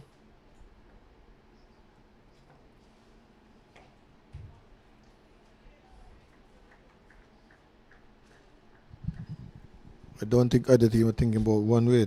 Antigua knows that in order to win this game, they must blow out Anguilla. And Anguilla, on the other hand, they have to go after the runs. Well, with over 200 runs on the board, if you can force that run rate up, that required run Build rate pressure. up. Also, you can also create pressure on the batting team and thus force some errors.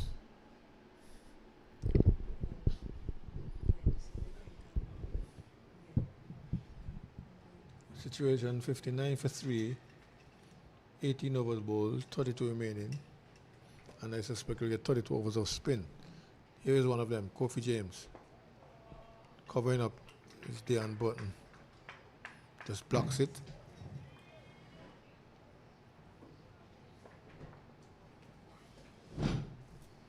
Rakim Caldwell waits in slip. Shot outside the house stump. An expansive cut shot attempted. No contact made. Aiming to go through that gap. That's Adams. No, he's sweeping and he's asking. No fingers go up, no hands move.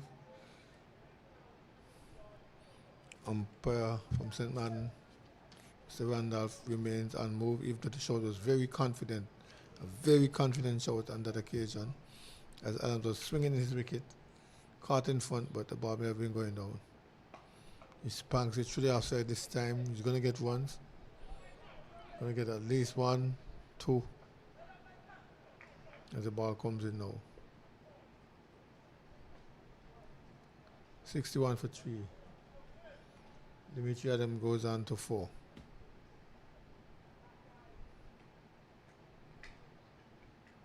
Kofi James will continue. His third over. Drive down to Milan, the a quick single. He's there.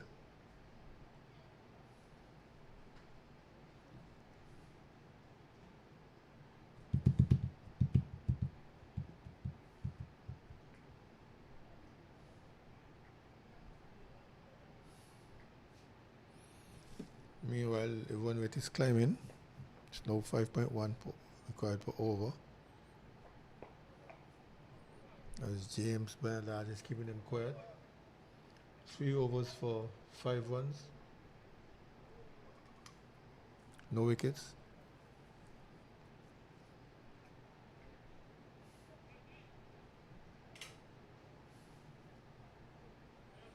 Go will continue.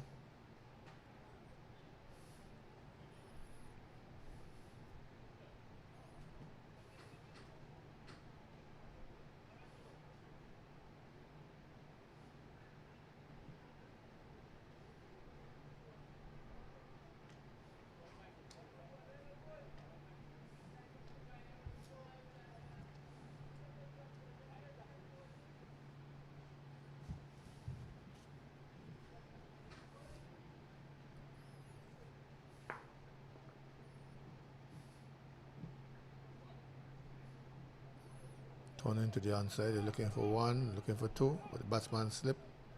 As Adams slipped and made the call to stay. 1 more run to the total. 63 for 3. Adam goes up to 6.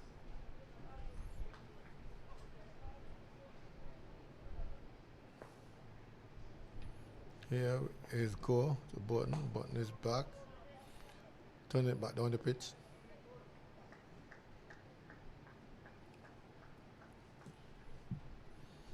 No addition to this total. 63 for 3. Go again. Teasing, tempting. Button remains resolute. Coming forward, a half ask. Batsman was way far down and that one drifting down leg with a turn. Going his fourth over, picked up a wicket with his very first ball. He has 1 for 13. He's been turned, paddled into the onside, down to back of the square. 1 more on the button.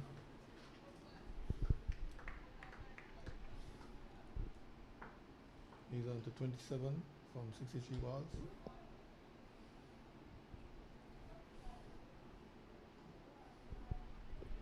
.27 from 63, a very pedestrian strike rate, going at just about 43 runs per 100 ball. Very slow indeed, especially in one-day cricket. And at the moment, the required run rate has gone about 3.20. You were saying that Antigua would have to bowl out Anguilla, not necessarily. If they could continue to push this asking rate up, it makes it even more difficult.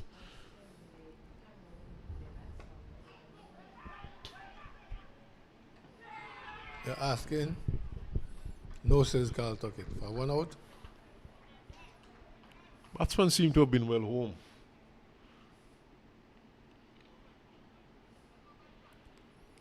Adams responded quite early to the call. Still trying to get runs into the offside is Button. That one struck straight to the field, but not with much pace, and so they had enough time to dash down the wicket. So Antigua and Barbuda keeping things in check here, but Anguilla still has to be careful. They still have to try and rotate the scoreboard without taking unnecessary risks, of course.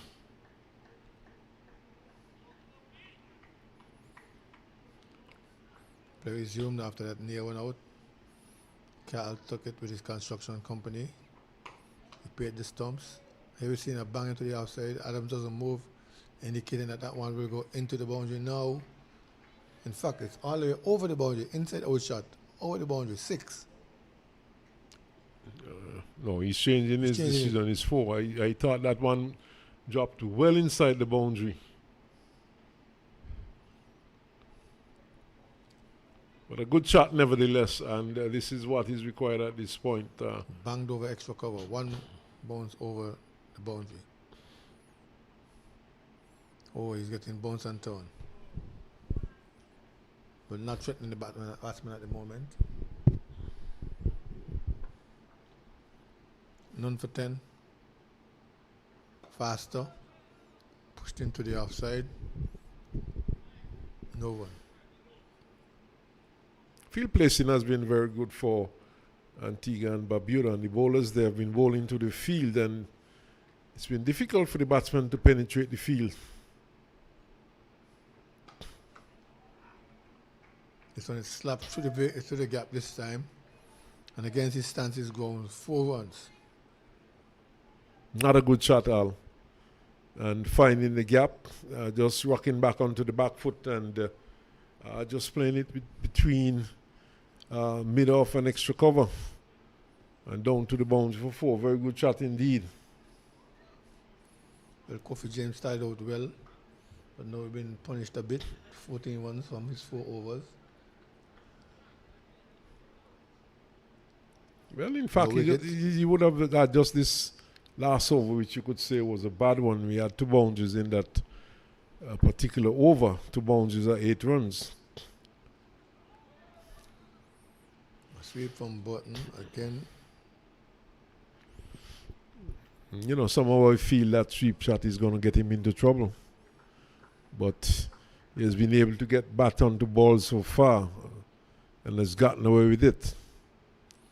I think he's sweeping in the approved manner, but the ball is pitch going down leg and not trying to sweep off the center stump.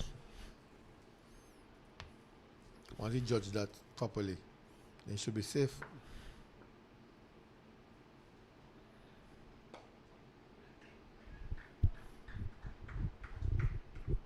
Well, once he judges it properly, of course, he can become carried away.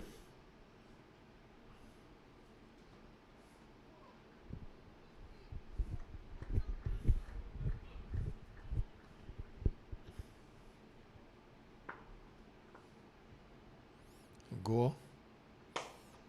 He goes big. Trying to get it to the offside. Only manages to hit it straight to the man that extra cover. Blocks it partially, but they're able to get a thing. No one. Turns into the onside. The opening bat, and Mr. Williams gets to his left and prevents a single.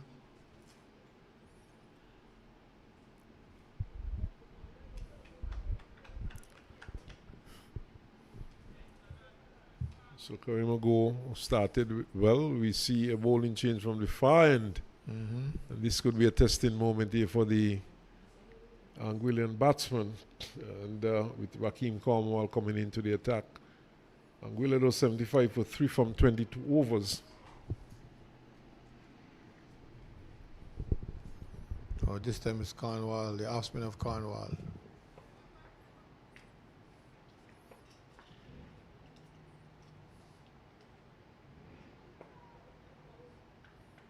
Down goes Mr. Adams, dropping it in front of him.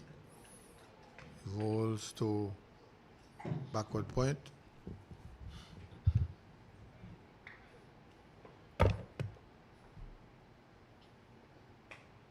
Bangs into the offside. Feel like going chase after it. Just put it back. Does so now, but there's no one following up, so they can get 3.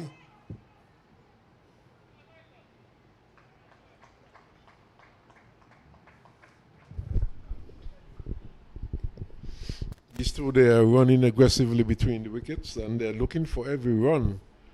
And the captain, of course, has shown some aggression. He's going after the bowling, and anything slightly short, he's rocking onto the back foot and slapping into the offside. This time he goes aerial, but on the onside, down to mid wicket. 1, 2. But this time it's Burton, because they got 3 runs in the previous. Yes, and the captain is on his own now. Dimitri Adams has been running hard. They've been running well, and seems to be a bit winded.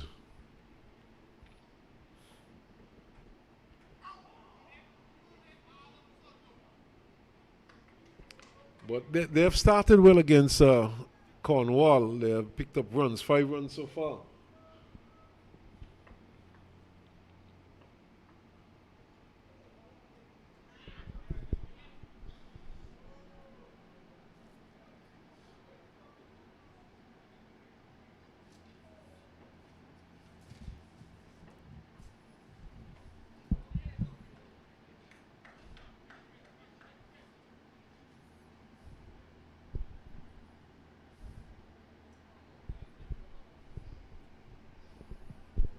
Cornwall 1 over 3 runs, no wickets, 2 scores, 81 for 3.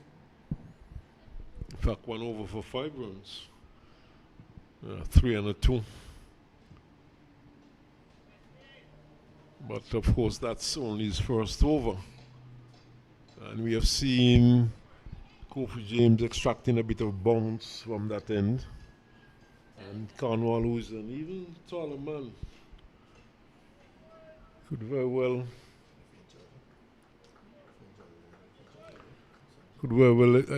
extract more bounce. But first over there, and at the end of the day, you would say that Anguilla came out winners.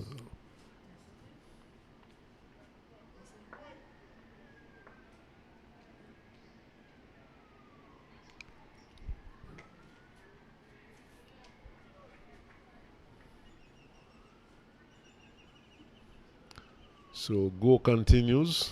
We have not seen Micah McKenzie as yet.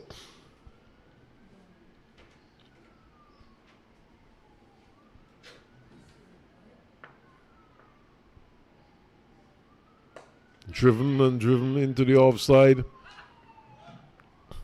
Peters has to move to his right to field, and the batsman were able to pick up a single.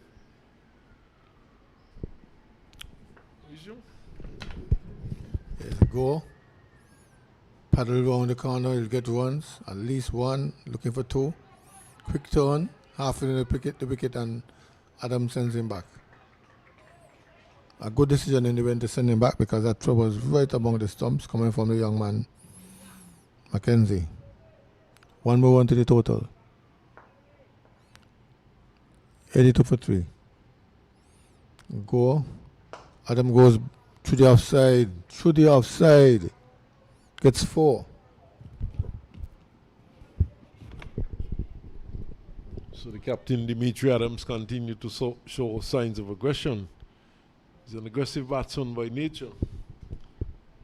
And he's not afraid to go after the bowling. He's not looking at names at the moment. He's looking at balls. Prompting a change in the field. The man at mid-off goes to long off. This time it goes a boy of extra cover, partially stopped. 1-1, 4 and then 1. That's 5. The score goes up to 87.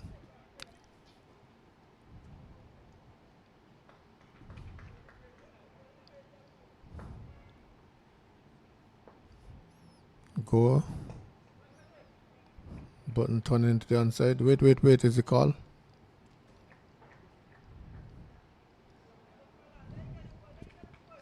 I feel like they're scrambling to fill it. That's Tyrone Williams. Meanwhile, Cornwall is set up for his second over.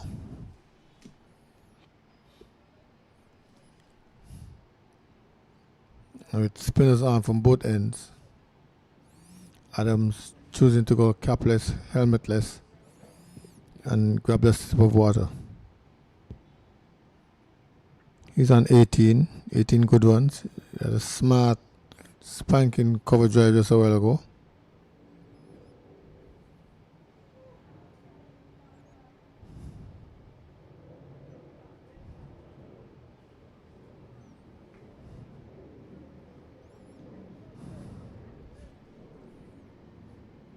Field set for Cornwall. He has a slip. He has a backward point. Cover. Extra cover. Point. Mid-off. That's the offside field. The onside field has just 3 players. A short mid-wicket. A man at the backward square leg boundary. And a long on. Gets away, bangs to the offside. Partially stopped and then cleaned up.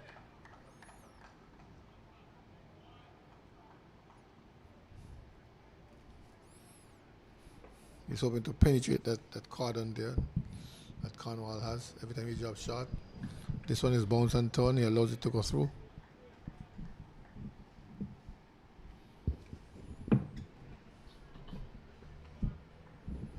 Cornwall to Adams. Turning the onside. Short 5 leg. There's no one there. Single available. Single taken.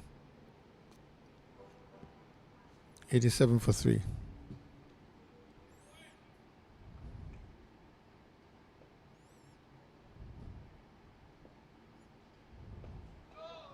Button trying the same thing but played a bit too straight, so short mid wicket comes over and prevents the single. Needed to play a shot a bit later.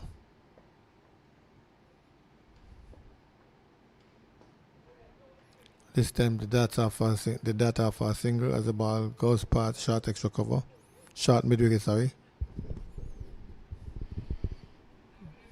End of Cornwall second over.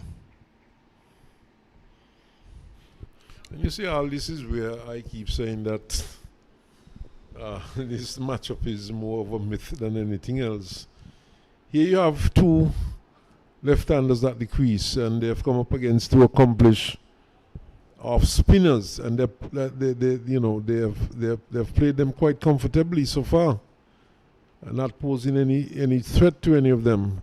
And we see the wrist spinner Michael Mackenzie now coming into the attack, and certainly you would not really describe this as a matchup, but I always feel that if it's a bowler, if you're a spin bowler and you're good enough, you're going to get wickets. And I know Cornwall, he's a very good bowler. He tends to get a bit of bounce, but so far we have not seen too much bite in his bowling, but of course he has just had a couple overs so far. So well, these two, they're batting well, they're rotating the strike, they're picking up singles, they're getting boundaries, and let's see how they would handle Michael Mackenzie. 1 on 34, 1 on 20. 34 is Button. He's been there quite a while. The first man in, he batted in number 3 slot. Played some good drives and played some smart cricket. Let's see if smart can be outsmart by smarter. Mackenzie. Ripping the ball from hand to hand. His first delivery. Dabbed into the outside, will get runs. They looked for 2. 1. And hustles back for the second one. 2 off his first ball. Not yet pitched. Read 1-2. Just outside the off stump, giving the batsman enough room to dab it into the outside. And jumped off for 2 runs.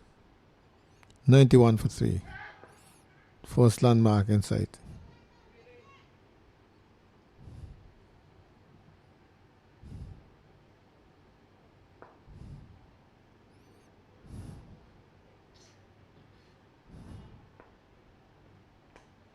A drive, this time straight out to the fielder at backward point.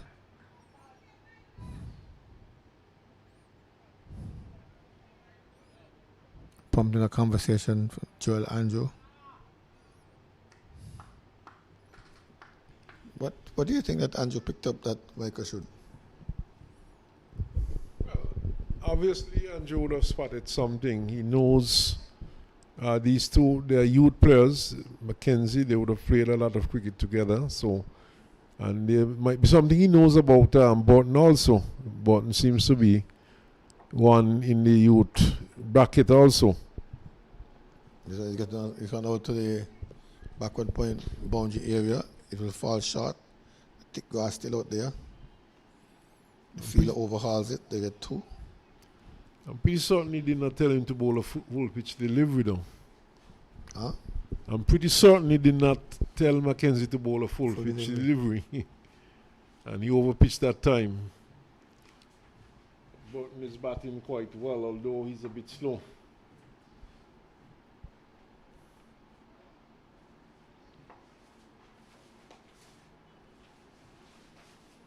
He's a bit slower carrying out his role, anchor the innings, and he's been doing that so well so far. Well, his captain has 25 from 34.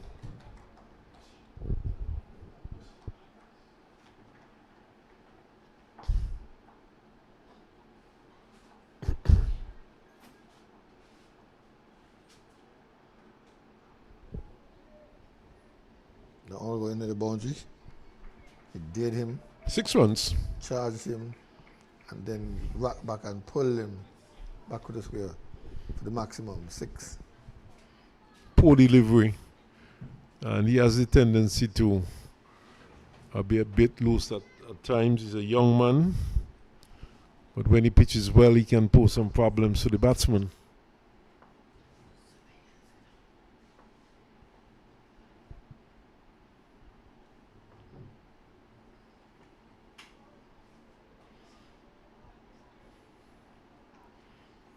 This one beating the batsman outside the house stump. Over comes to the end. He led some 11 runs in that over. A 6. 100 has come up for Anguilla, 100 for 3. And so far so good for Anguilla. They have been able to pull things back a bit. We have had some 26 overs bowled. And the captain is looking good. He's 31 from 36. He has been aggressive. And bought the more pedestrian of the two. He's on 31 from 39. So, seem to have a good match building here.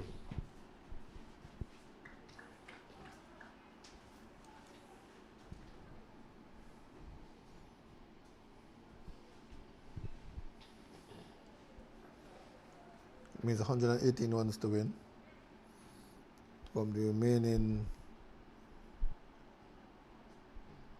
23.5 overs.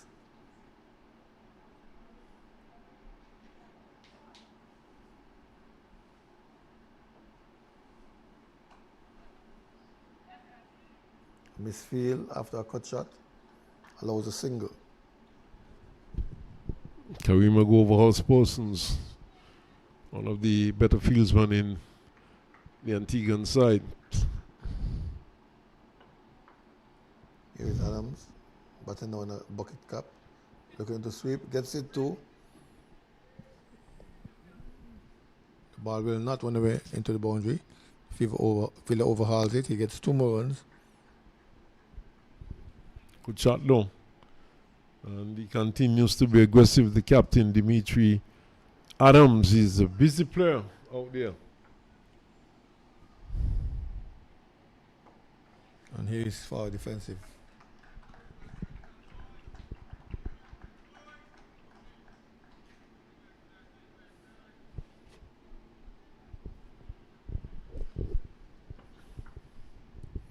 He's 33. Gets on one through the gap. He will not go away. This time he has a trailer fielder, but they still get 2.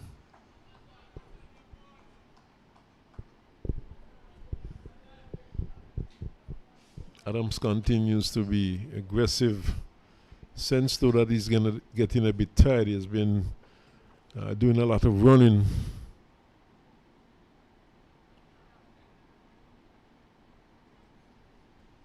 Nudges that one from under his arm, that one lifted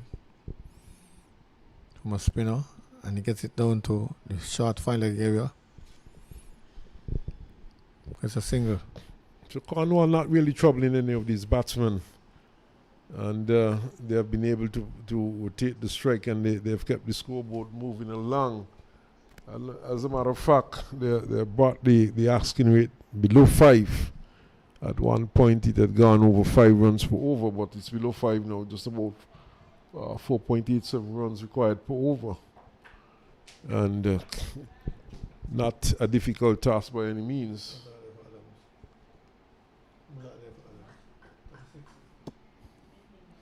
Adams is on 36, Burton is on 40.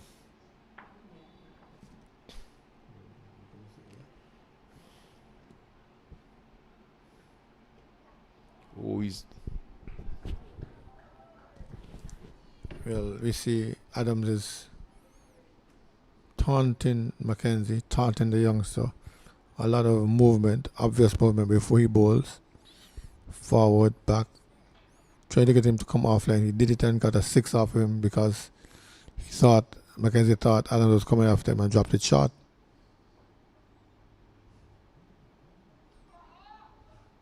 Again, he misses. Bounce and turn.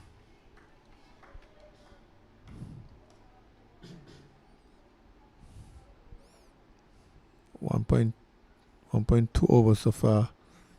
Mackenzie, 11 runs, no wickets.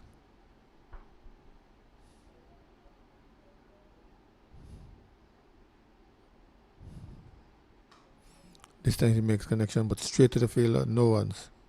3 dot balls. Too short that time though. Yep.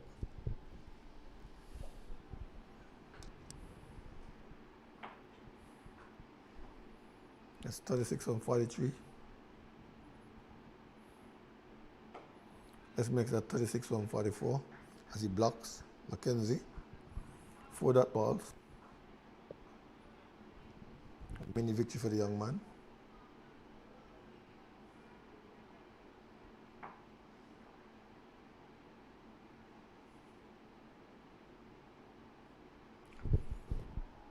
Fix the ball from right to left. A slap, a catch. First wicket for Mackenzie.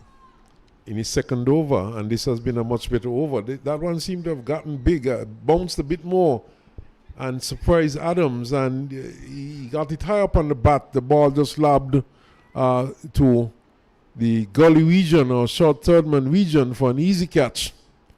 And the third wicket goes down. Oh. The fourth wicket goes The fourth wicket, as a matter of fact, goes down for Anguilla, and Mackenzie gets his first wicket. So coming back and bowling a very tidy length and reaping the rewards in this over so far. But a very critical part of the Anguillan lineup now.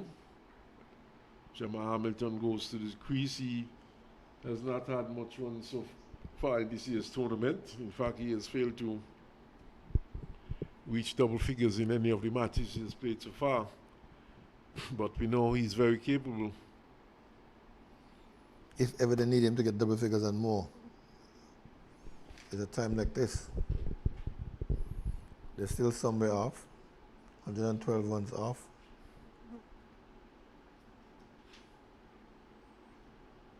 $112 runs in 133 balls.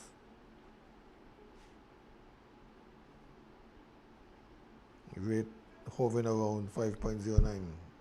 Hovering around 5 and over. They've just lost a wicket. It's 5 dot balls, so to speak. 4 dot balls and a wicket. Jamal Hamilton to face. Well, wicket is also dot ball now. So you were right the first time, 5 dot balls. But they don't normally put dot. When it's a wicket, they now put a W. Asking. Carl took it to made non-move. Googly. Interesting decision there. Whether or not he got bat onto it or it was going down, it was the googly though. And it beat Hamilton all ends up. And there was a loud appeal, very vociferous appeal, which was not responded to in the affirmative by the umpire. So a very good over, maiden over. And an over in which Mackenzie picked up his first wicket, his second over. So some pressure on Anguilla now, 106 for 4. Captain was batting well, although one felt that he was overly aggressive. As Burton turns this one into the onside, and now there's a right hand at the crease at the moment. Previously we had 2 left-handers.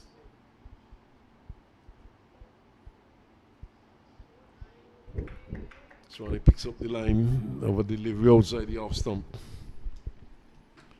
But Cornwall certainly hasn't been at his best so far.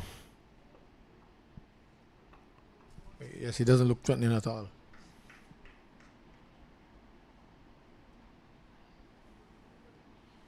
Normally we associate bounce and guile. He's a bit low-keyed out there.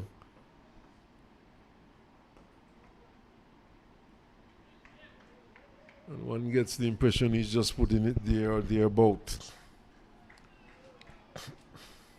He plugged the gap to at short fine leg. Button defense.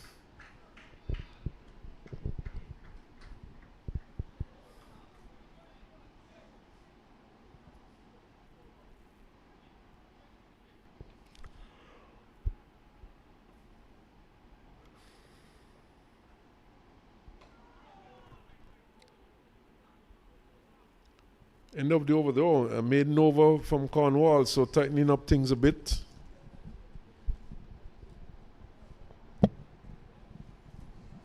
Last two maidens, one was a maiden wicket, and the other was just a maiden from Cornwall. Michael McKenzie will be expected to continue. Well, in his over, he really struck a length, and we saw him extract some bounce, and there was some variation also. He was not afraid to go for the googly.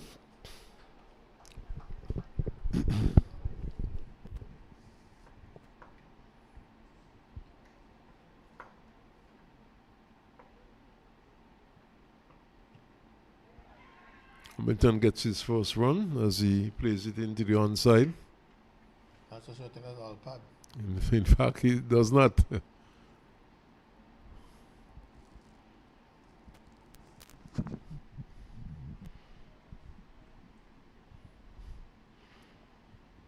So crucial period here, crucial period in terms of the direction in which the match is heading.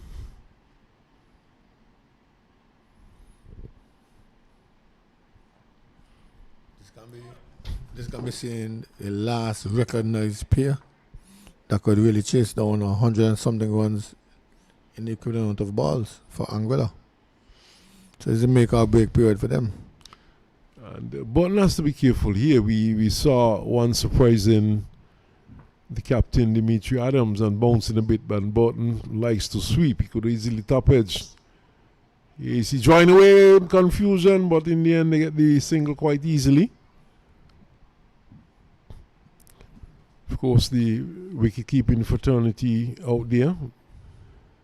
Jamal Hamilton himself, wicket-keeper, and Button keeping in this tournament for Anguilla. And don't forget Joel Andrew, who was adamant that that could have been a wicket.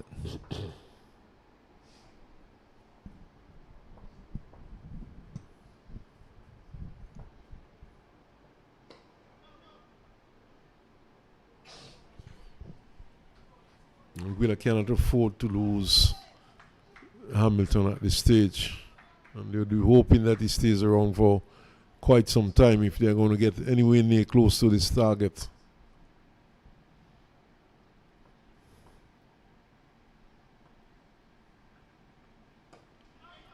Looking for his first one still as he turns this one into the onside.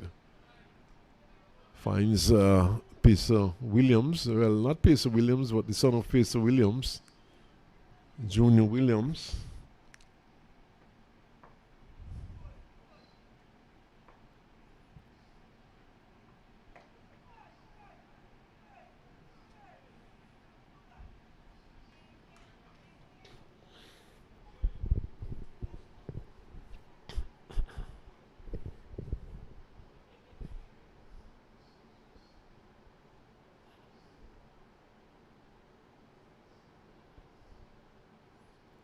Set back Peters, adjusted the field. Jamal Hamilton has been kept quiet, very quiet. Well, he has just gone out there. Shorter delivery and pulled into the onside. And Hamilton might have felt that he might have missed out. So quicker delivery and also shorter delivery and pulled into the onside. No run, straight to the fieldsman.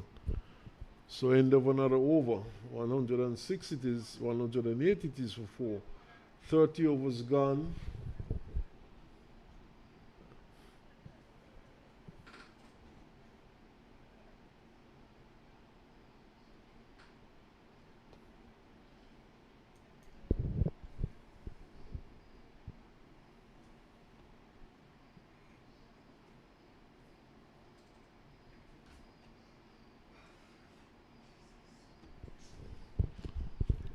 Asking rate continues to go up. 5.50 required now.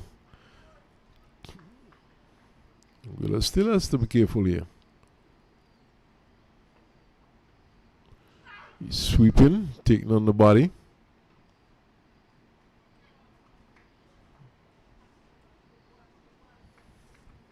Seems to favor the sweep shot a lot. That's one of his scoring shots. Could be one of his downfall shots also.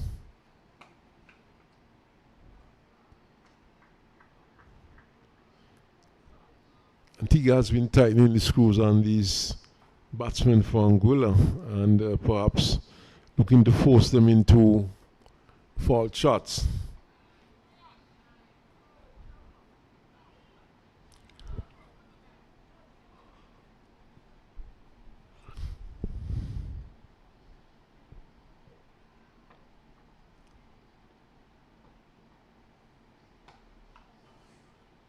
This is a good shot, played into the offside out towards cover. The ball is slowing up inside the boundary and they're back for a second run. Bit of a short delivery there from Cornwall, too short. So 43 to Burton.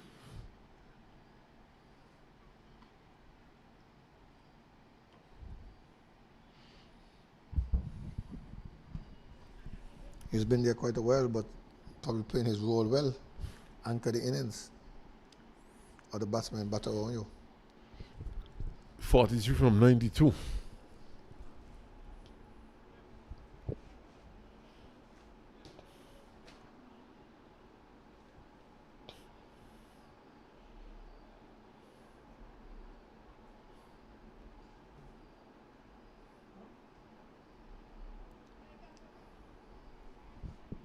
$111 it is now for 4. So Burton a strike rate of 47. Finally, Jamal Hamilton gets off the mark.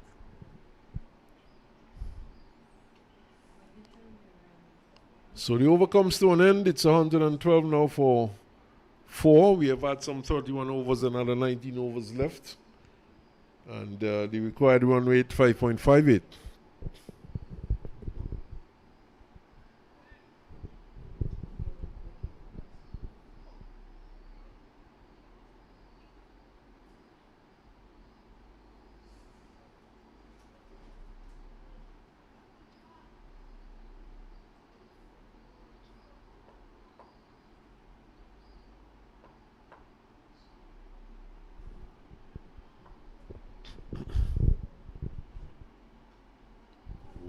Beats him outside the off stump, taken by Joel Andrew behind. Micah McKenzie has really found his with him now, bowling a much better line and length. And he has done this just after his first over. Hamilton is swinging and swinging into the onside. It's in the air. It's gone a long way. It's gone all the way. It's 6 runs. Swinging it just slightly backward of square. And getting a lot on that one, and the ball traveling all the way over the boundary. 6 runs.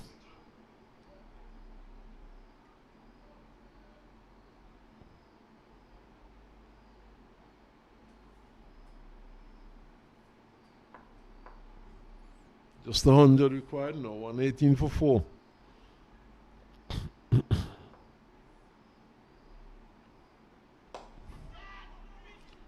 And this time he's playing it into the onside. He's getting more runs. It's going out towards the wide. In fact, it goes for 4.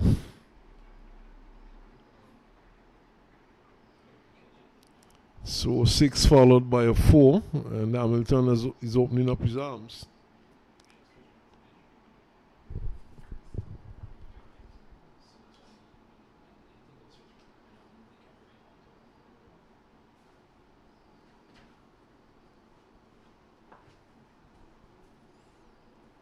Let's see how he will respond. He's been roughed up by Hamilton. A 6 and then a 4.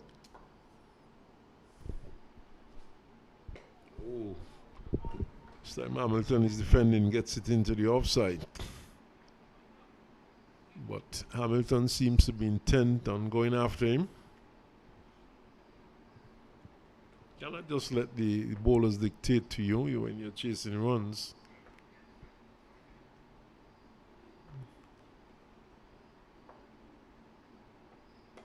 Turns it into the onside quick single. In the end, easily taken. Kofi James had to move some distance to his right to field.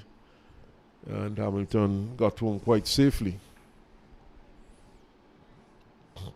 So he's now... Button believes in his singles. He's dashing ever so responsive. So Hamilton is now 12 from 12, striking at 100.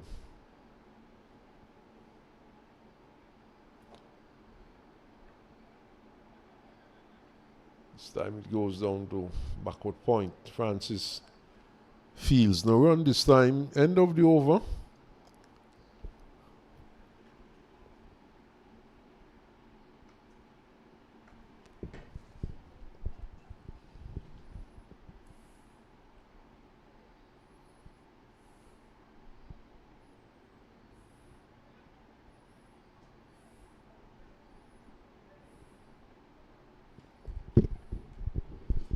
There's a bit of swagger about Hamilton, and somehow you sense that he has great belief in himself. He believes that Anguilla can get these runs, these 218 runs to win this match. And he's looking to pull and bowled! My goodness! Giving it away.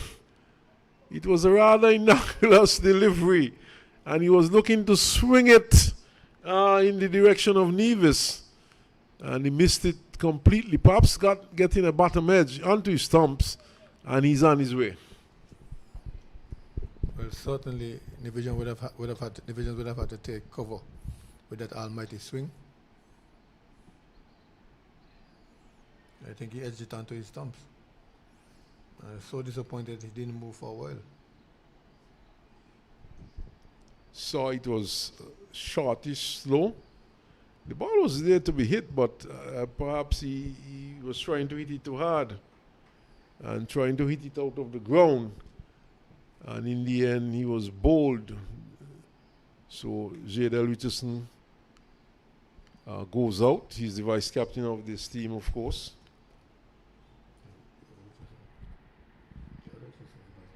In fact, it's Kishan Richardson who is the vice captain, and JLL is the opening bowler for Anguilla. So he goes out now to replace Hamilton.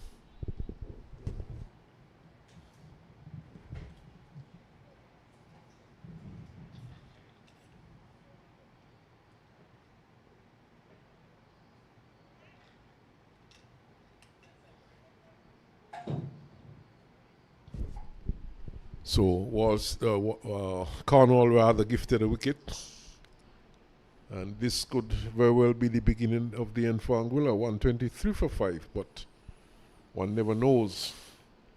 Still 95 runs required to win, but you must now give the edge to Antigua and Barbuda. 95 runs, 107 deliveries at their disposal. And five batsmen to go. They already removed the top 5 batters, and what we recognize as... Here is one in the air down the backward square. The fielder takes it on the bounce. That's looks like Graves, and just a single, but it was in the air for quite some time.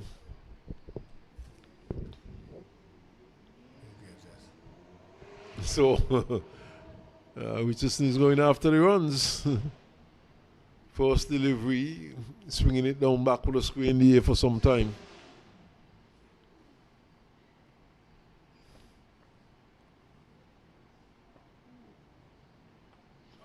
Burton dabs it down to third man. Kadim Henry quickly around fields.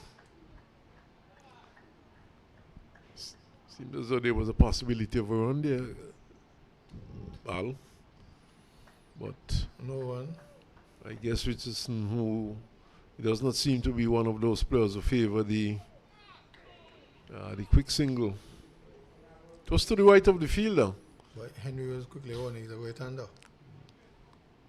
Well, like I said, he uses both arms. He's ambidextrous, so he can throw with both arms. So, stabbed into the slip cordon, fielded by James, no run. And a quick sneaky throw back too. Had the batsman been out of crease, he could have been in trouble. Stays it to this time to Henry. Can't score. And Burton continues to be slow. He's not scoring quickly. 44 from 98 deliveries, so less than 50 runs per 100 balls.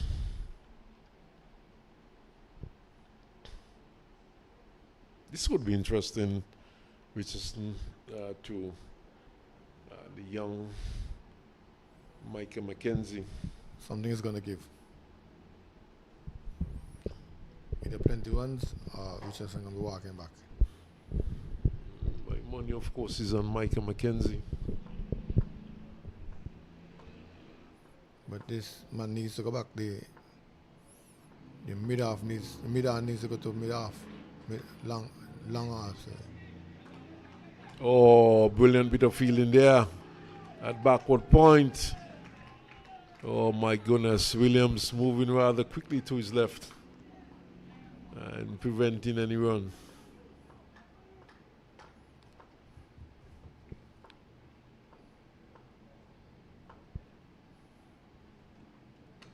Swinging this one away, it's in the air, out towards the fieldman there. In fact, he missed it completely and goes for 4. That looks like Francis out there at square leg. Made a rather lame attempt to take the catch. And the ball went through and went down to the boundary for 4.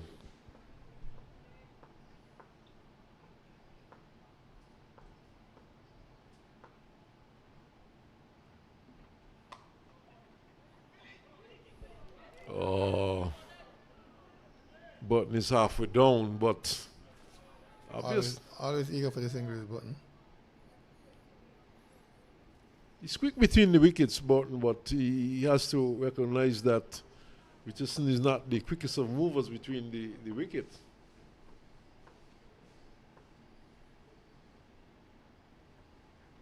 Oh, he leaves alone. He might say he judged it well, but I'm not too certain of that. Yeah, Ball spun back a bit. He was the one coming back, yeah.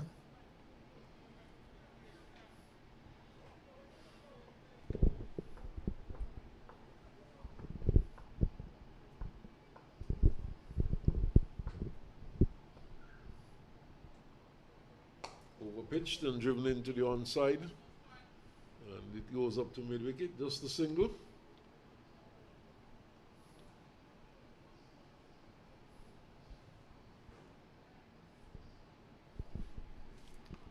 Somehow I sense that Richardson is going to go for his shots here. He's going to allow Burton to hold up one end. He's playing the supporting role. Burton draws away and forces into the offside. He's getting runs here. He could get 4. No. In fact, he does not. The slow outfield stops the ball just about 3/4 way towards the boundary. And just 2 runs to Burton. So 131 now for 5.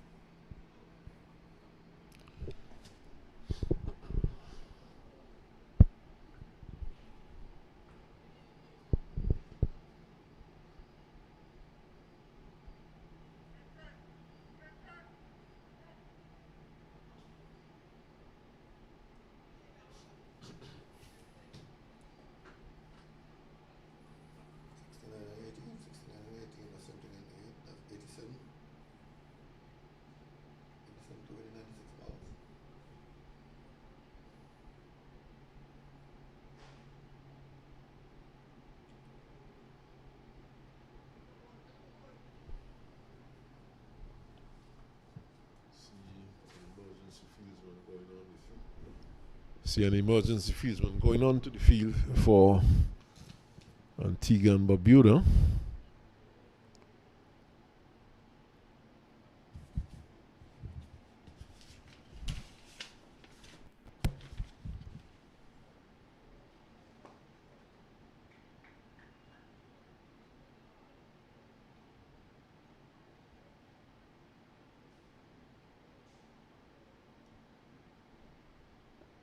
Could be Glenton Williams. Swinging and swinging to the onside. Just a single.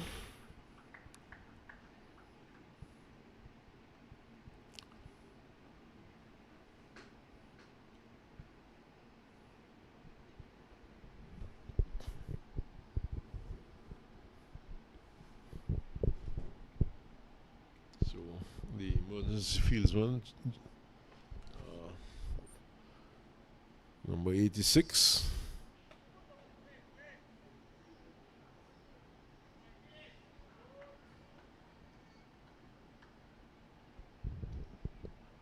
Could be Bartlett Henry. There's no number here for Bartlett Henry, so it could be Bartlett Henry.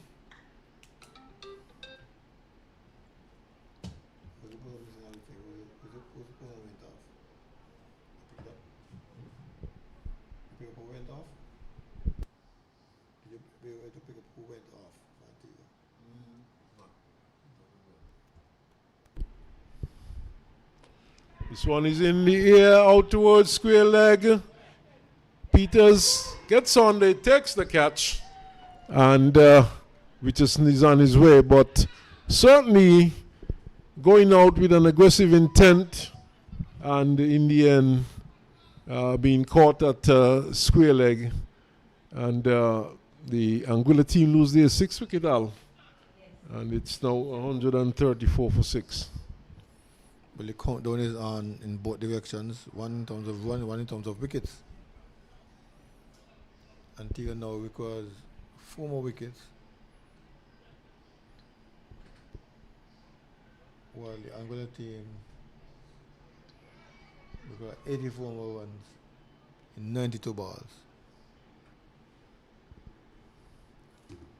I would want to think though that the edge now side with Antigua, but they're having a water break and we're going to take one also.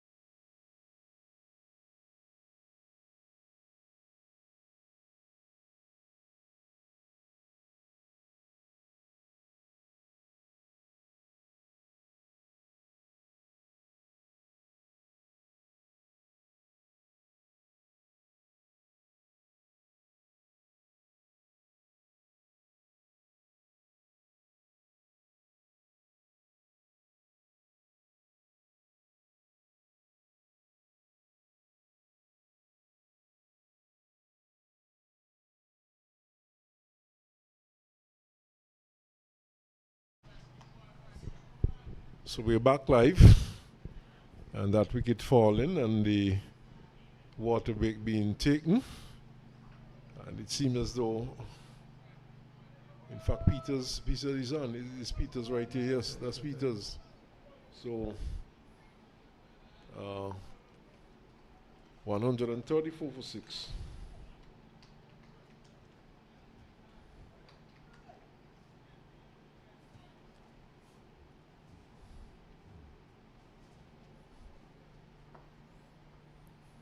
So it seems as though the fielder off is Michael Graves.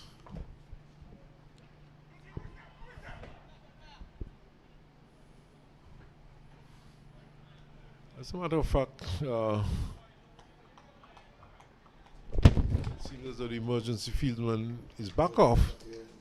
Was just off briefly, so I think it was Peters who was the one who was off. This one is looking to pull into the onside. It goes down towards fine leg. They're back for the second run.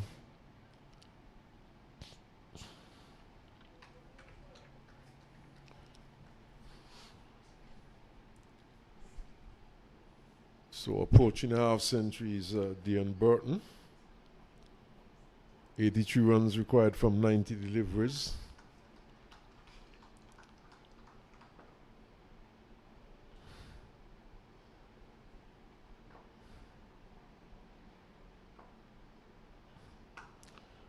Forces into the offside, getting runs here.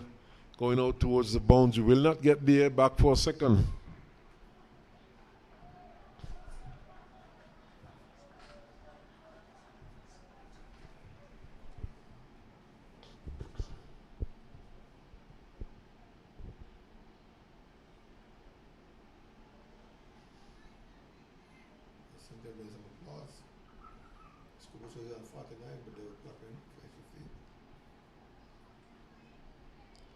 In fact, the score, he has actually picked up his 50 with those 2 runs. Oh, this one turning back, the leg spinner. And they kept out there by Burton, who has gone on to 50 from 104 deliveries.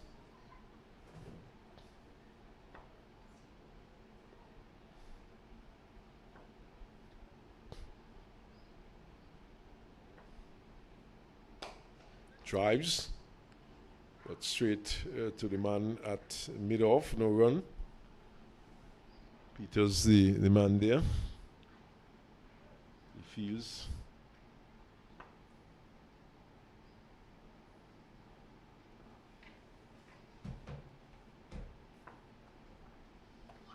Oh, he's back, steers it into the backward point region.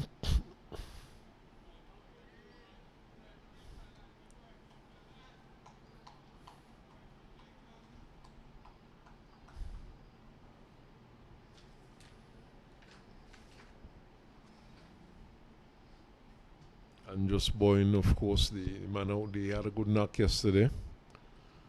He got himself a half century.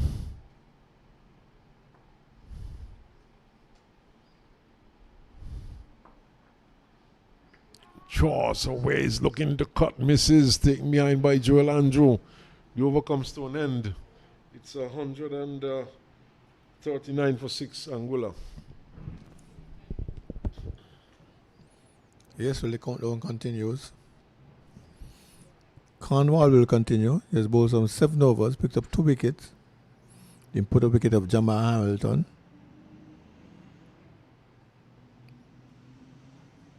Including his 2 years, 2 for 21 from 7. 3 more after this.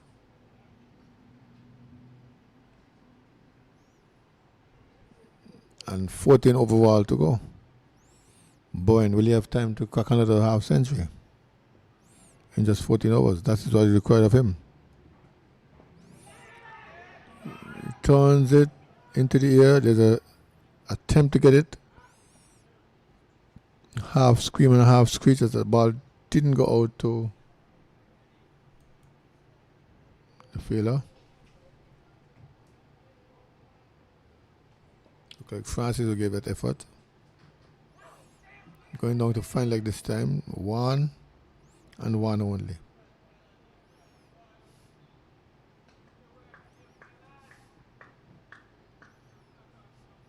Button comes to face. He has been doing his role. Anchor the innings and allow the other batsmen to score around you, but the other batsmen have not been scoring around him. Slug sweep into fine leg, short fine leg, the ball knocked down. No one. Karimago is out there in the mid-wicket region, square leggish, mid-wicket region. Hoping to get in the action. He's getting in the action alright, but he has to go and retrieve the ball from the boundary. 4 runs to Button, soldiering on. He goes on to 55 from 109 deliveries.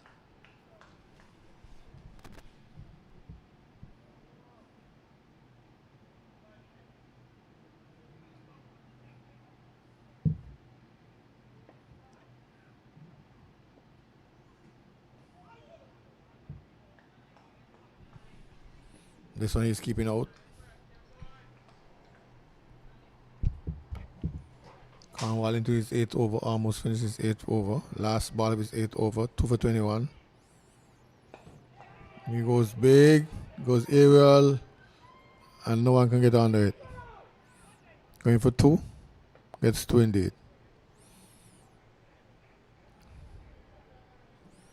Button takes 2 more, adds 2 more to his total. Takes him on to 57 and let's go on to 146 for 6.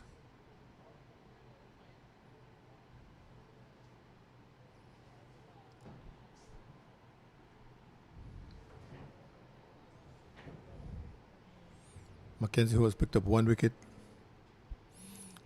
They put a wicket of Dimitri Adams, had him caught. 1 for 35. It's been a bit loose at times. He was punished by Jamal Hamilton, but then Cornwall came and exacted revenge from him by removing Hamilton. Spins the ball from hand to hand, left to right, then a big step. Runs in, leg break, spins wide of the off stump.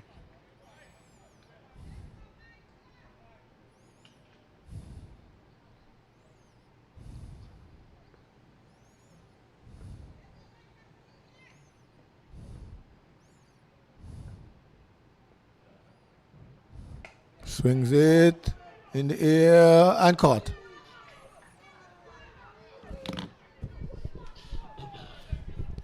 So Michael Mackenzie picks up another one. 146 now for 7. And Anguilla, they plunge further into trouble, and it's really, it has really swung Antigua's way. They're very much on top at the moment. Just requiring another 4 wickets to win. Well, 3 now after that one. In fact, 7 wickets down, 146 for 7. So they need 72 runs from 76 deliveries. With their last 3 batsmen. The other Adams brother goes to the crease.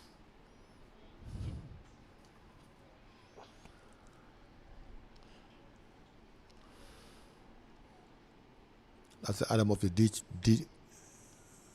Demetrius variety.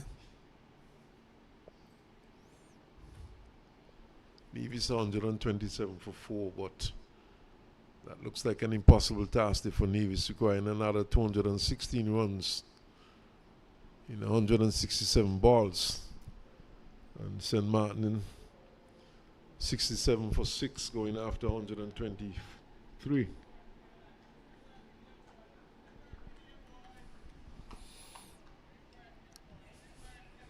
Anytime Walsh had 5 wickets. So that might be an updated, if it might be able to get an updated score, I think St. Martin might be going into further trouble. Well, this is what I'm seeing on the screen. I'm not getting anything further. So we'll try to get something updated. But that was the position some time ago. Oh yes, How is he's that? taking on the Finger pad. going The up. appeal goes up. The finger goes up, and he's on his way. So Dimitri Adam, the golden duck, goes back.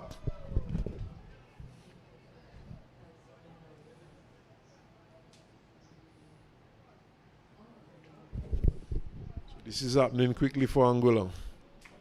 He stood there a while. I don't know if he thought that it was going to miss leg or whatever. But he has to walk back. There was no hesitation from the umpire. The Antiguan players were very confident. The appeal went up. In fact, Michael was not even looking at the umpire. He appealed and he was running away in jubilation.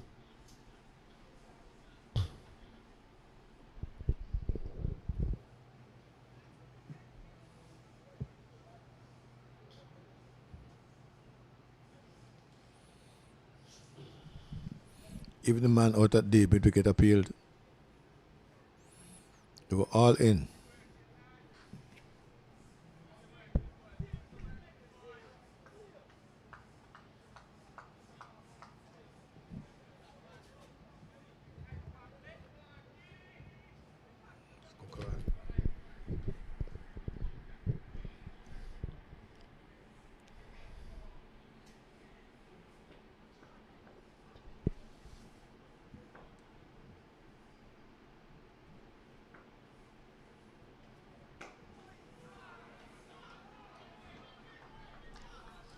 Hat-trick ball avoided, Al.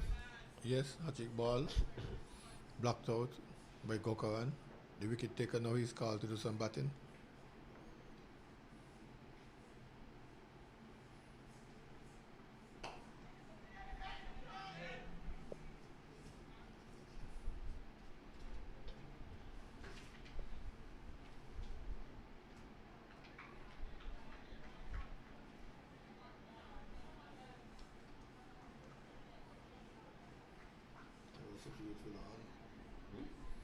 Substitute fielder on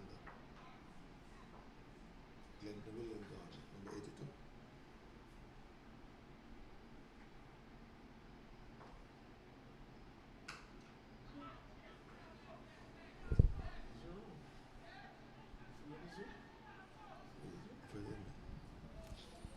This one punched to the outside by Dion Burton. The substitute fielder gave chase, but that was like Al Edwards chasing Kim Collins. He was never going to get there. Well, a landmark brought up for Anguilla. They managed to get to 150, 151 for 8.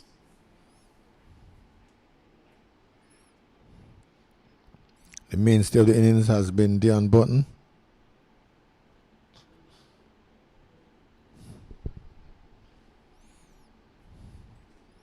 And they're going to bring back Kofi James. Cornwall is disappearing from the bowler's end. Kofi wants a slip. He's going to get that now.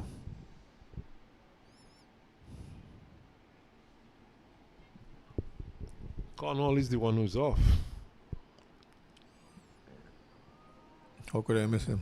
Seems as though the captain out there is Kareem Go, the acting captain. Meanwhile, Glentis Williams, wearing number 82, is doing substitute duties for Mr. Cornwall. And that ball, a swing, a ask for a wicket, no. A possible run out, no either.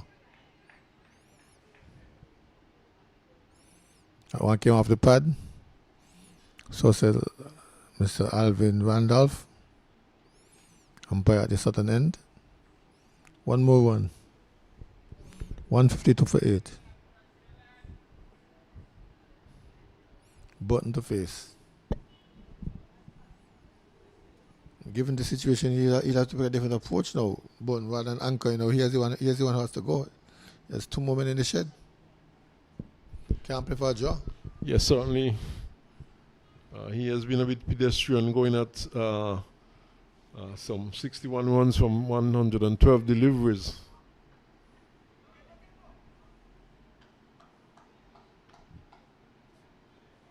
Strike rate has improved a bit. He has gone over 50, his strike rate. But this, of course, is a one-day match.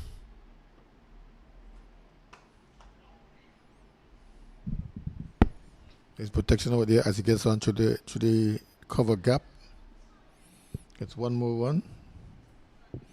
Goes on to 62.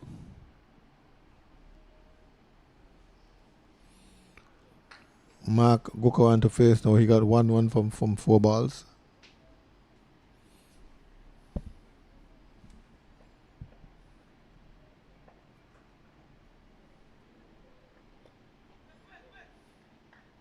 Kofi James in his 5th over. He hasn't picked up a wicket. 4.5 overs so far. None for 15.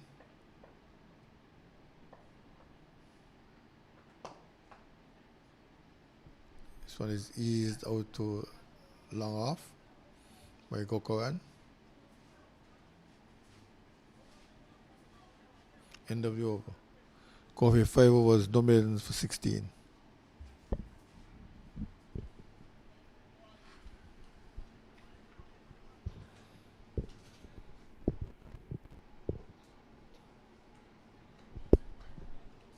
$154 for 8.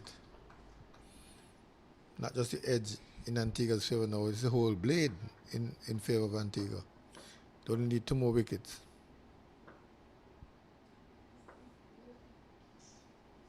Micah McKenzie. How is that? Begging for a leg before.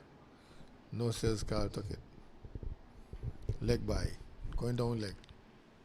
Took him on the full, but that seemed to have been heading down the leg side.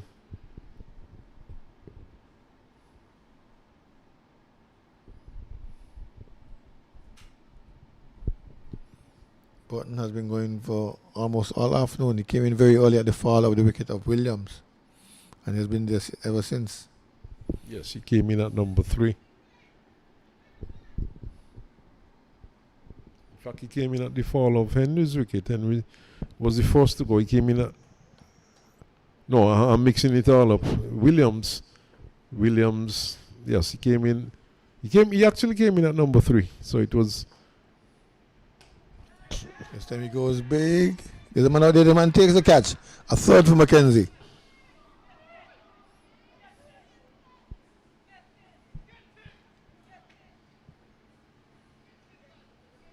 Yeah, so he goes, but you are fooling me a bit, Al. There's no Williams. Yes, Williams, Dion Williams. He opened the innings. He came into the for Anguilla, and he departed quite early. And Burton replaced him at number 3. So a very good knock by the young man. Getting a half centuries now, 155 for 9. And the clouds have stayed around, but they seem to have brought you some good luck today, and you seem to be in for an earlier day today. Well, we spoke about the clothes earlier. Quite fluffy, but not grey. Covering the sun a little bit to give a little grey atmosphere, a little bit humid.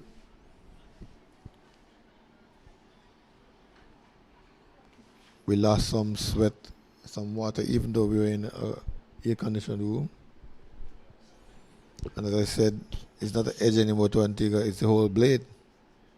They have just 1 more wicket to take. I think what happened there to Burton too is that he realized that he would have to go for boundaries at this point if they are going to come close to this target. But he does not seem the type of batsman who is tailor-made for, well, his game is not tailor-made for going over the top. And he hold out in the deep. We expect to see better things of him during the 2-day competition. He has the ability to stay and stick to the task. Yes, most definitely.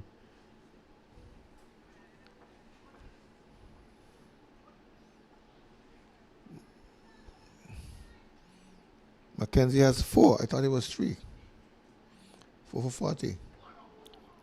It's almost 5 for 40 just now. And The it's googly following up fooled the batsman and fooled the wicketkeeper. that, of course, would follow up his 7 wickets that he took against Nevis.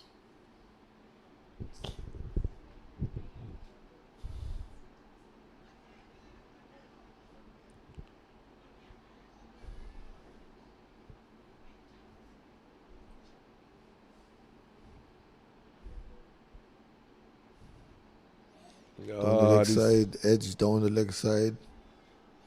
1, 2.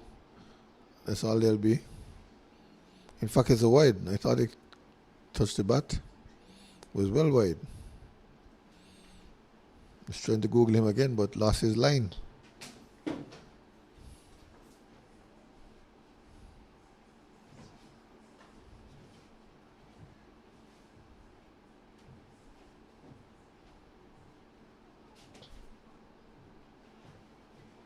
Leg break this time.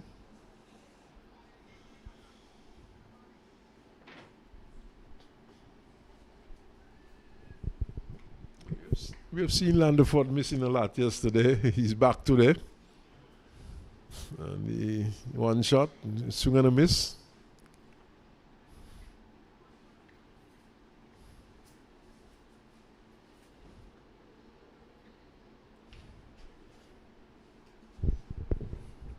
This time being beaten outside the house by Michael McKenzie. 8 overs, 1 maiden, 4 for 43.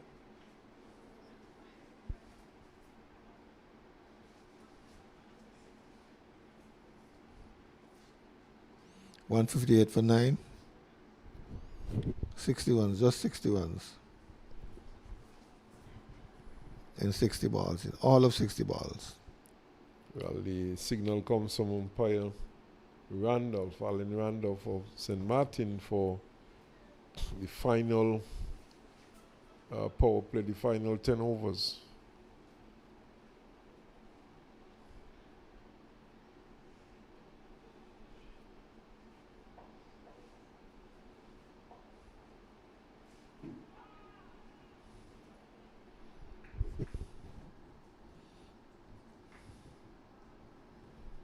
Forward defensive goes the batsman. No harm done. That's Cocoran. Swings it. Probably misses everything. Goes down to the fine leg boundary, the fine leg boundary. Cut off. And the thick outfield. Leg boys, in fact.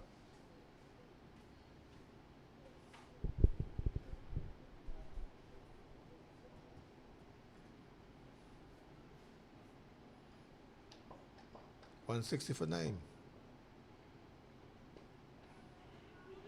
Quick single between Goko and Landeford.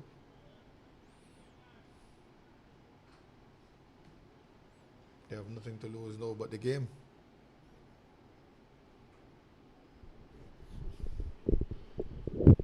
Well, that's what they set out to try not to do. So, at the end of the day, they would be losing all rather than nothing.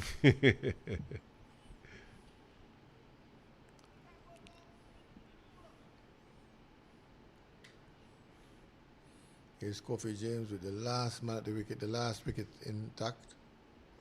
Looking for one more wicket is Antigua.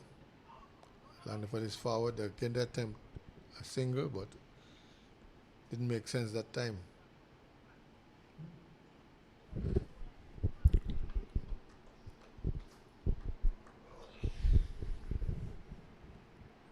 James Langford. Caught and slip.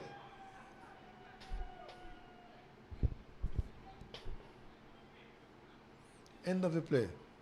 161 all out. Anguilla chasing 218. They've lost. They've lost 3 games. Antigua remain undefeated after 3 games. Yes, our delivery which was a little too much for Landeford, who has shown the penchant to be a sort of hit and miss player. He would miss one and then get back on the other. Ball which bounced a bit more on him. Took the shoulder of the bat and went to slip to Francis, who took a very good catch. And Anguilla all out for 161. And that's the end of the game. So there you had it. Anguilla, after posting subpar 217 all out, they were able to dismiss. In fact, Antigua would have posted that score. Let me get it correct. And 217 for 10 after being inserted. And a 4-wicket haul to Micah McKenzie, the young wrist spinner. And Anguilla just managing to get to 161. So having lost the 3 matches so far.